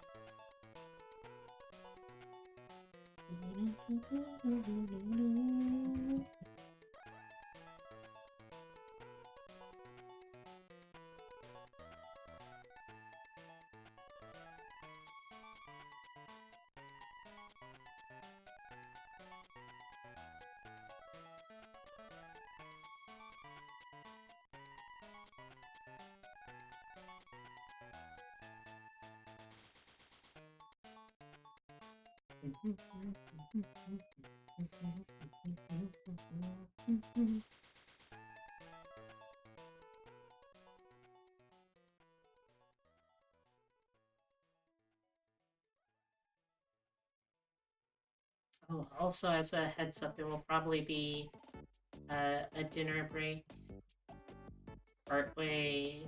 Well, not partway through. What am I talking about? We're nearing the end of the stream. Started around 4, so it's like an hour and a half left. But around 9 or so, Epitome is gonna be arriving home. We'll have some dinner.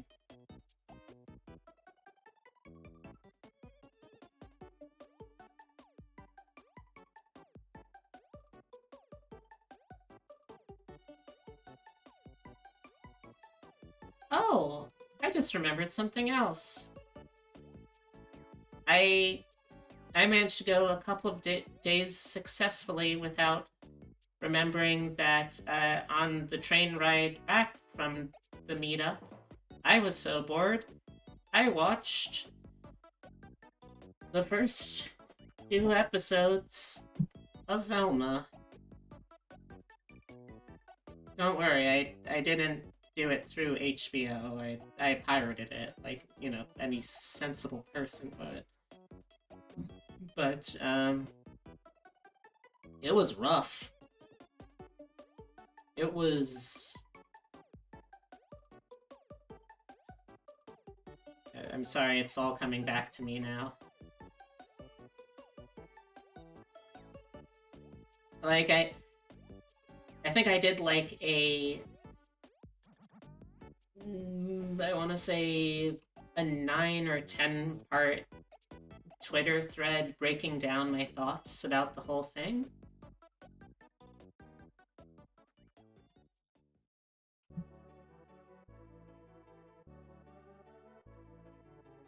Oh, thank you. Oh, cool. It sounds like a really fun one.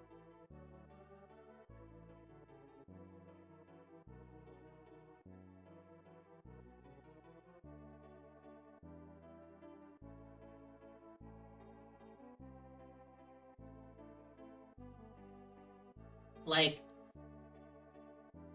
do y'all want me to go into the details again? I will if I have to.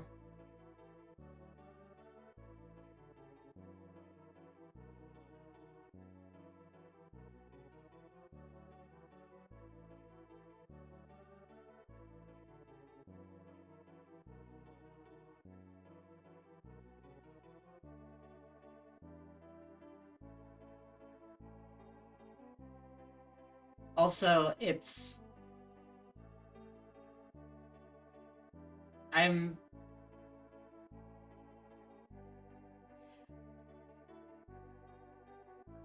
Yes.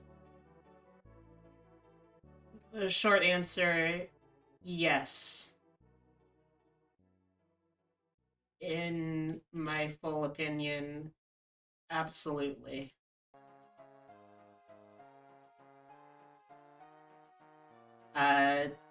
In like a longer answer,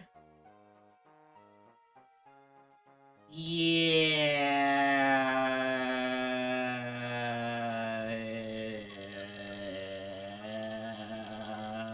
it sucks.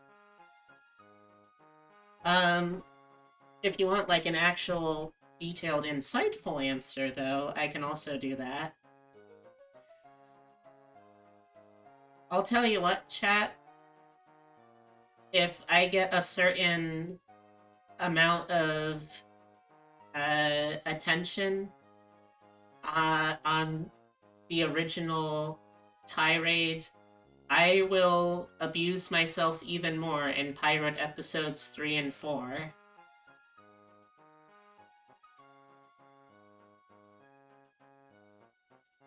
I can't believe I just said that. I love Scooby-Doo. What am I doing to myself? Also, there's someone who's like a casual friend of mine who has been like super enthusiastically positive in her reception towards Velma, and like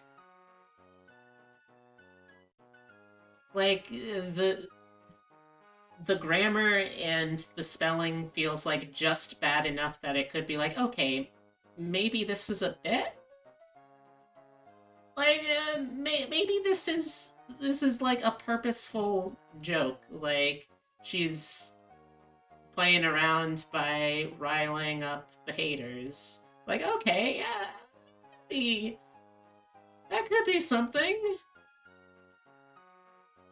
But I'm also not sure. Like, I don't know her. I don't know her well enough to really be able to say, okay, is this like genuinely what she thinks? Because if so, Gonna have to agree to disagree there, fam. Okay, here we go. So, full thread you can find over on Twitter.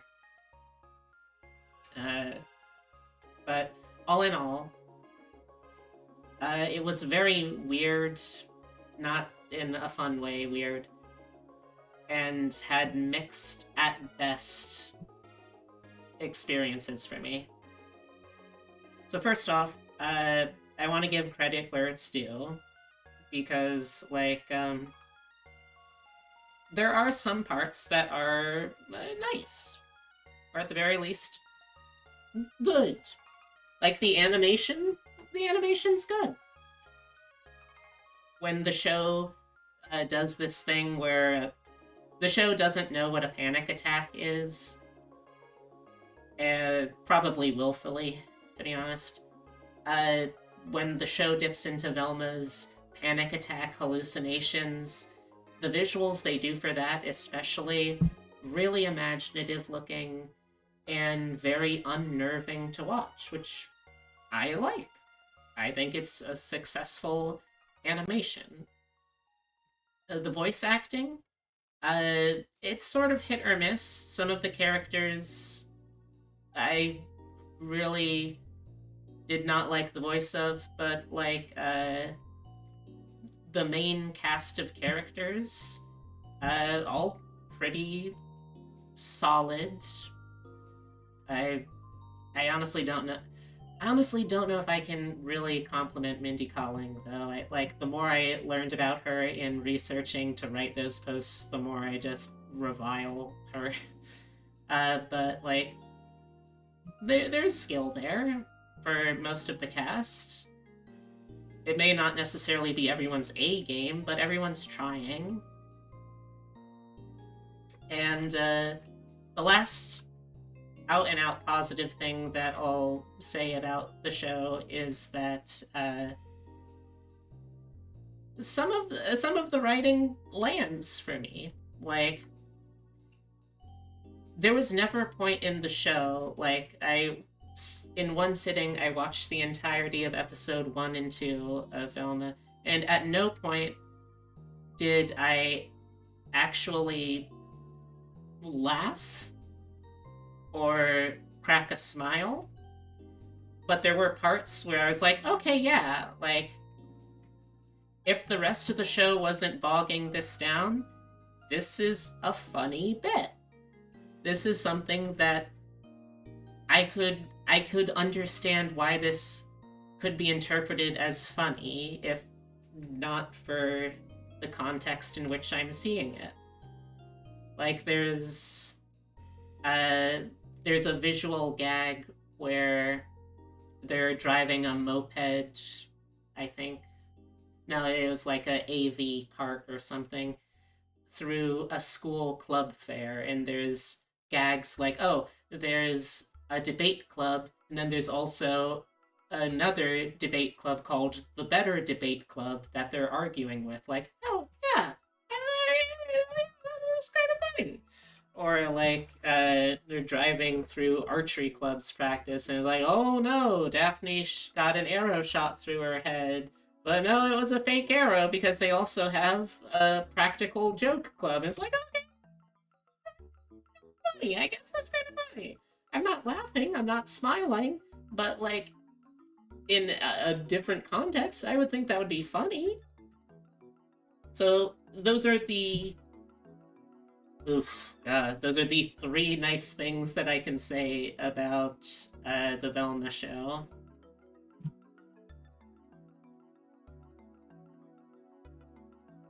So going from there...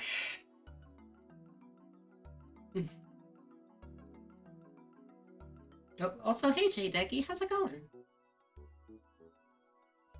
Before I continue, let me do a little bit more line art, because otherwise, since that... a little peek behind the curtain for y'all. I don't really have much in the way of equipment, and I'm doing all of this streaming stuff off of one monitor still. So, please be patient.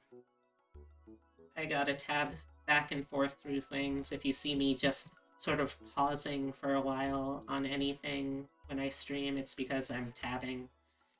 Because I don't really have much of a choice, but, you know, I'm not complaining. I still got it pretty good, I think. Anyway, what was I saying?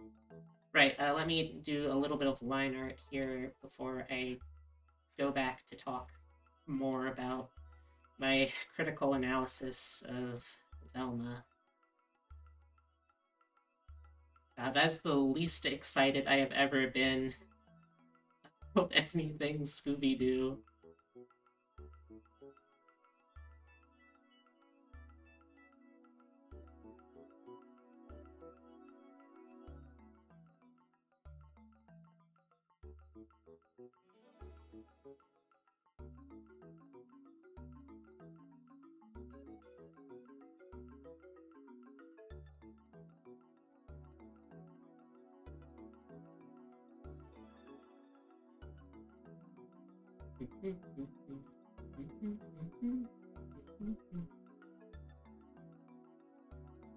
No, that's not quite right. Let's rotate this. How you doing today, though, J-Decky? Hope you're doing well.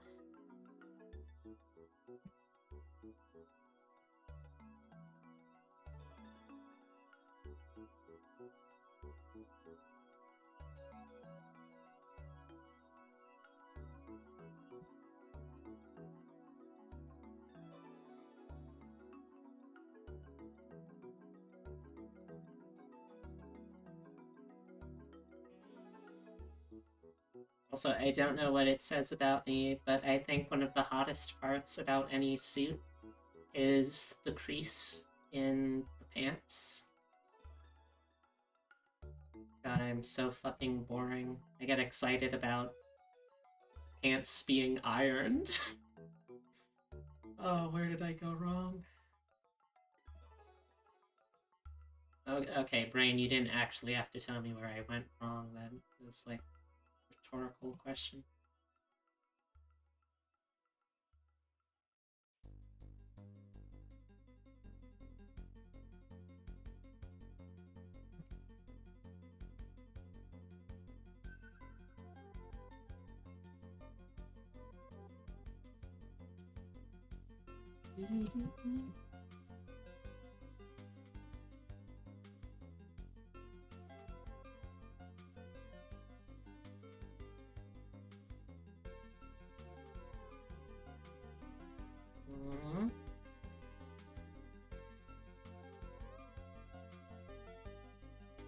And of course, also now that I've said that about the crease, I have to make sure I actually do it, and do it well. I just love making work for myself sometimes.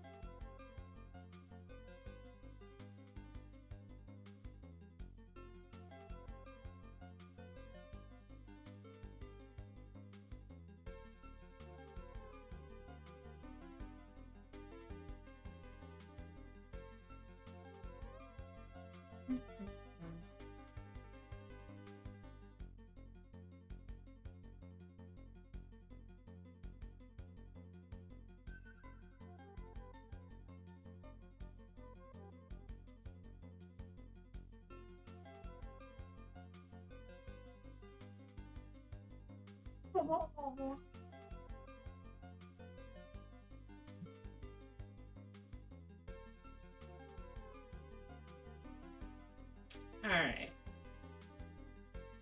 Oh, hold on, hold up, hold up.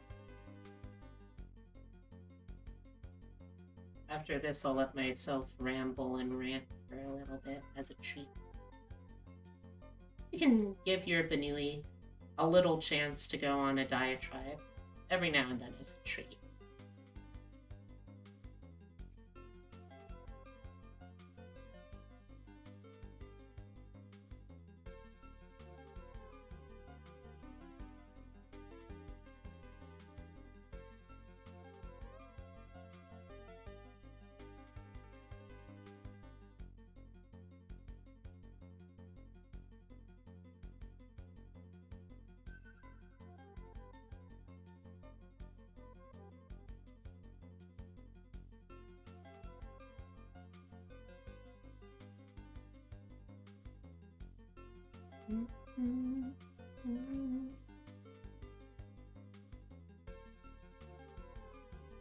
I think that's finished enough for now.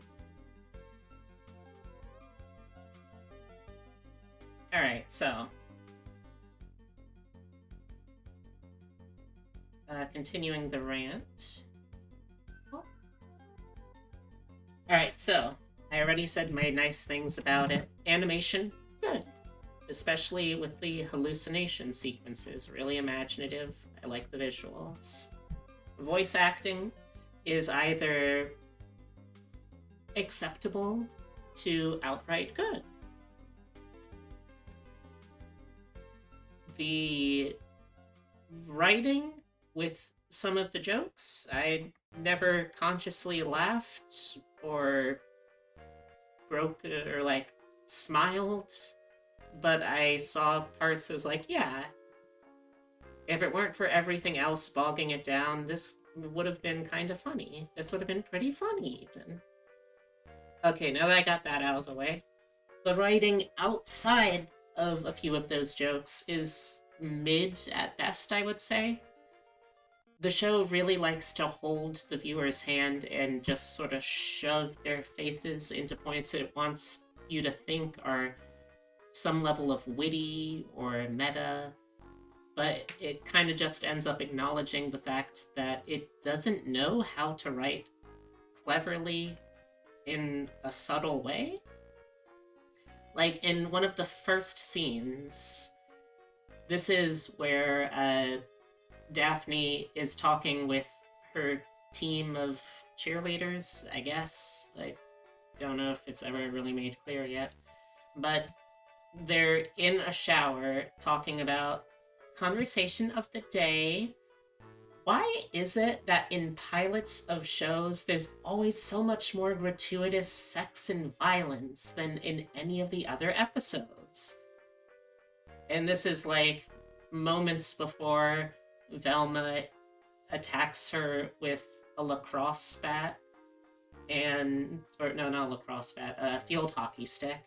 And they discover one of their classmates brutally murdered. So it's really too on the nose. You can't think something is going to end up being funny if you are literally walking the viewer through every single step and not like giving them a chance at all to make any kind of judgments on their own.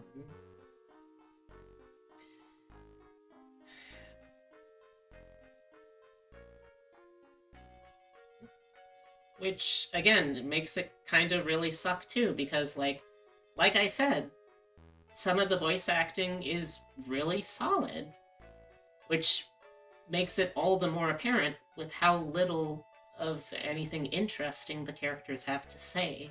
Also, come on, teens being meta about the serial killers targeting them, that was fun and interesting when Scream did it, and probably when other things even before Scream did it. At this point, it's just by the numbers. Very trite, normal, blasé stuff. It's not clever anymore, it's not interesting in that way. The plots also could have actually been, like, genuinely interesting if the writing knew how or what to engage and execute on. Like, for instance, Fred. In the first couple of episodes, he's portrayed as this kind of misogynist, very wealthy, elitist man-child, but they do show that like there's a lot of kind of, again, because they don't know how to do subtlety, blatant characterization of, oh hey, this is very much learned behavior. He's a guy who struggles with having to think that he has to suppress all emotions and conform to a very specific idea of masculinity in order to be accepted and respected. It's like, okay, hey, you could do a interesting whole arc for him about dissecting that toxic masculinity. Instead, the episode ends with the punchline of, he dick too small. That's actually it. One of Velma's defenses for Fred when he is on trial for potentially murder, or potentially being a murderer, part of her defense is he dick too small. That's it. That's the joke. The tone also is really kind of clueless, and it somehow manages to alienate everyone watching? I'm not sure how they manage that. It's almost kind of impressive. For instance, it's supposed to be like a serious, scary thing when they find the bodies, because it's like, oh, you're supposed to feel like there's this genuine sense of threat and danger, that they're in like this life or death peril with some horrible killer stalking them all. The problem is that that amount of like gore is undermined by the fact that they very routinely in the show use casual mutilation of people as a punchline. Like, there's a flashback where Velma remembers blasting out one of her mother's eyeballs, like shooting it right out of her socket with a power washer by accident. Or there's a bit where a kid at high school has his leg cut off, and it's just like left there as a gag, and then the next day he shows up with like in crutches with a cast on, and the leg gets ripped off again, and it's like, oh, is this funny? Oh, also, episode 2, again, just as like sort of part of a punchline, Fred gets shot in both of his legs by a couple of police officers. By the way, though, going into that, the show makes like way too big of a deal of having this diverse cast, and the fact that it's one of those series where a explicitly romantic, lesbian, or at the very least bisexual relationship between Daphne and Velma exists. They make way too big of a deal of that to be trying to court right-wing fans or like politically centrist fans. But all of the other writing in the show is so trite and like comically insensitive that it sort of feels like it's the sense of humor that a white male comic in his 40s has when he's throwing a Twitter hissy fit because people are mad that he used the N-word. By the way, the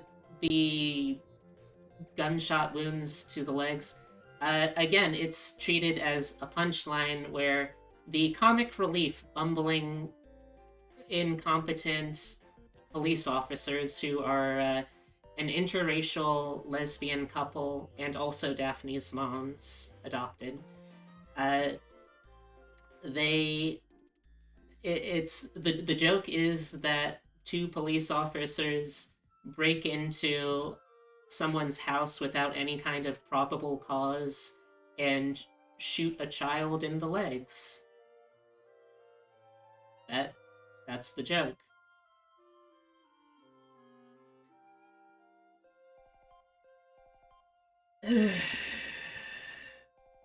Honestly, though,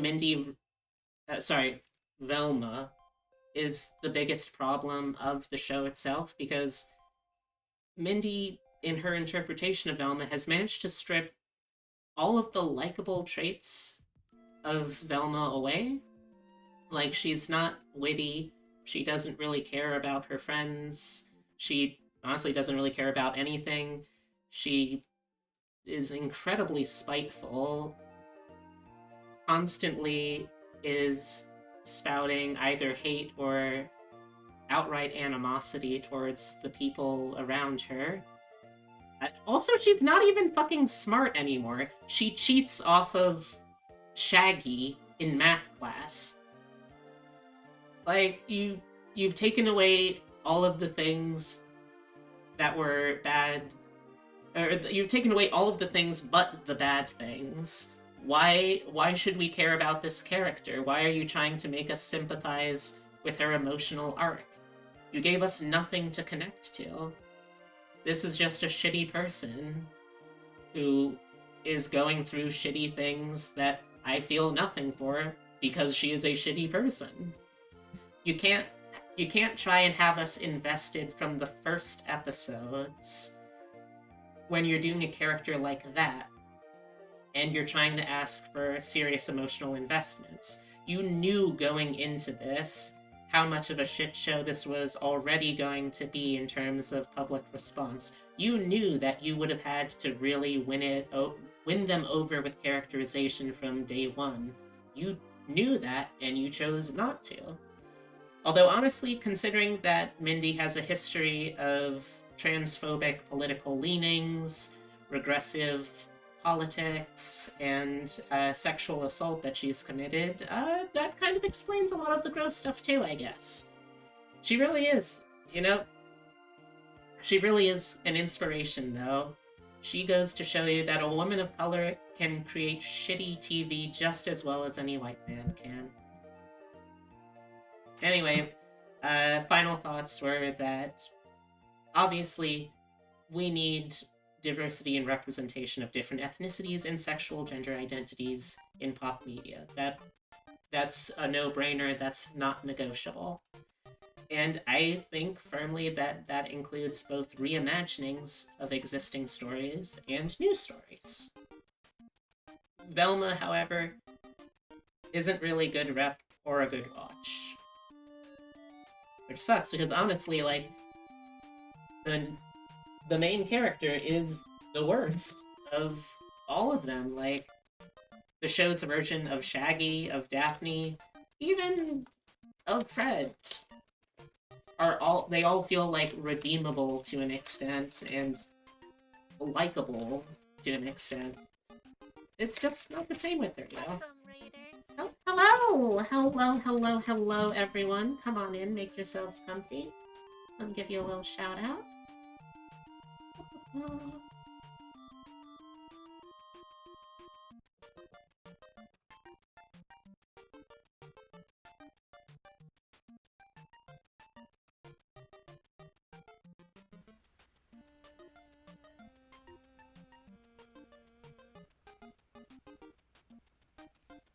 Let me show you the dance of my people. Well, welcome, Raiders. If you're new here, hi. My name is Beatrix Bunny. I'm a taxidermy jackalope brought to life by the power of love and slightly mad science. I do variety streams with a focus on roguelikes, digital artwork, and tabletop RPGs. So if you're interested in those, I hope you'll stick around. Especially for the tabletop RPGs. Swing by Thursday, 6 p.m. EST for continued Deadlands adventures, and this week is where things are gonna really kick off and get very weird. And hopefully scary. We'll see. I'm joined, of course, by my co-host, channel mascot, Francisco. Francisco, wanna say hi to the folks?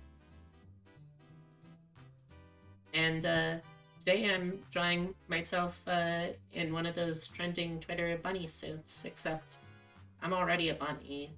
So, I guess I'm doing a bunny space suit? Yeah. How was your stream? What were you doing? More of Voodoo Vince. Still not entirely sure what the game is, but neat. Also, hey dear! I'll talk to you once you're done with the raid. Oh, I just finished the raid. Oh, Wait, shit. Are you okay? I just hit the drawer that you took out. I don't think we can put it like that. Oh, alright. Because we have too much shit to display. Alright, I will be right back, chat. That's not why I don't. Like, good idea, in theory, I think in practice with them. You might be able to use that. So I got 2 options.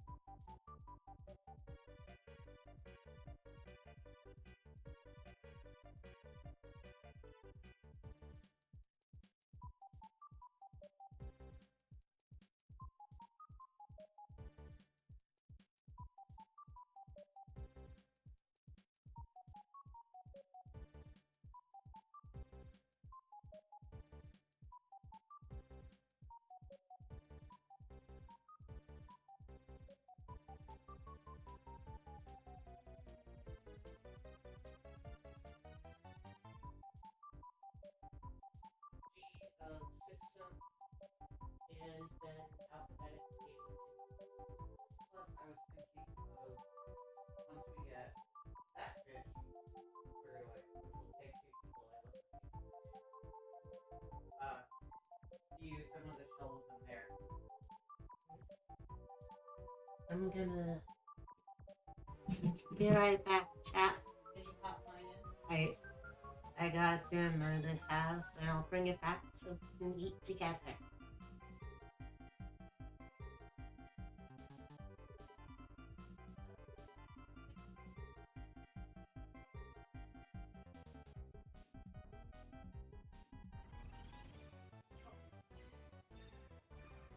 I already.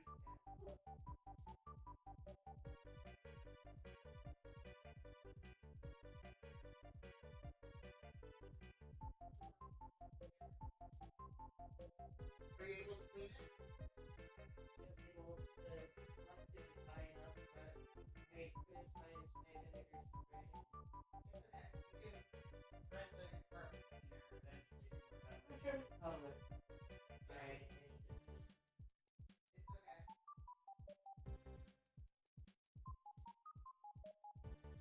You can pump it out if you want.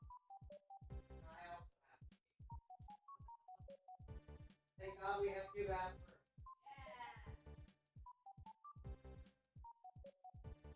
We can pee simultaneously.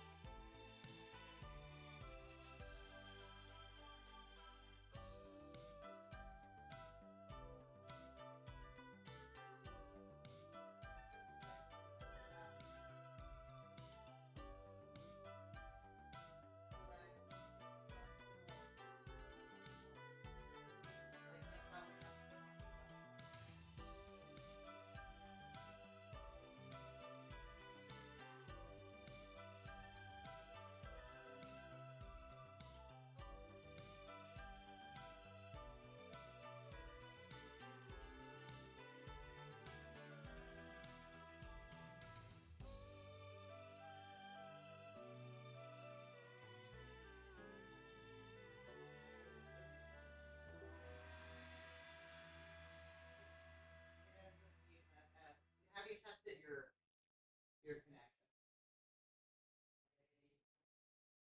Also,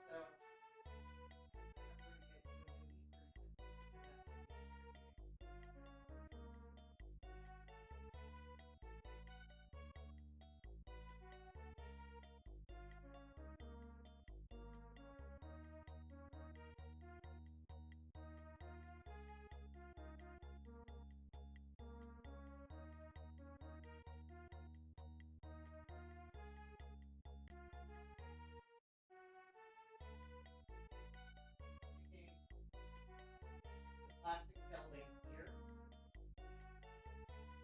and then game. That way they're on display. Thing again, thank you. I can't find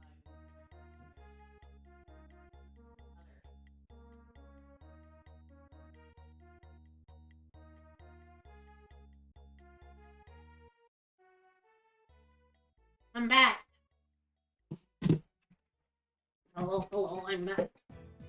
Hey, Scar. Welcome back, Corkscrew.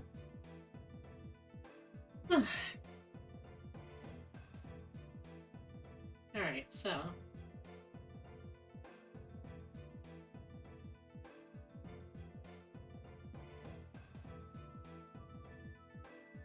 It's dinner break time. Let's try and figure out what we should watch. You know, I've been watching a bunch of speed runs since with the move and all, I had to kind of miss watching the Awesome Games Done Quick live.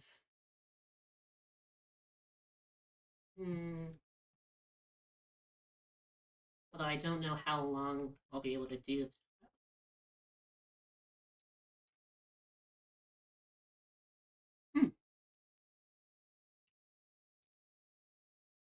I don't know what I can watch.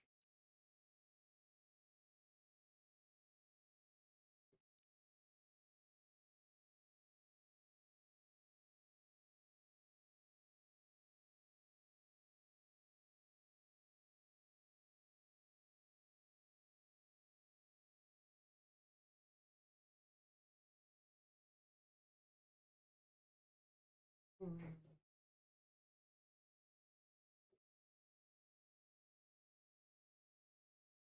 forgot your lemonade. Ah!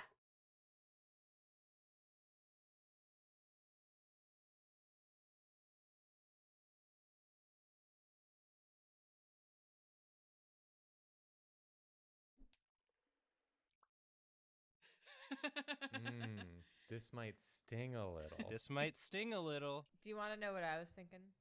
What immediately came to my mind? Yes, please, Julia, tell me. So, I think it's a box, right? Like a present, and inside the present. How you doing, Scar? The singer Sting, but he's really little. This might sting a little. So the mom is gifting her child the singer Sting. It's not even grammatically No. proper. It's nothing. I do want to put. Thanks, Jacob. It's me flying towards Jacob with a baseball bat. Yeah, he's describing it to himself. You all keep saying things that I want to do, and then I can't do them. You've taken 3 ideas from me. You've stolen them. No. Use all of them. If anyone asks. I'm going to use all of them. It's a bee that's saying, you're... Stop! It's a bee with a baseball bat. Taking my ideas. It's the singer Sting dressed as a bee. Oh yeah, I'm sorry that I stole your... It's a bee dressed as Sting. Was your idea to just have someone pointing at a bee? That was my original idea. That was my idea too. I know, you said it.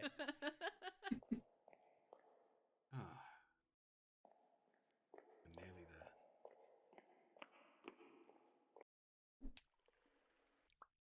There you ready? Are Yeah. you ready to apply all the things that you have learned today? Yeah. Don't draw whatever I'm about to see. Okay. Accessorize asymmetry. Yeah. So your Digimon is Soulmon.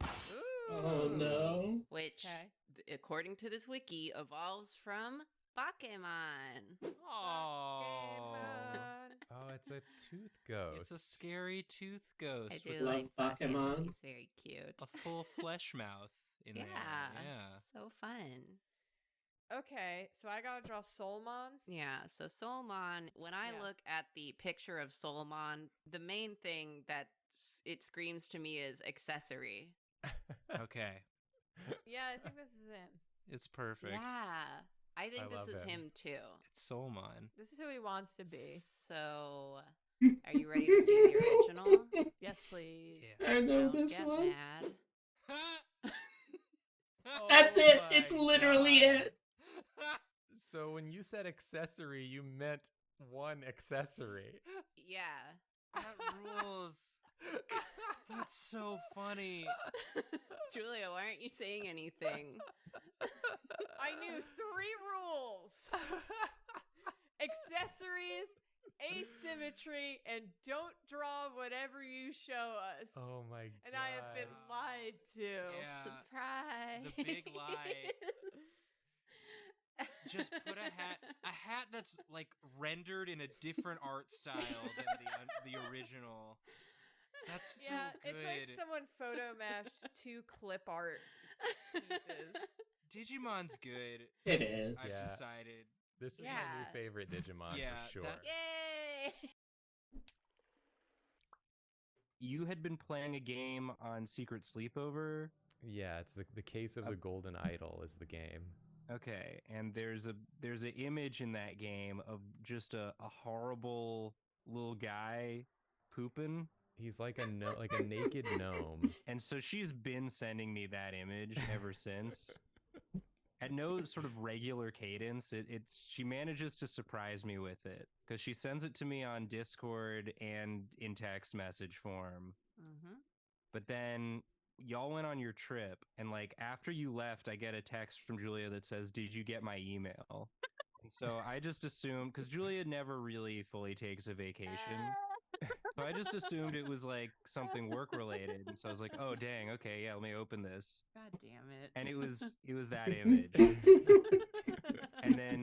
And then yesterday I got this very official looking letter in the mail that had like a full piece of paper size envelope, and I was like, oh, I didn't know that I was gonna get something. I like removed that page, and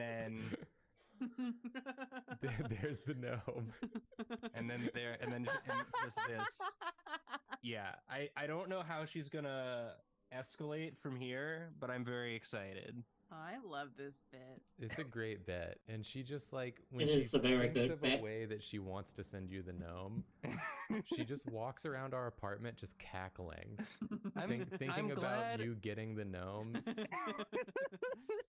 and she'll just like bust out laughing out of nowhere, and then be like, "I just thought of another way to send Nathan the gnome."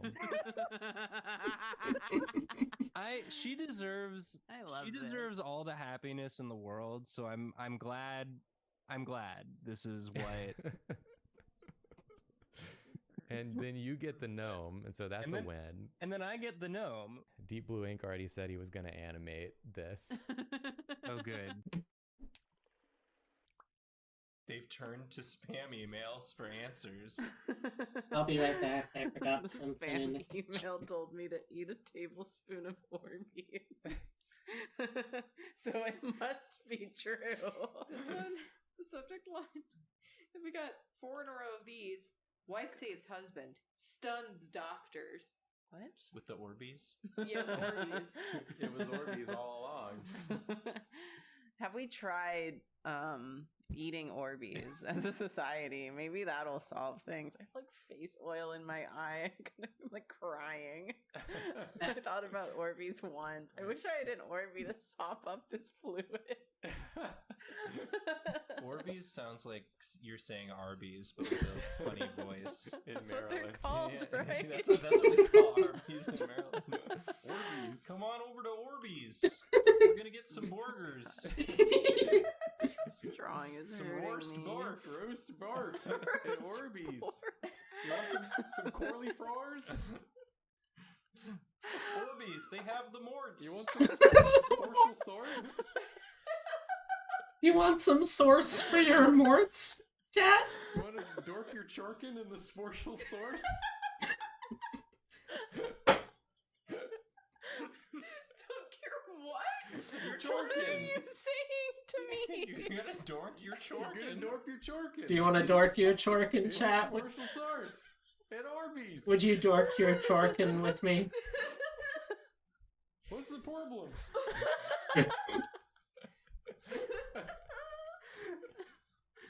That didn't help because it made me cry a little. I got the grease out of my eye. They got the morts! Someone in Hellcat just wrote, "What is anyone saying?" Just talking about Orbeez. Also, dear, look at your new Like, said badge. something stupid today and like made a fool of myself, but at least I'm not Charlie Brown, who's doing that every day. Yeah. Every day of his life. Charlie Brown putting that foot in his mouth, making enemies. So I was told getting that there's raw like and a physical latency every between time, all when day, things every get day. said And sort of like by you know, me or like putting by his chat problems on and when I everyone else, react to it. bringing down the vibe. Can't read the room, Charlie Brown. But I feel like Charlie Brown was. You can't just laugh. You have to say something. Julia did the thing where she realized what she was gonna say, and Charlie Brown was ahead of his time. He was a pioneer, a technical pioneer, because he was into that ARG stuff. ARG. The ARG. Oh my god. Oh, that's not a little ghost. Hover over it, dear. This sucks.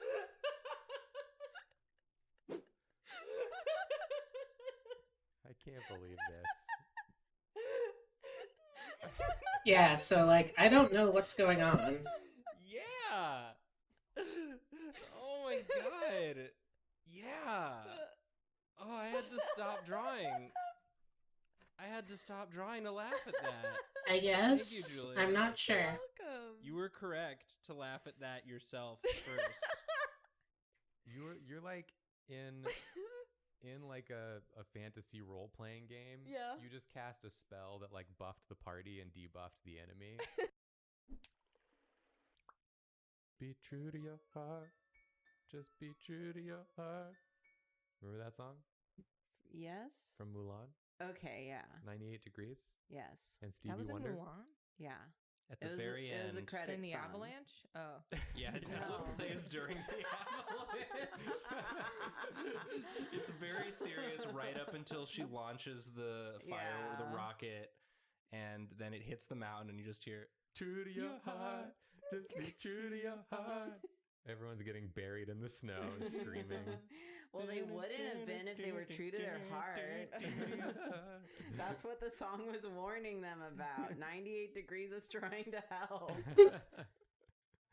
Thank you, 98 Degrees. If it had been, oh my god. Say, let's say it at the same time, Nathan. If it had been 98 degrees during that avalanche, the snow would have melted. Oh no, they've synchronized. I don't like that. I don't like that just happened. You guys have been friends for too long. What happened? So stupid. We both had the same stupid thought. I tried to say it at the same time. In the same phrasing. I'm so. I have to confirm. Was that the thought that you had? Yes, it was. Okay. Jesus Christ.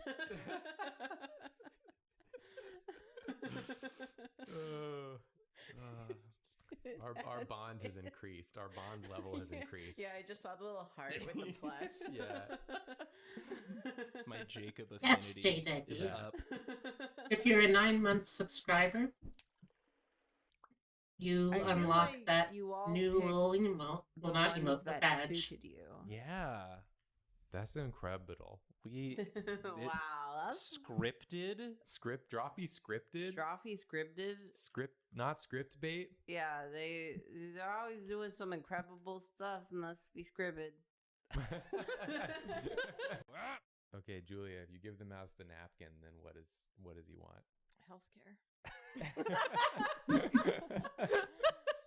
And you know what? He should have it. He deserves it. He should have. Everyone should have it. The mouse has so much medical debt. No, Nathan. that's not a real thing. You ass. Get out of here. I love this encouragement coming from you, Karina. It's what I need. Hell yes. Oh. We're always talking about Deep Blue Ink. Deep Blue Ink is great.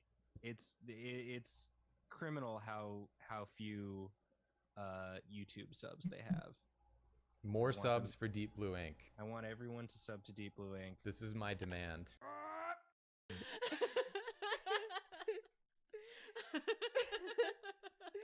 Oh, heavens me. Oh, I'm so forgetful. I simply forgot I left my husband in the bread batter before I baked it. I must slice him out now. Hurry up, dear. Hurry up, dear. I've got to make the gentleman's meeting. I'm late for gentleman's club. I can only use being trapped in a loaf of bread as an excuse so many times. Just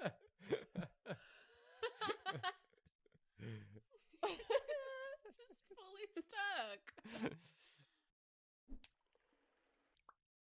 She's a snake woman. No. A snowman. Oh. This is what you want to look like, right? This is what you had in mind, correct? Brandon Lee Mulligan. This is big Yeehaw energy.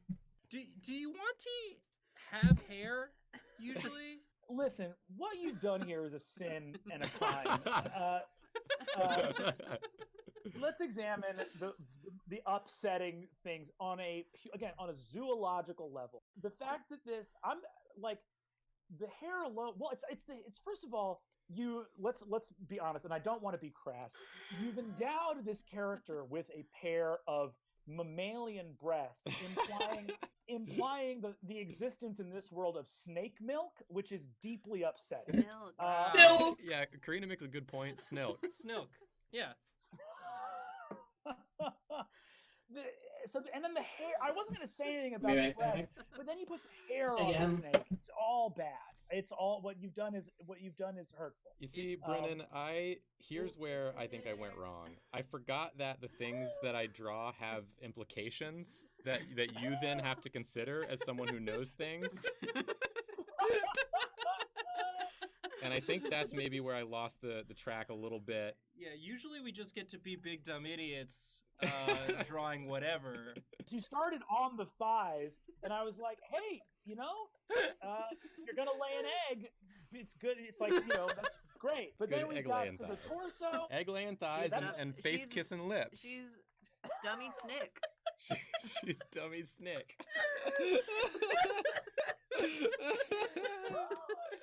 Yay! I'm calling the FBI. I'm doing something. We're gonna get to the. I'm taking it away. Karina can go now. Okay. Karina, please cleanse our palate. Oh my God. Okay. Oh, Jesus boy. Christ. I've never eaten. Well, that's not true. I've never smoked a drug. Do not be like Greg. Do not smoke a drug. I mean, that hat made him kind of cool, which is more the vibe I was going for. Like, I want him to be cool. I just want him to be a trouble. Yeah, like he'll be cool, but also he causes problems. Yes. Yeah, he's absolutely. He chooses to do that thing that armadillos do, where they just like get hit by a car and like fuck up the car. Is that something that armadillos do? Is that something armadillos do? Well, I don't know if they're choosing it, but they definitely do. They have certainly messed up a car or two. I think. Yeah, he messes up cars for fun. Yeah, they come out worse in the deal. And then he vapes leprosy onto the driver when they come to see if he's okay. Yeah, when the car rolls and it's like upside down, and the driver's like hanging upside down from the seatbelt. He goes, looks out the window. Yeah.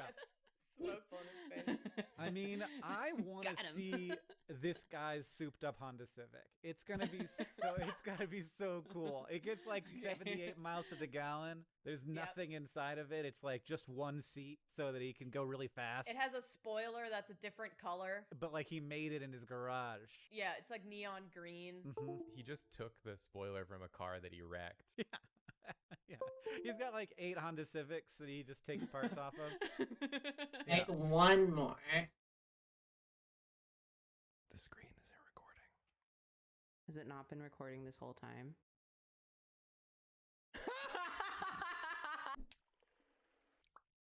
Welcome to Drawfee, where we take dumb ideas and make even dumber drawings. I'm Nathan. I'm Jacob. I'm Karina. And I'm Julia.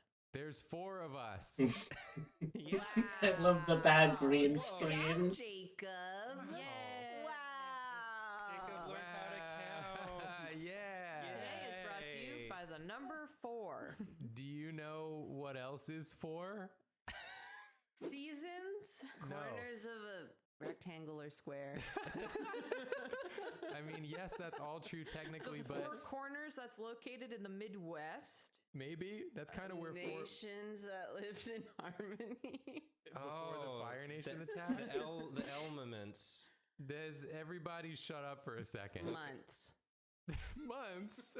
There are at least 4 of those. 4 weeks Quadrants. in a month. Quadrants. All of the things that we said are more true than the thing that you just said. It's not more true. Quadrants means 4. I guess if you add another, then it's 5rant. And we're not doing 5rants, we're doing quadrants. 3rant? Divide the canvas into quadrants with an X placed at a random angle. Assign 1 artist per quadrant. Each artist draws 1/4 of a single character. Okay, wait. 1/4. Each quadrant has 1 randomly generated trait and 1 randomly generated item/clothing. Oh my god, Jacob counted to 4 one time and now he thinks he's better than us. I'm making it everyone's problem. I'm trying to do the math. On what? All right, I am done with dinner. Ready to hop back in once I toggle this stuff off. There it is.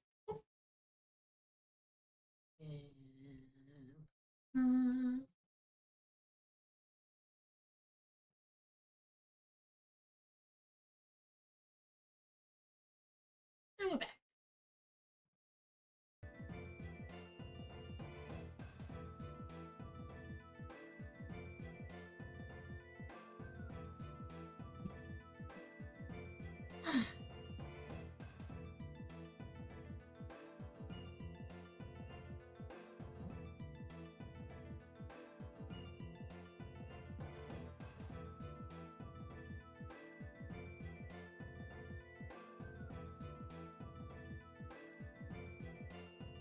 Let's see how much more of this I can finish tonight.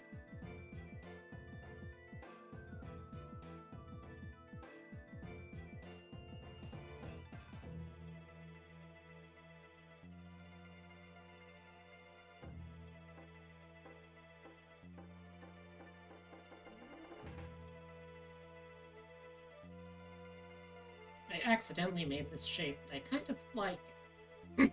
Sorry, the voice got weird there. Yep, still getting weird. Jeez Louise, sorry about that.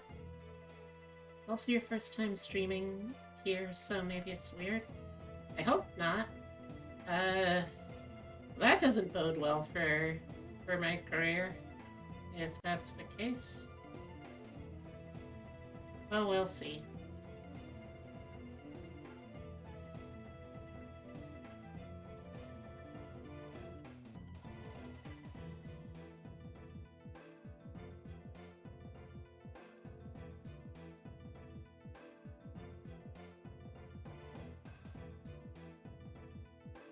The internet speed, it keeps fluctuating, it feels like. Which is not ideal, I would say, for being a streamer. But we're also...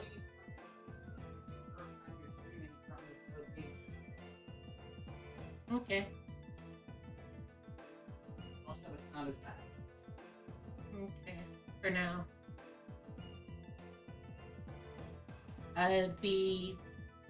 The latency see, for one. People have been saying that's been kind of bouncing around between a whole host of different numbers for delays.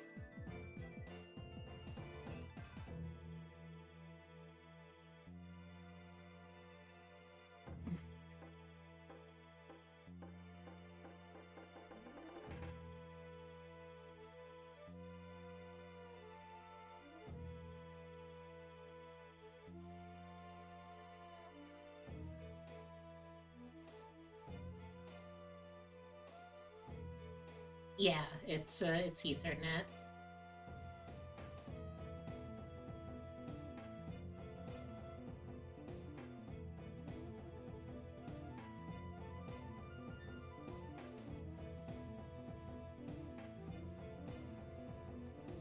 Maybe? Unfortunately, well, no, I would say fortunately for me, I am not hacked, so I do not understand the powers of Juju.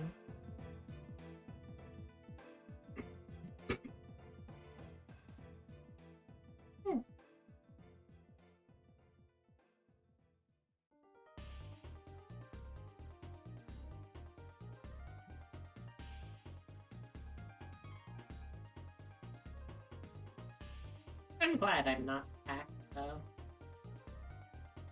Because what, then I would have an incredibly underwhelming video game and or TV show. I remember one of them was like very underwhelming, but I didn't remember which. Yeah? Look in the drawers, I think near the corner to the left of the sink. Yep.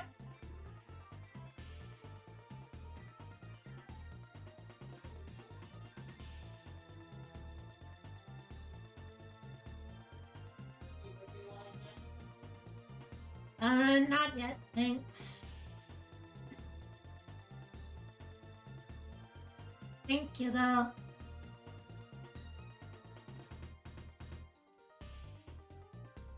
Well, we're coming up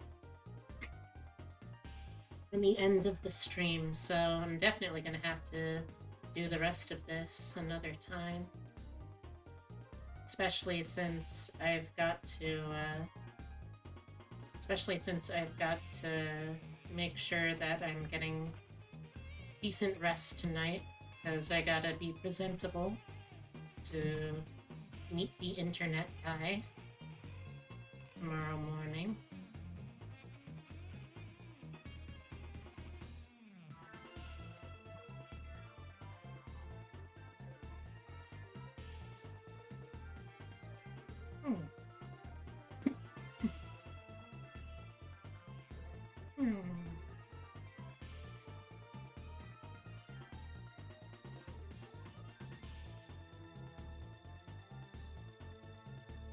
It does. It really does. I'm so glad that you understand that.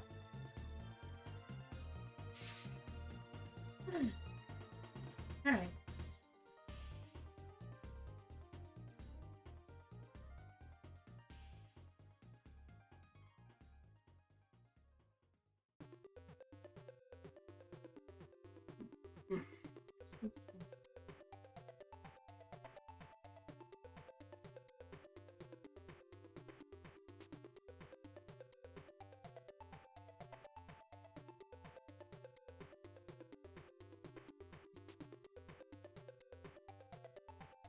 don't really want to make these heals.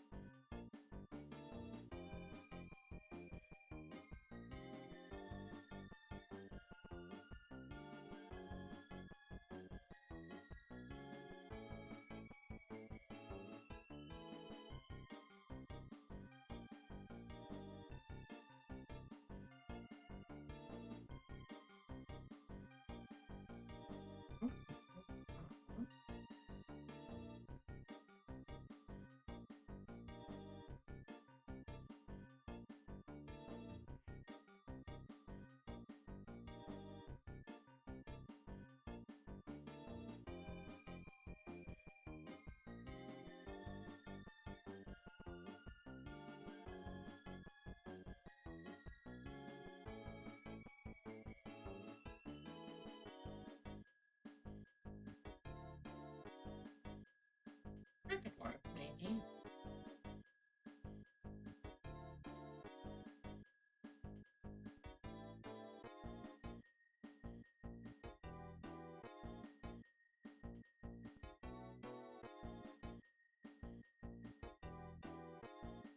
Fine suit requires a keen eye and a smart tail.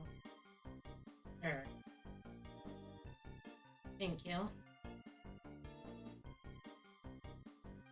I appreciate the implication that at the very least I'm a smart ass.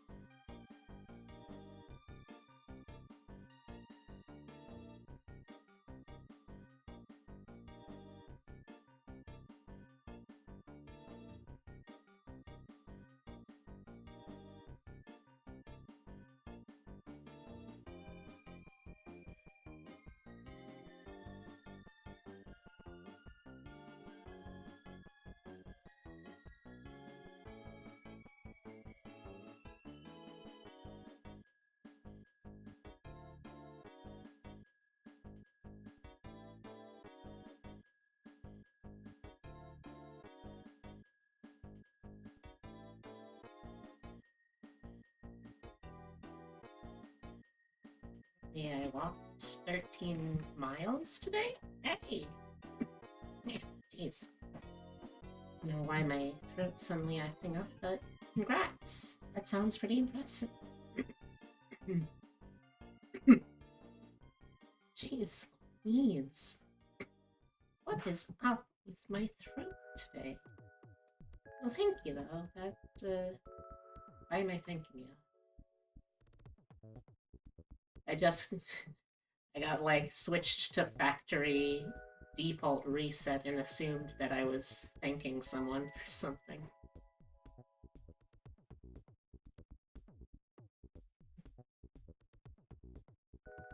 That's impressive, though. Congrats.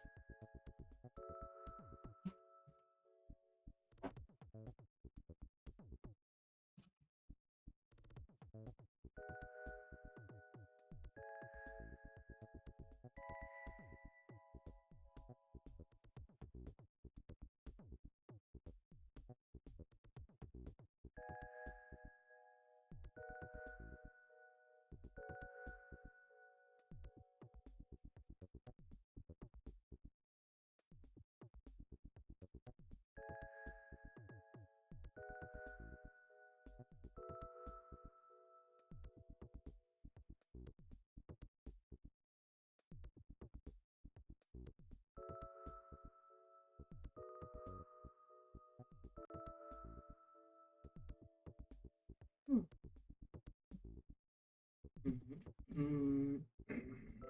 Hmm. Hmm.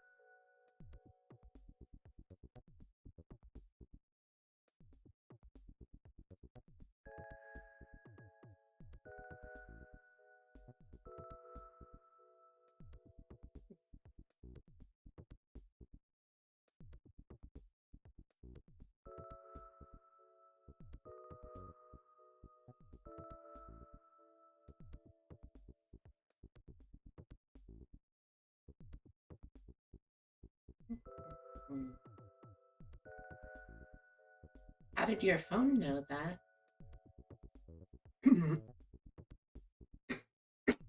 Hmm. Yeah, it's a good thing that I'm gonna be ending stream pretty soon.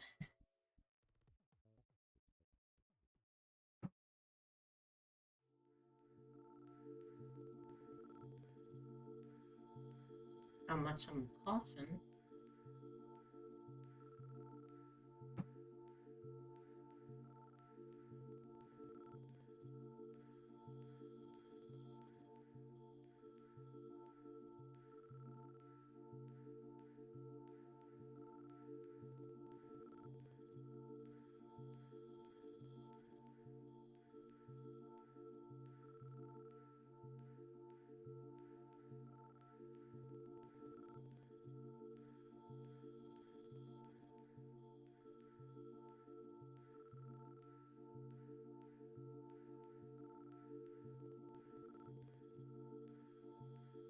Oh,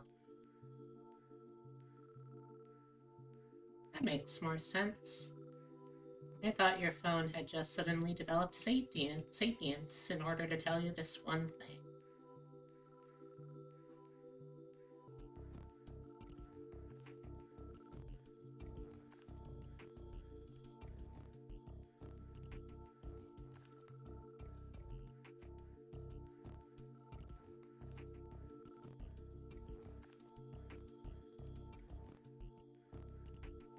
I'm honestly not sure how much of that statement is necessarily a joke. I would say 99.999%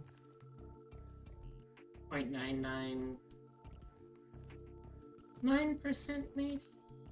Yeah, that seems right. I like to leave open the possibility.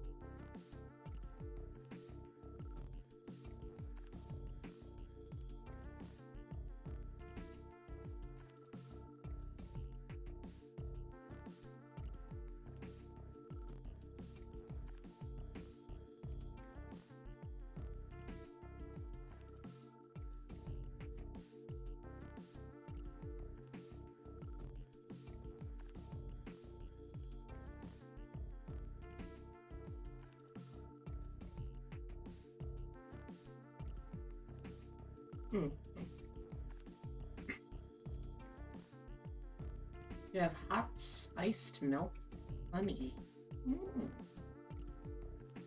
Sounds pretty good.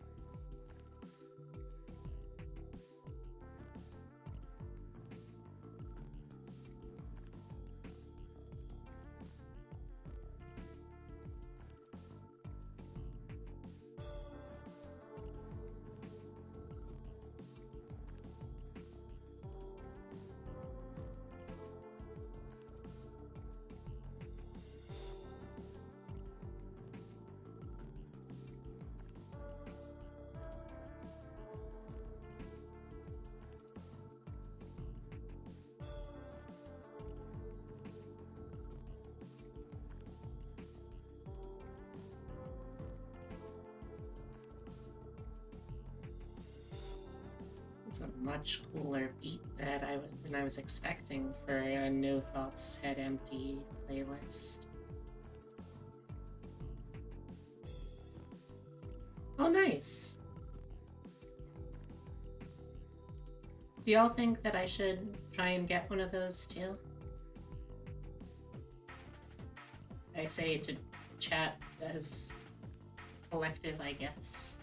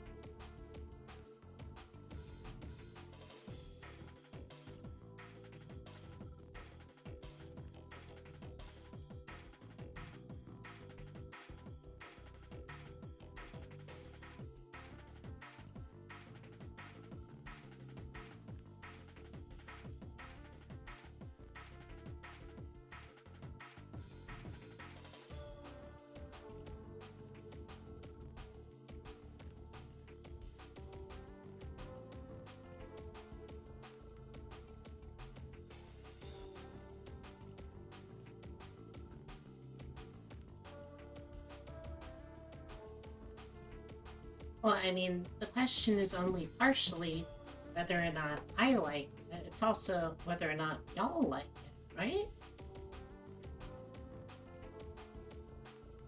I mean, I want to be able to make sure that I give y'all things that you enjoy too, you know?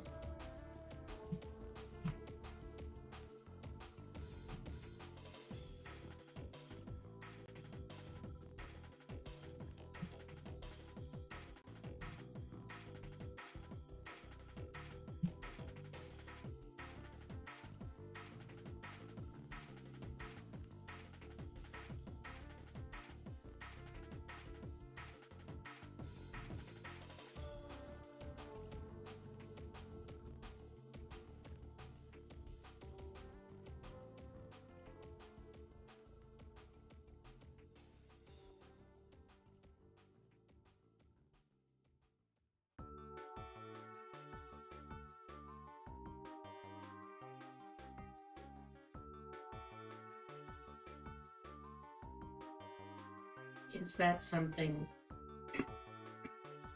Gosh, my voice cannot catch a break tonight. Jeez.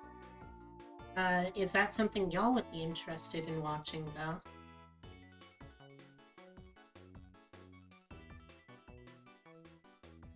I would watch you play Yakuza, especially some of the weirder side stories. Okay, that's promising. Oh, which is the Yakuza that has the trans woman show up as a character in one of them? Or I know there's at least one trans woman, but I don't think she's like a major character.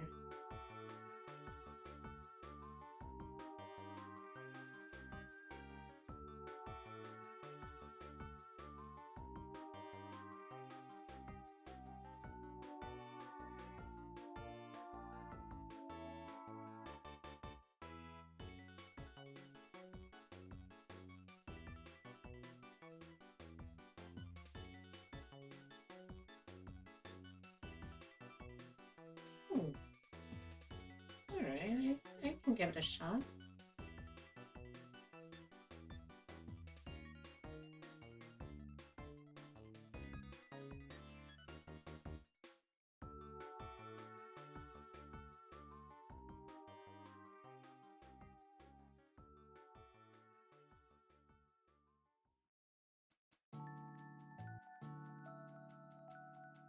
Okay, so that's pretty deep into the series.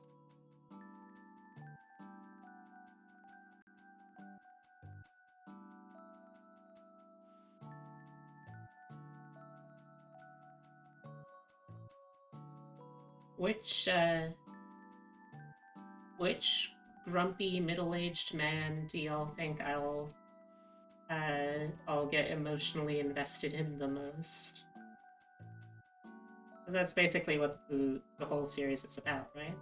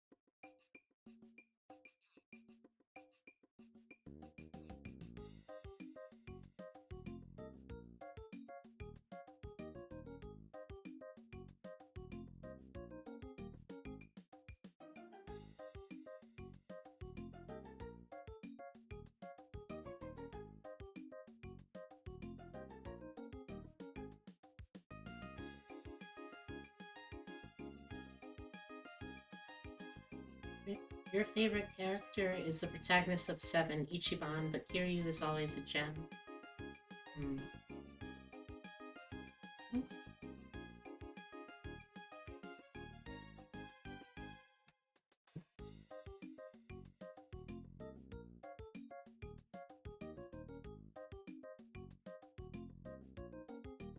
Well, let me quickly do something too before I forget.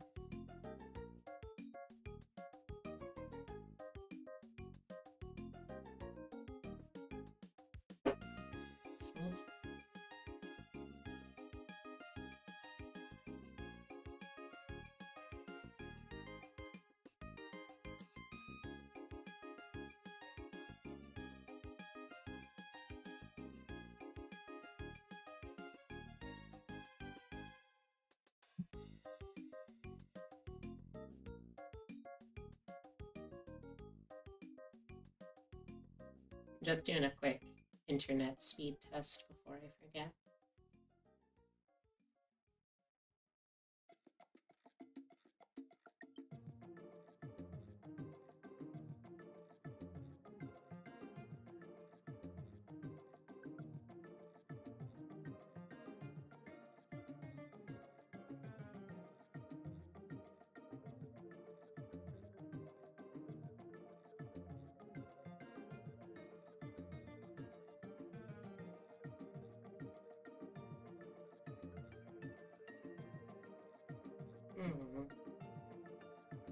Yeah, that is pretty good.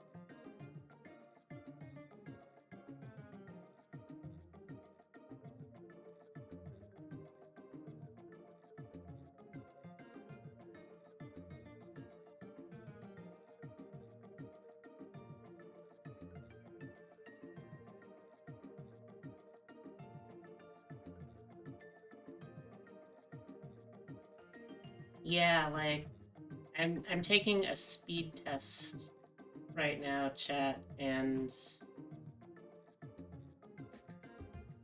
it's either something with the broadband, not the broadband, the Ethernet cable, or something's up with this computer, because, like, when Epitome's doing the tests on the other side of the apartment, on Wi-Fi, it's going significantly faster.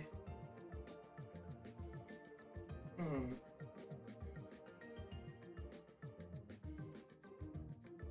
think I'm gonna try and finish this arm at least.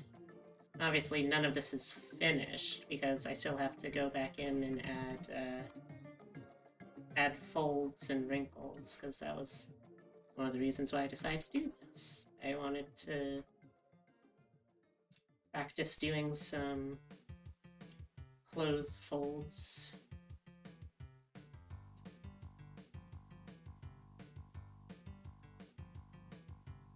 Hey, Saradama. I see you have responded to the Sarada signal. Yeah, I don't know why, but right now, my broadband... Why do I keep calling it broadband? My Ethernet connection is really butts. And I don't know why.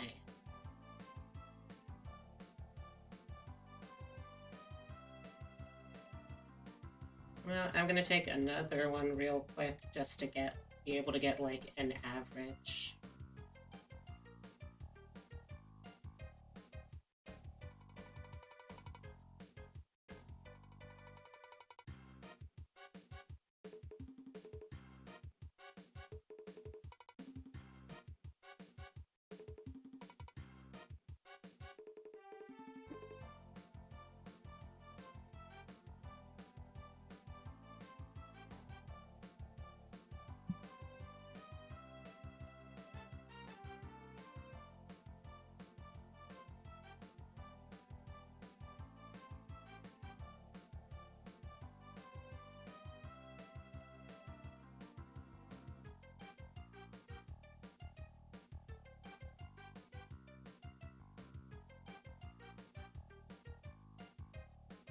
I'm sending over the second one. It's pretty similar to the first, so that feels like a reasonable sign of what's going on here.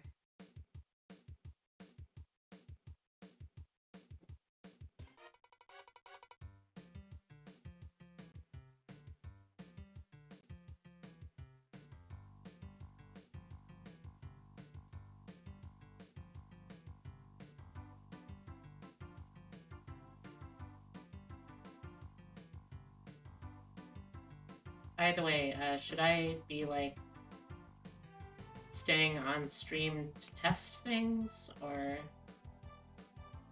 just so I know for after I finish this arm?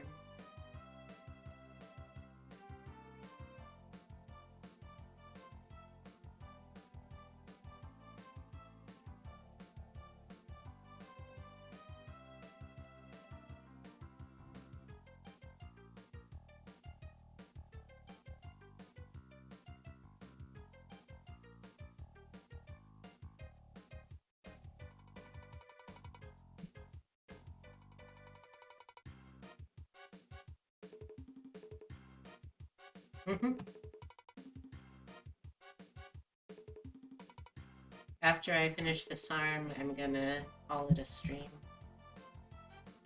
Unless I need to stay on to test something. That's why I was asking. I doubt I will need to, but figure I should ask, because again, I cannot stress this enough. I don't know how computers. They're terrible little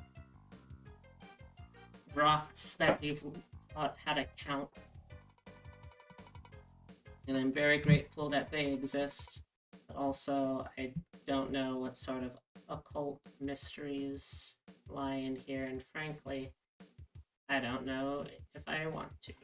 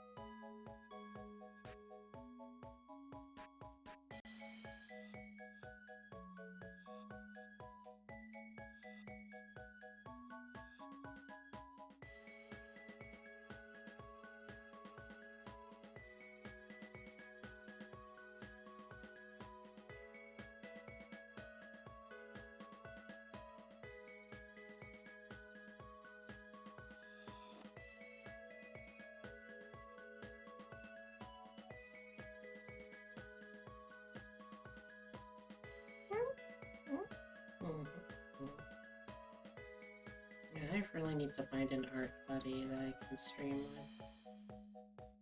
I like talking, and I appreciate y'all, but I'm also like a little lonely just listening to myself.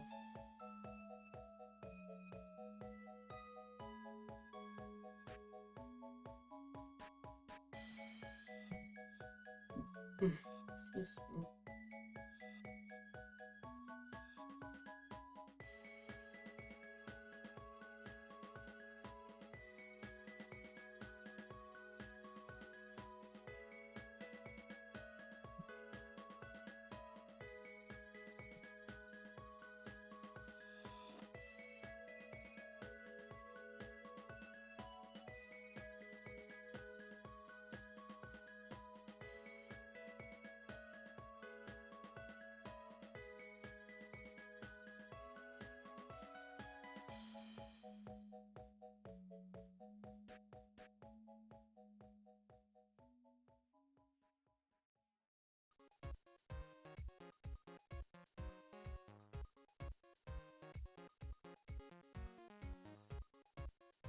I understand the talk of my tech gurus behind the scenes. It seems like one of the going theories might be the Ethernet cable I have right now is too long, and it's taking too much time for the internet to get from one end of the cable to the other.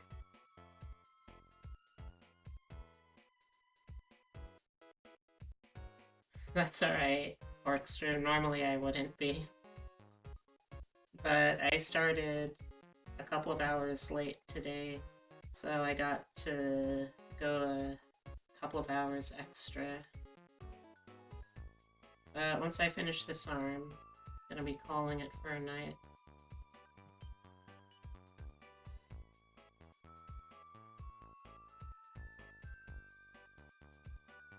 What?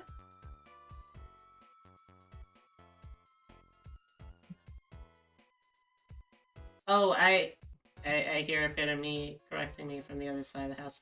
I understand, dear. I was saying that to be funny.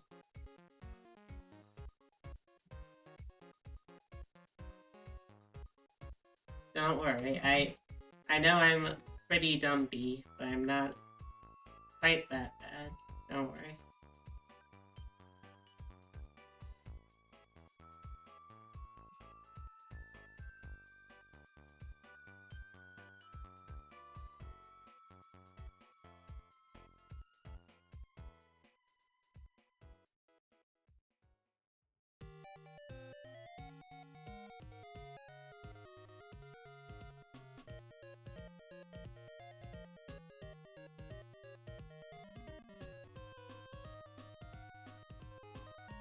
Alright, you know, we managed to still get a fair amount of line art done. I feel good about that.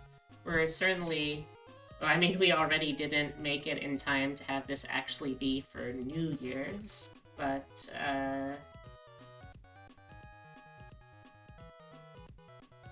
at the very least, I should be able to have this done by the end of the week.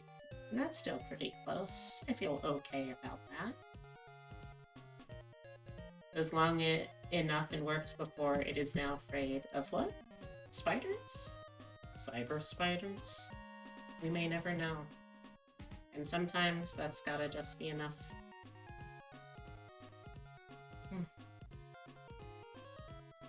Francisco, do you want to go on ahead of me and head to the just chatting screen?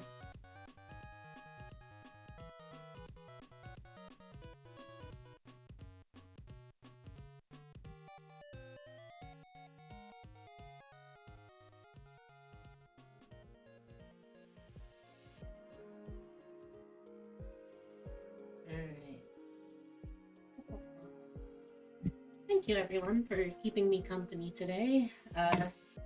It was a bit of an unexpected turn of events to even be able to stream at all today, so I'm glad that I had a chance to spend some time with everyone, get caught up again after a couple of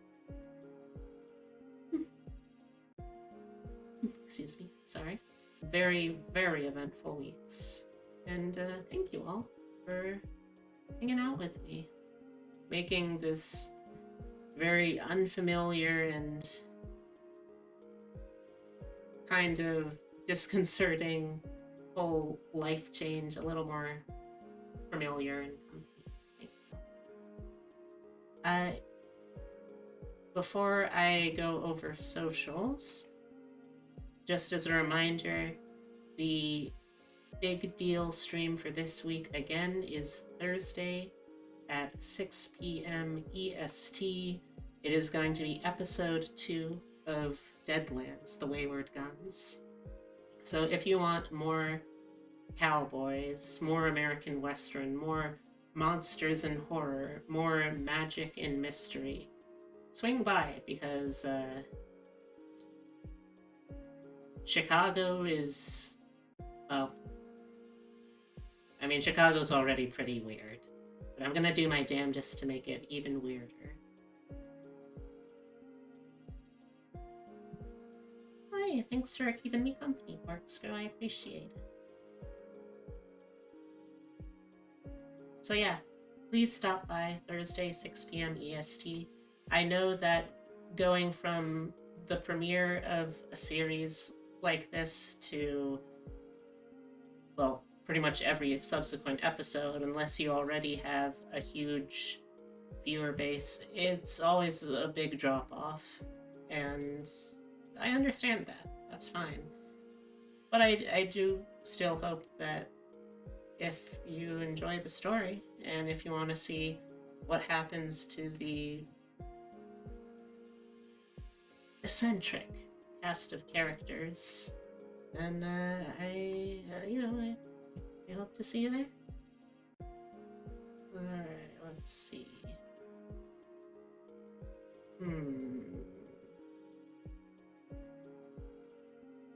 Alright, can I get a socials command? Make Chicago look so weird it looks like Portland. When I'm through with you, your Chicago is gonna be weirder than Austin. And Austin, it'll practically be, I don't know, Neptune. It'll be so weird. I don't know.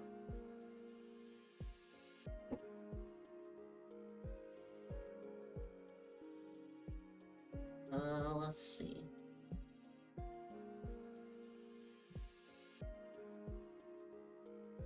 Could I get a socials command, please? While I start looking for a raid target?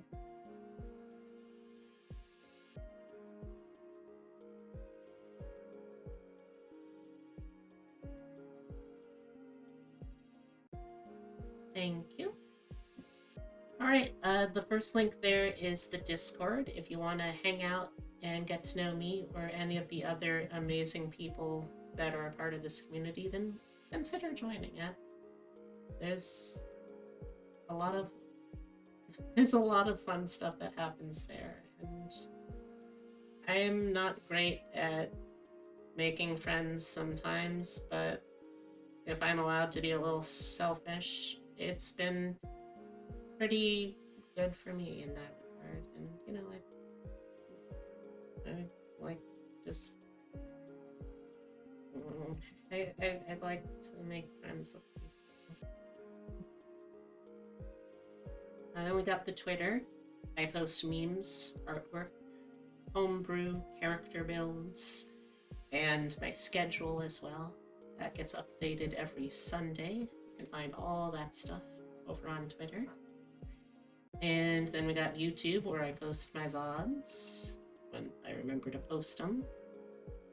There's also a couple of other socials that will eventually be added in, namely the TikTok once I continue to make more TikToks. But for now, those are the main ones. Okay. While the big stream to watch may be on Thursday, tomorrow night, 6 p.m. EST, we are also going to have a pretty fun one. It's going to be continuing along our playthrough of Disco Elysium, the psychosexual, psychedelic, psych out, psych case of a point-and-click adventure game that has been very weird, very wild. A couple of sessions ago, we managed to successfully become bisexual, and I'm very excited to see where we go from there. For now, though, let's see who I can raid.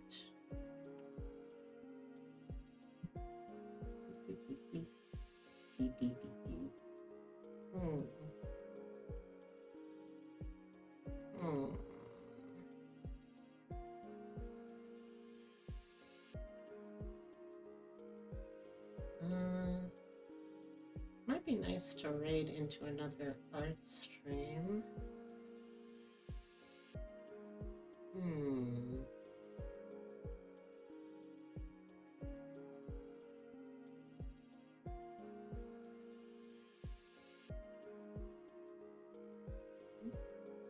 Oh, wait. Dang it. I specifically got a coin so I could flip it when I needed to decide things, and I've been holding it in my pocket all day. And the fucking coin managed to escape my pocket. Dang it.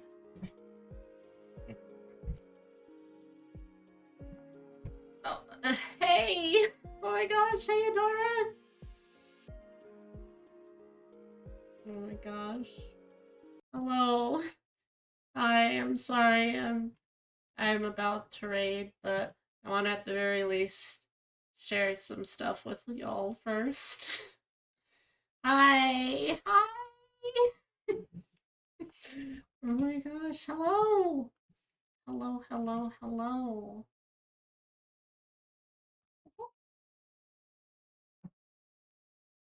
Oh, hello, sorry about this.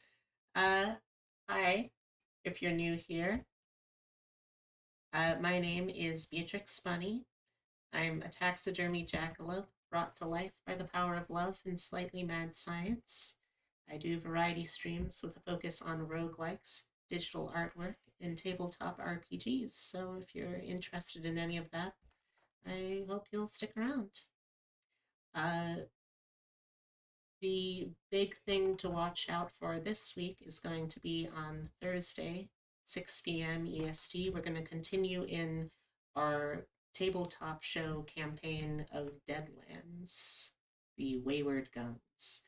If you want to see what sort of weird, wild adventures a martial artist on the run, a former circus freak, a preacher by day, prostitute by night, inbred magical occultist, and vengeful Swede can get into, then I hope you'll swing by to check it out. Great cast, great times, great food, great company if you're there. But also my next stream will be tomorrow, 6 p.m. EST. We're going to continue on with Disco Elysium.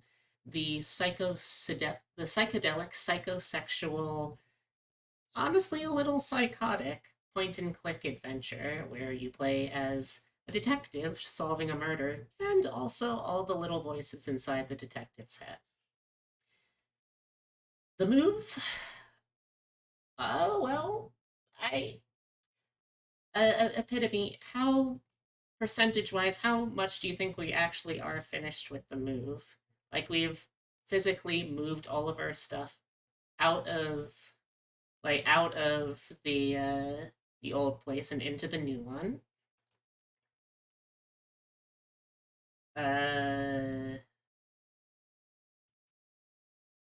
We've unpacked a lot of it.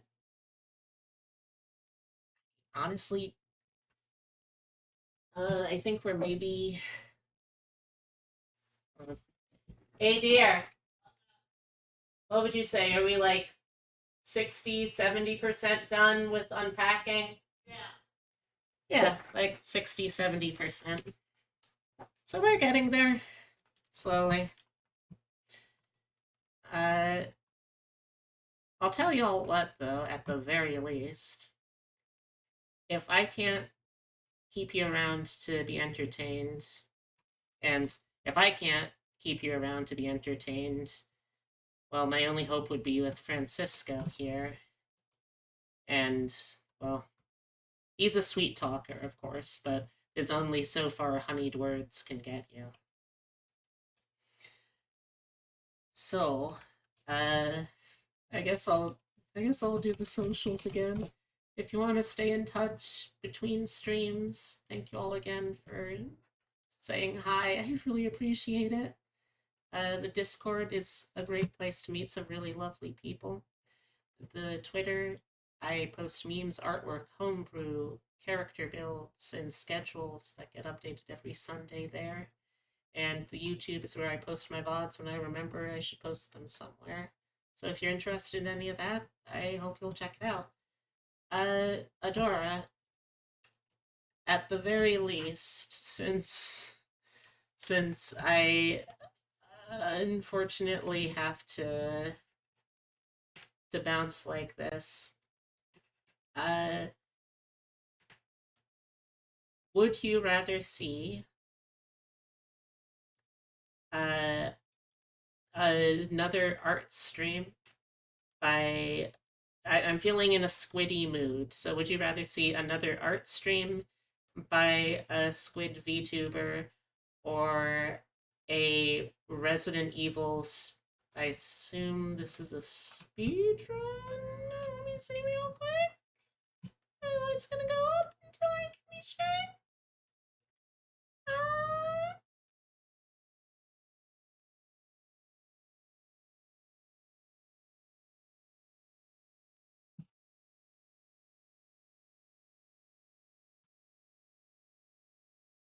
Hmm?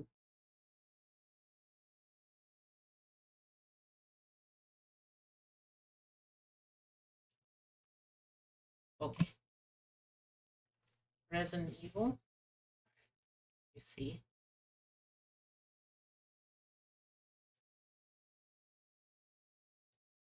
Wait.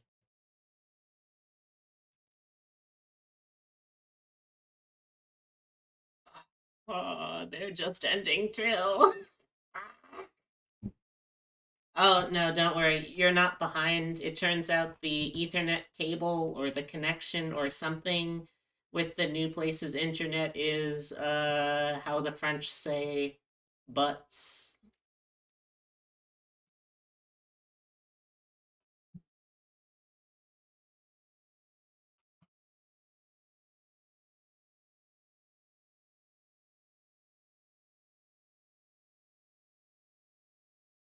Oh, on the bright side, though, the other VTuber that I'll raid into instead, it looks like tonight she is using her big buff bisexual shark persona. So there's that. Alright. Anywho. We're gonna be raiding into Radical Mari. I really do want to try hanging out with her more, so hopefully I'll get a chance one of these days. That's one of my resolutions, to be more social and outgoing with folks. By the way, if you're coming along for the raid, here are some raid messages you can use. Take the first one. If you are a follower or just hanging around, take the second one. If you want to show off some subscriber emotes. And again, thank you all so much. This past week has been very, very stressful for me, which was kind of surreal coming off of the week before that, which was really, really good. But, you know, with all the weird stuff going on, it's really nice to be able to have the familiarity of being able to hang out with all of you. So thank you for that, sincerely. Let's head over here real quick. So take care. Here's a kiss. Hug. And until I see you again, whether it be Thursday at 6 p.m. for Deadlands or Tuesday 6 p.m. for Disco Elysium, take care of yourself because somebody really loves you. Goodbye! Goodbye! Goodbye! Oh. That was weird.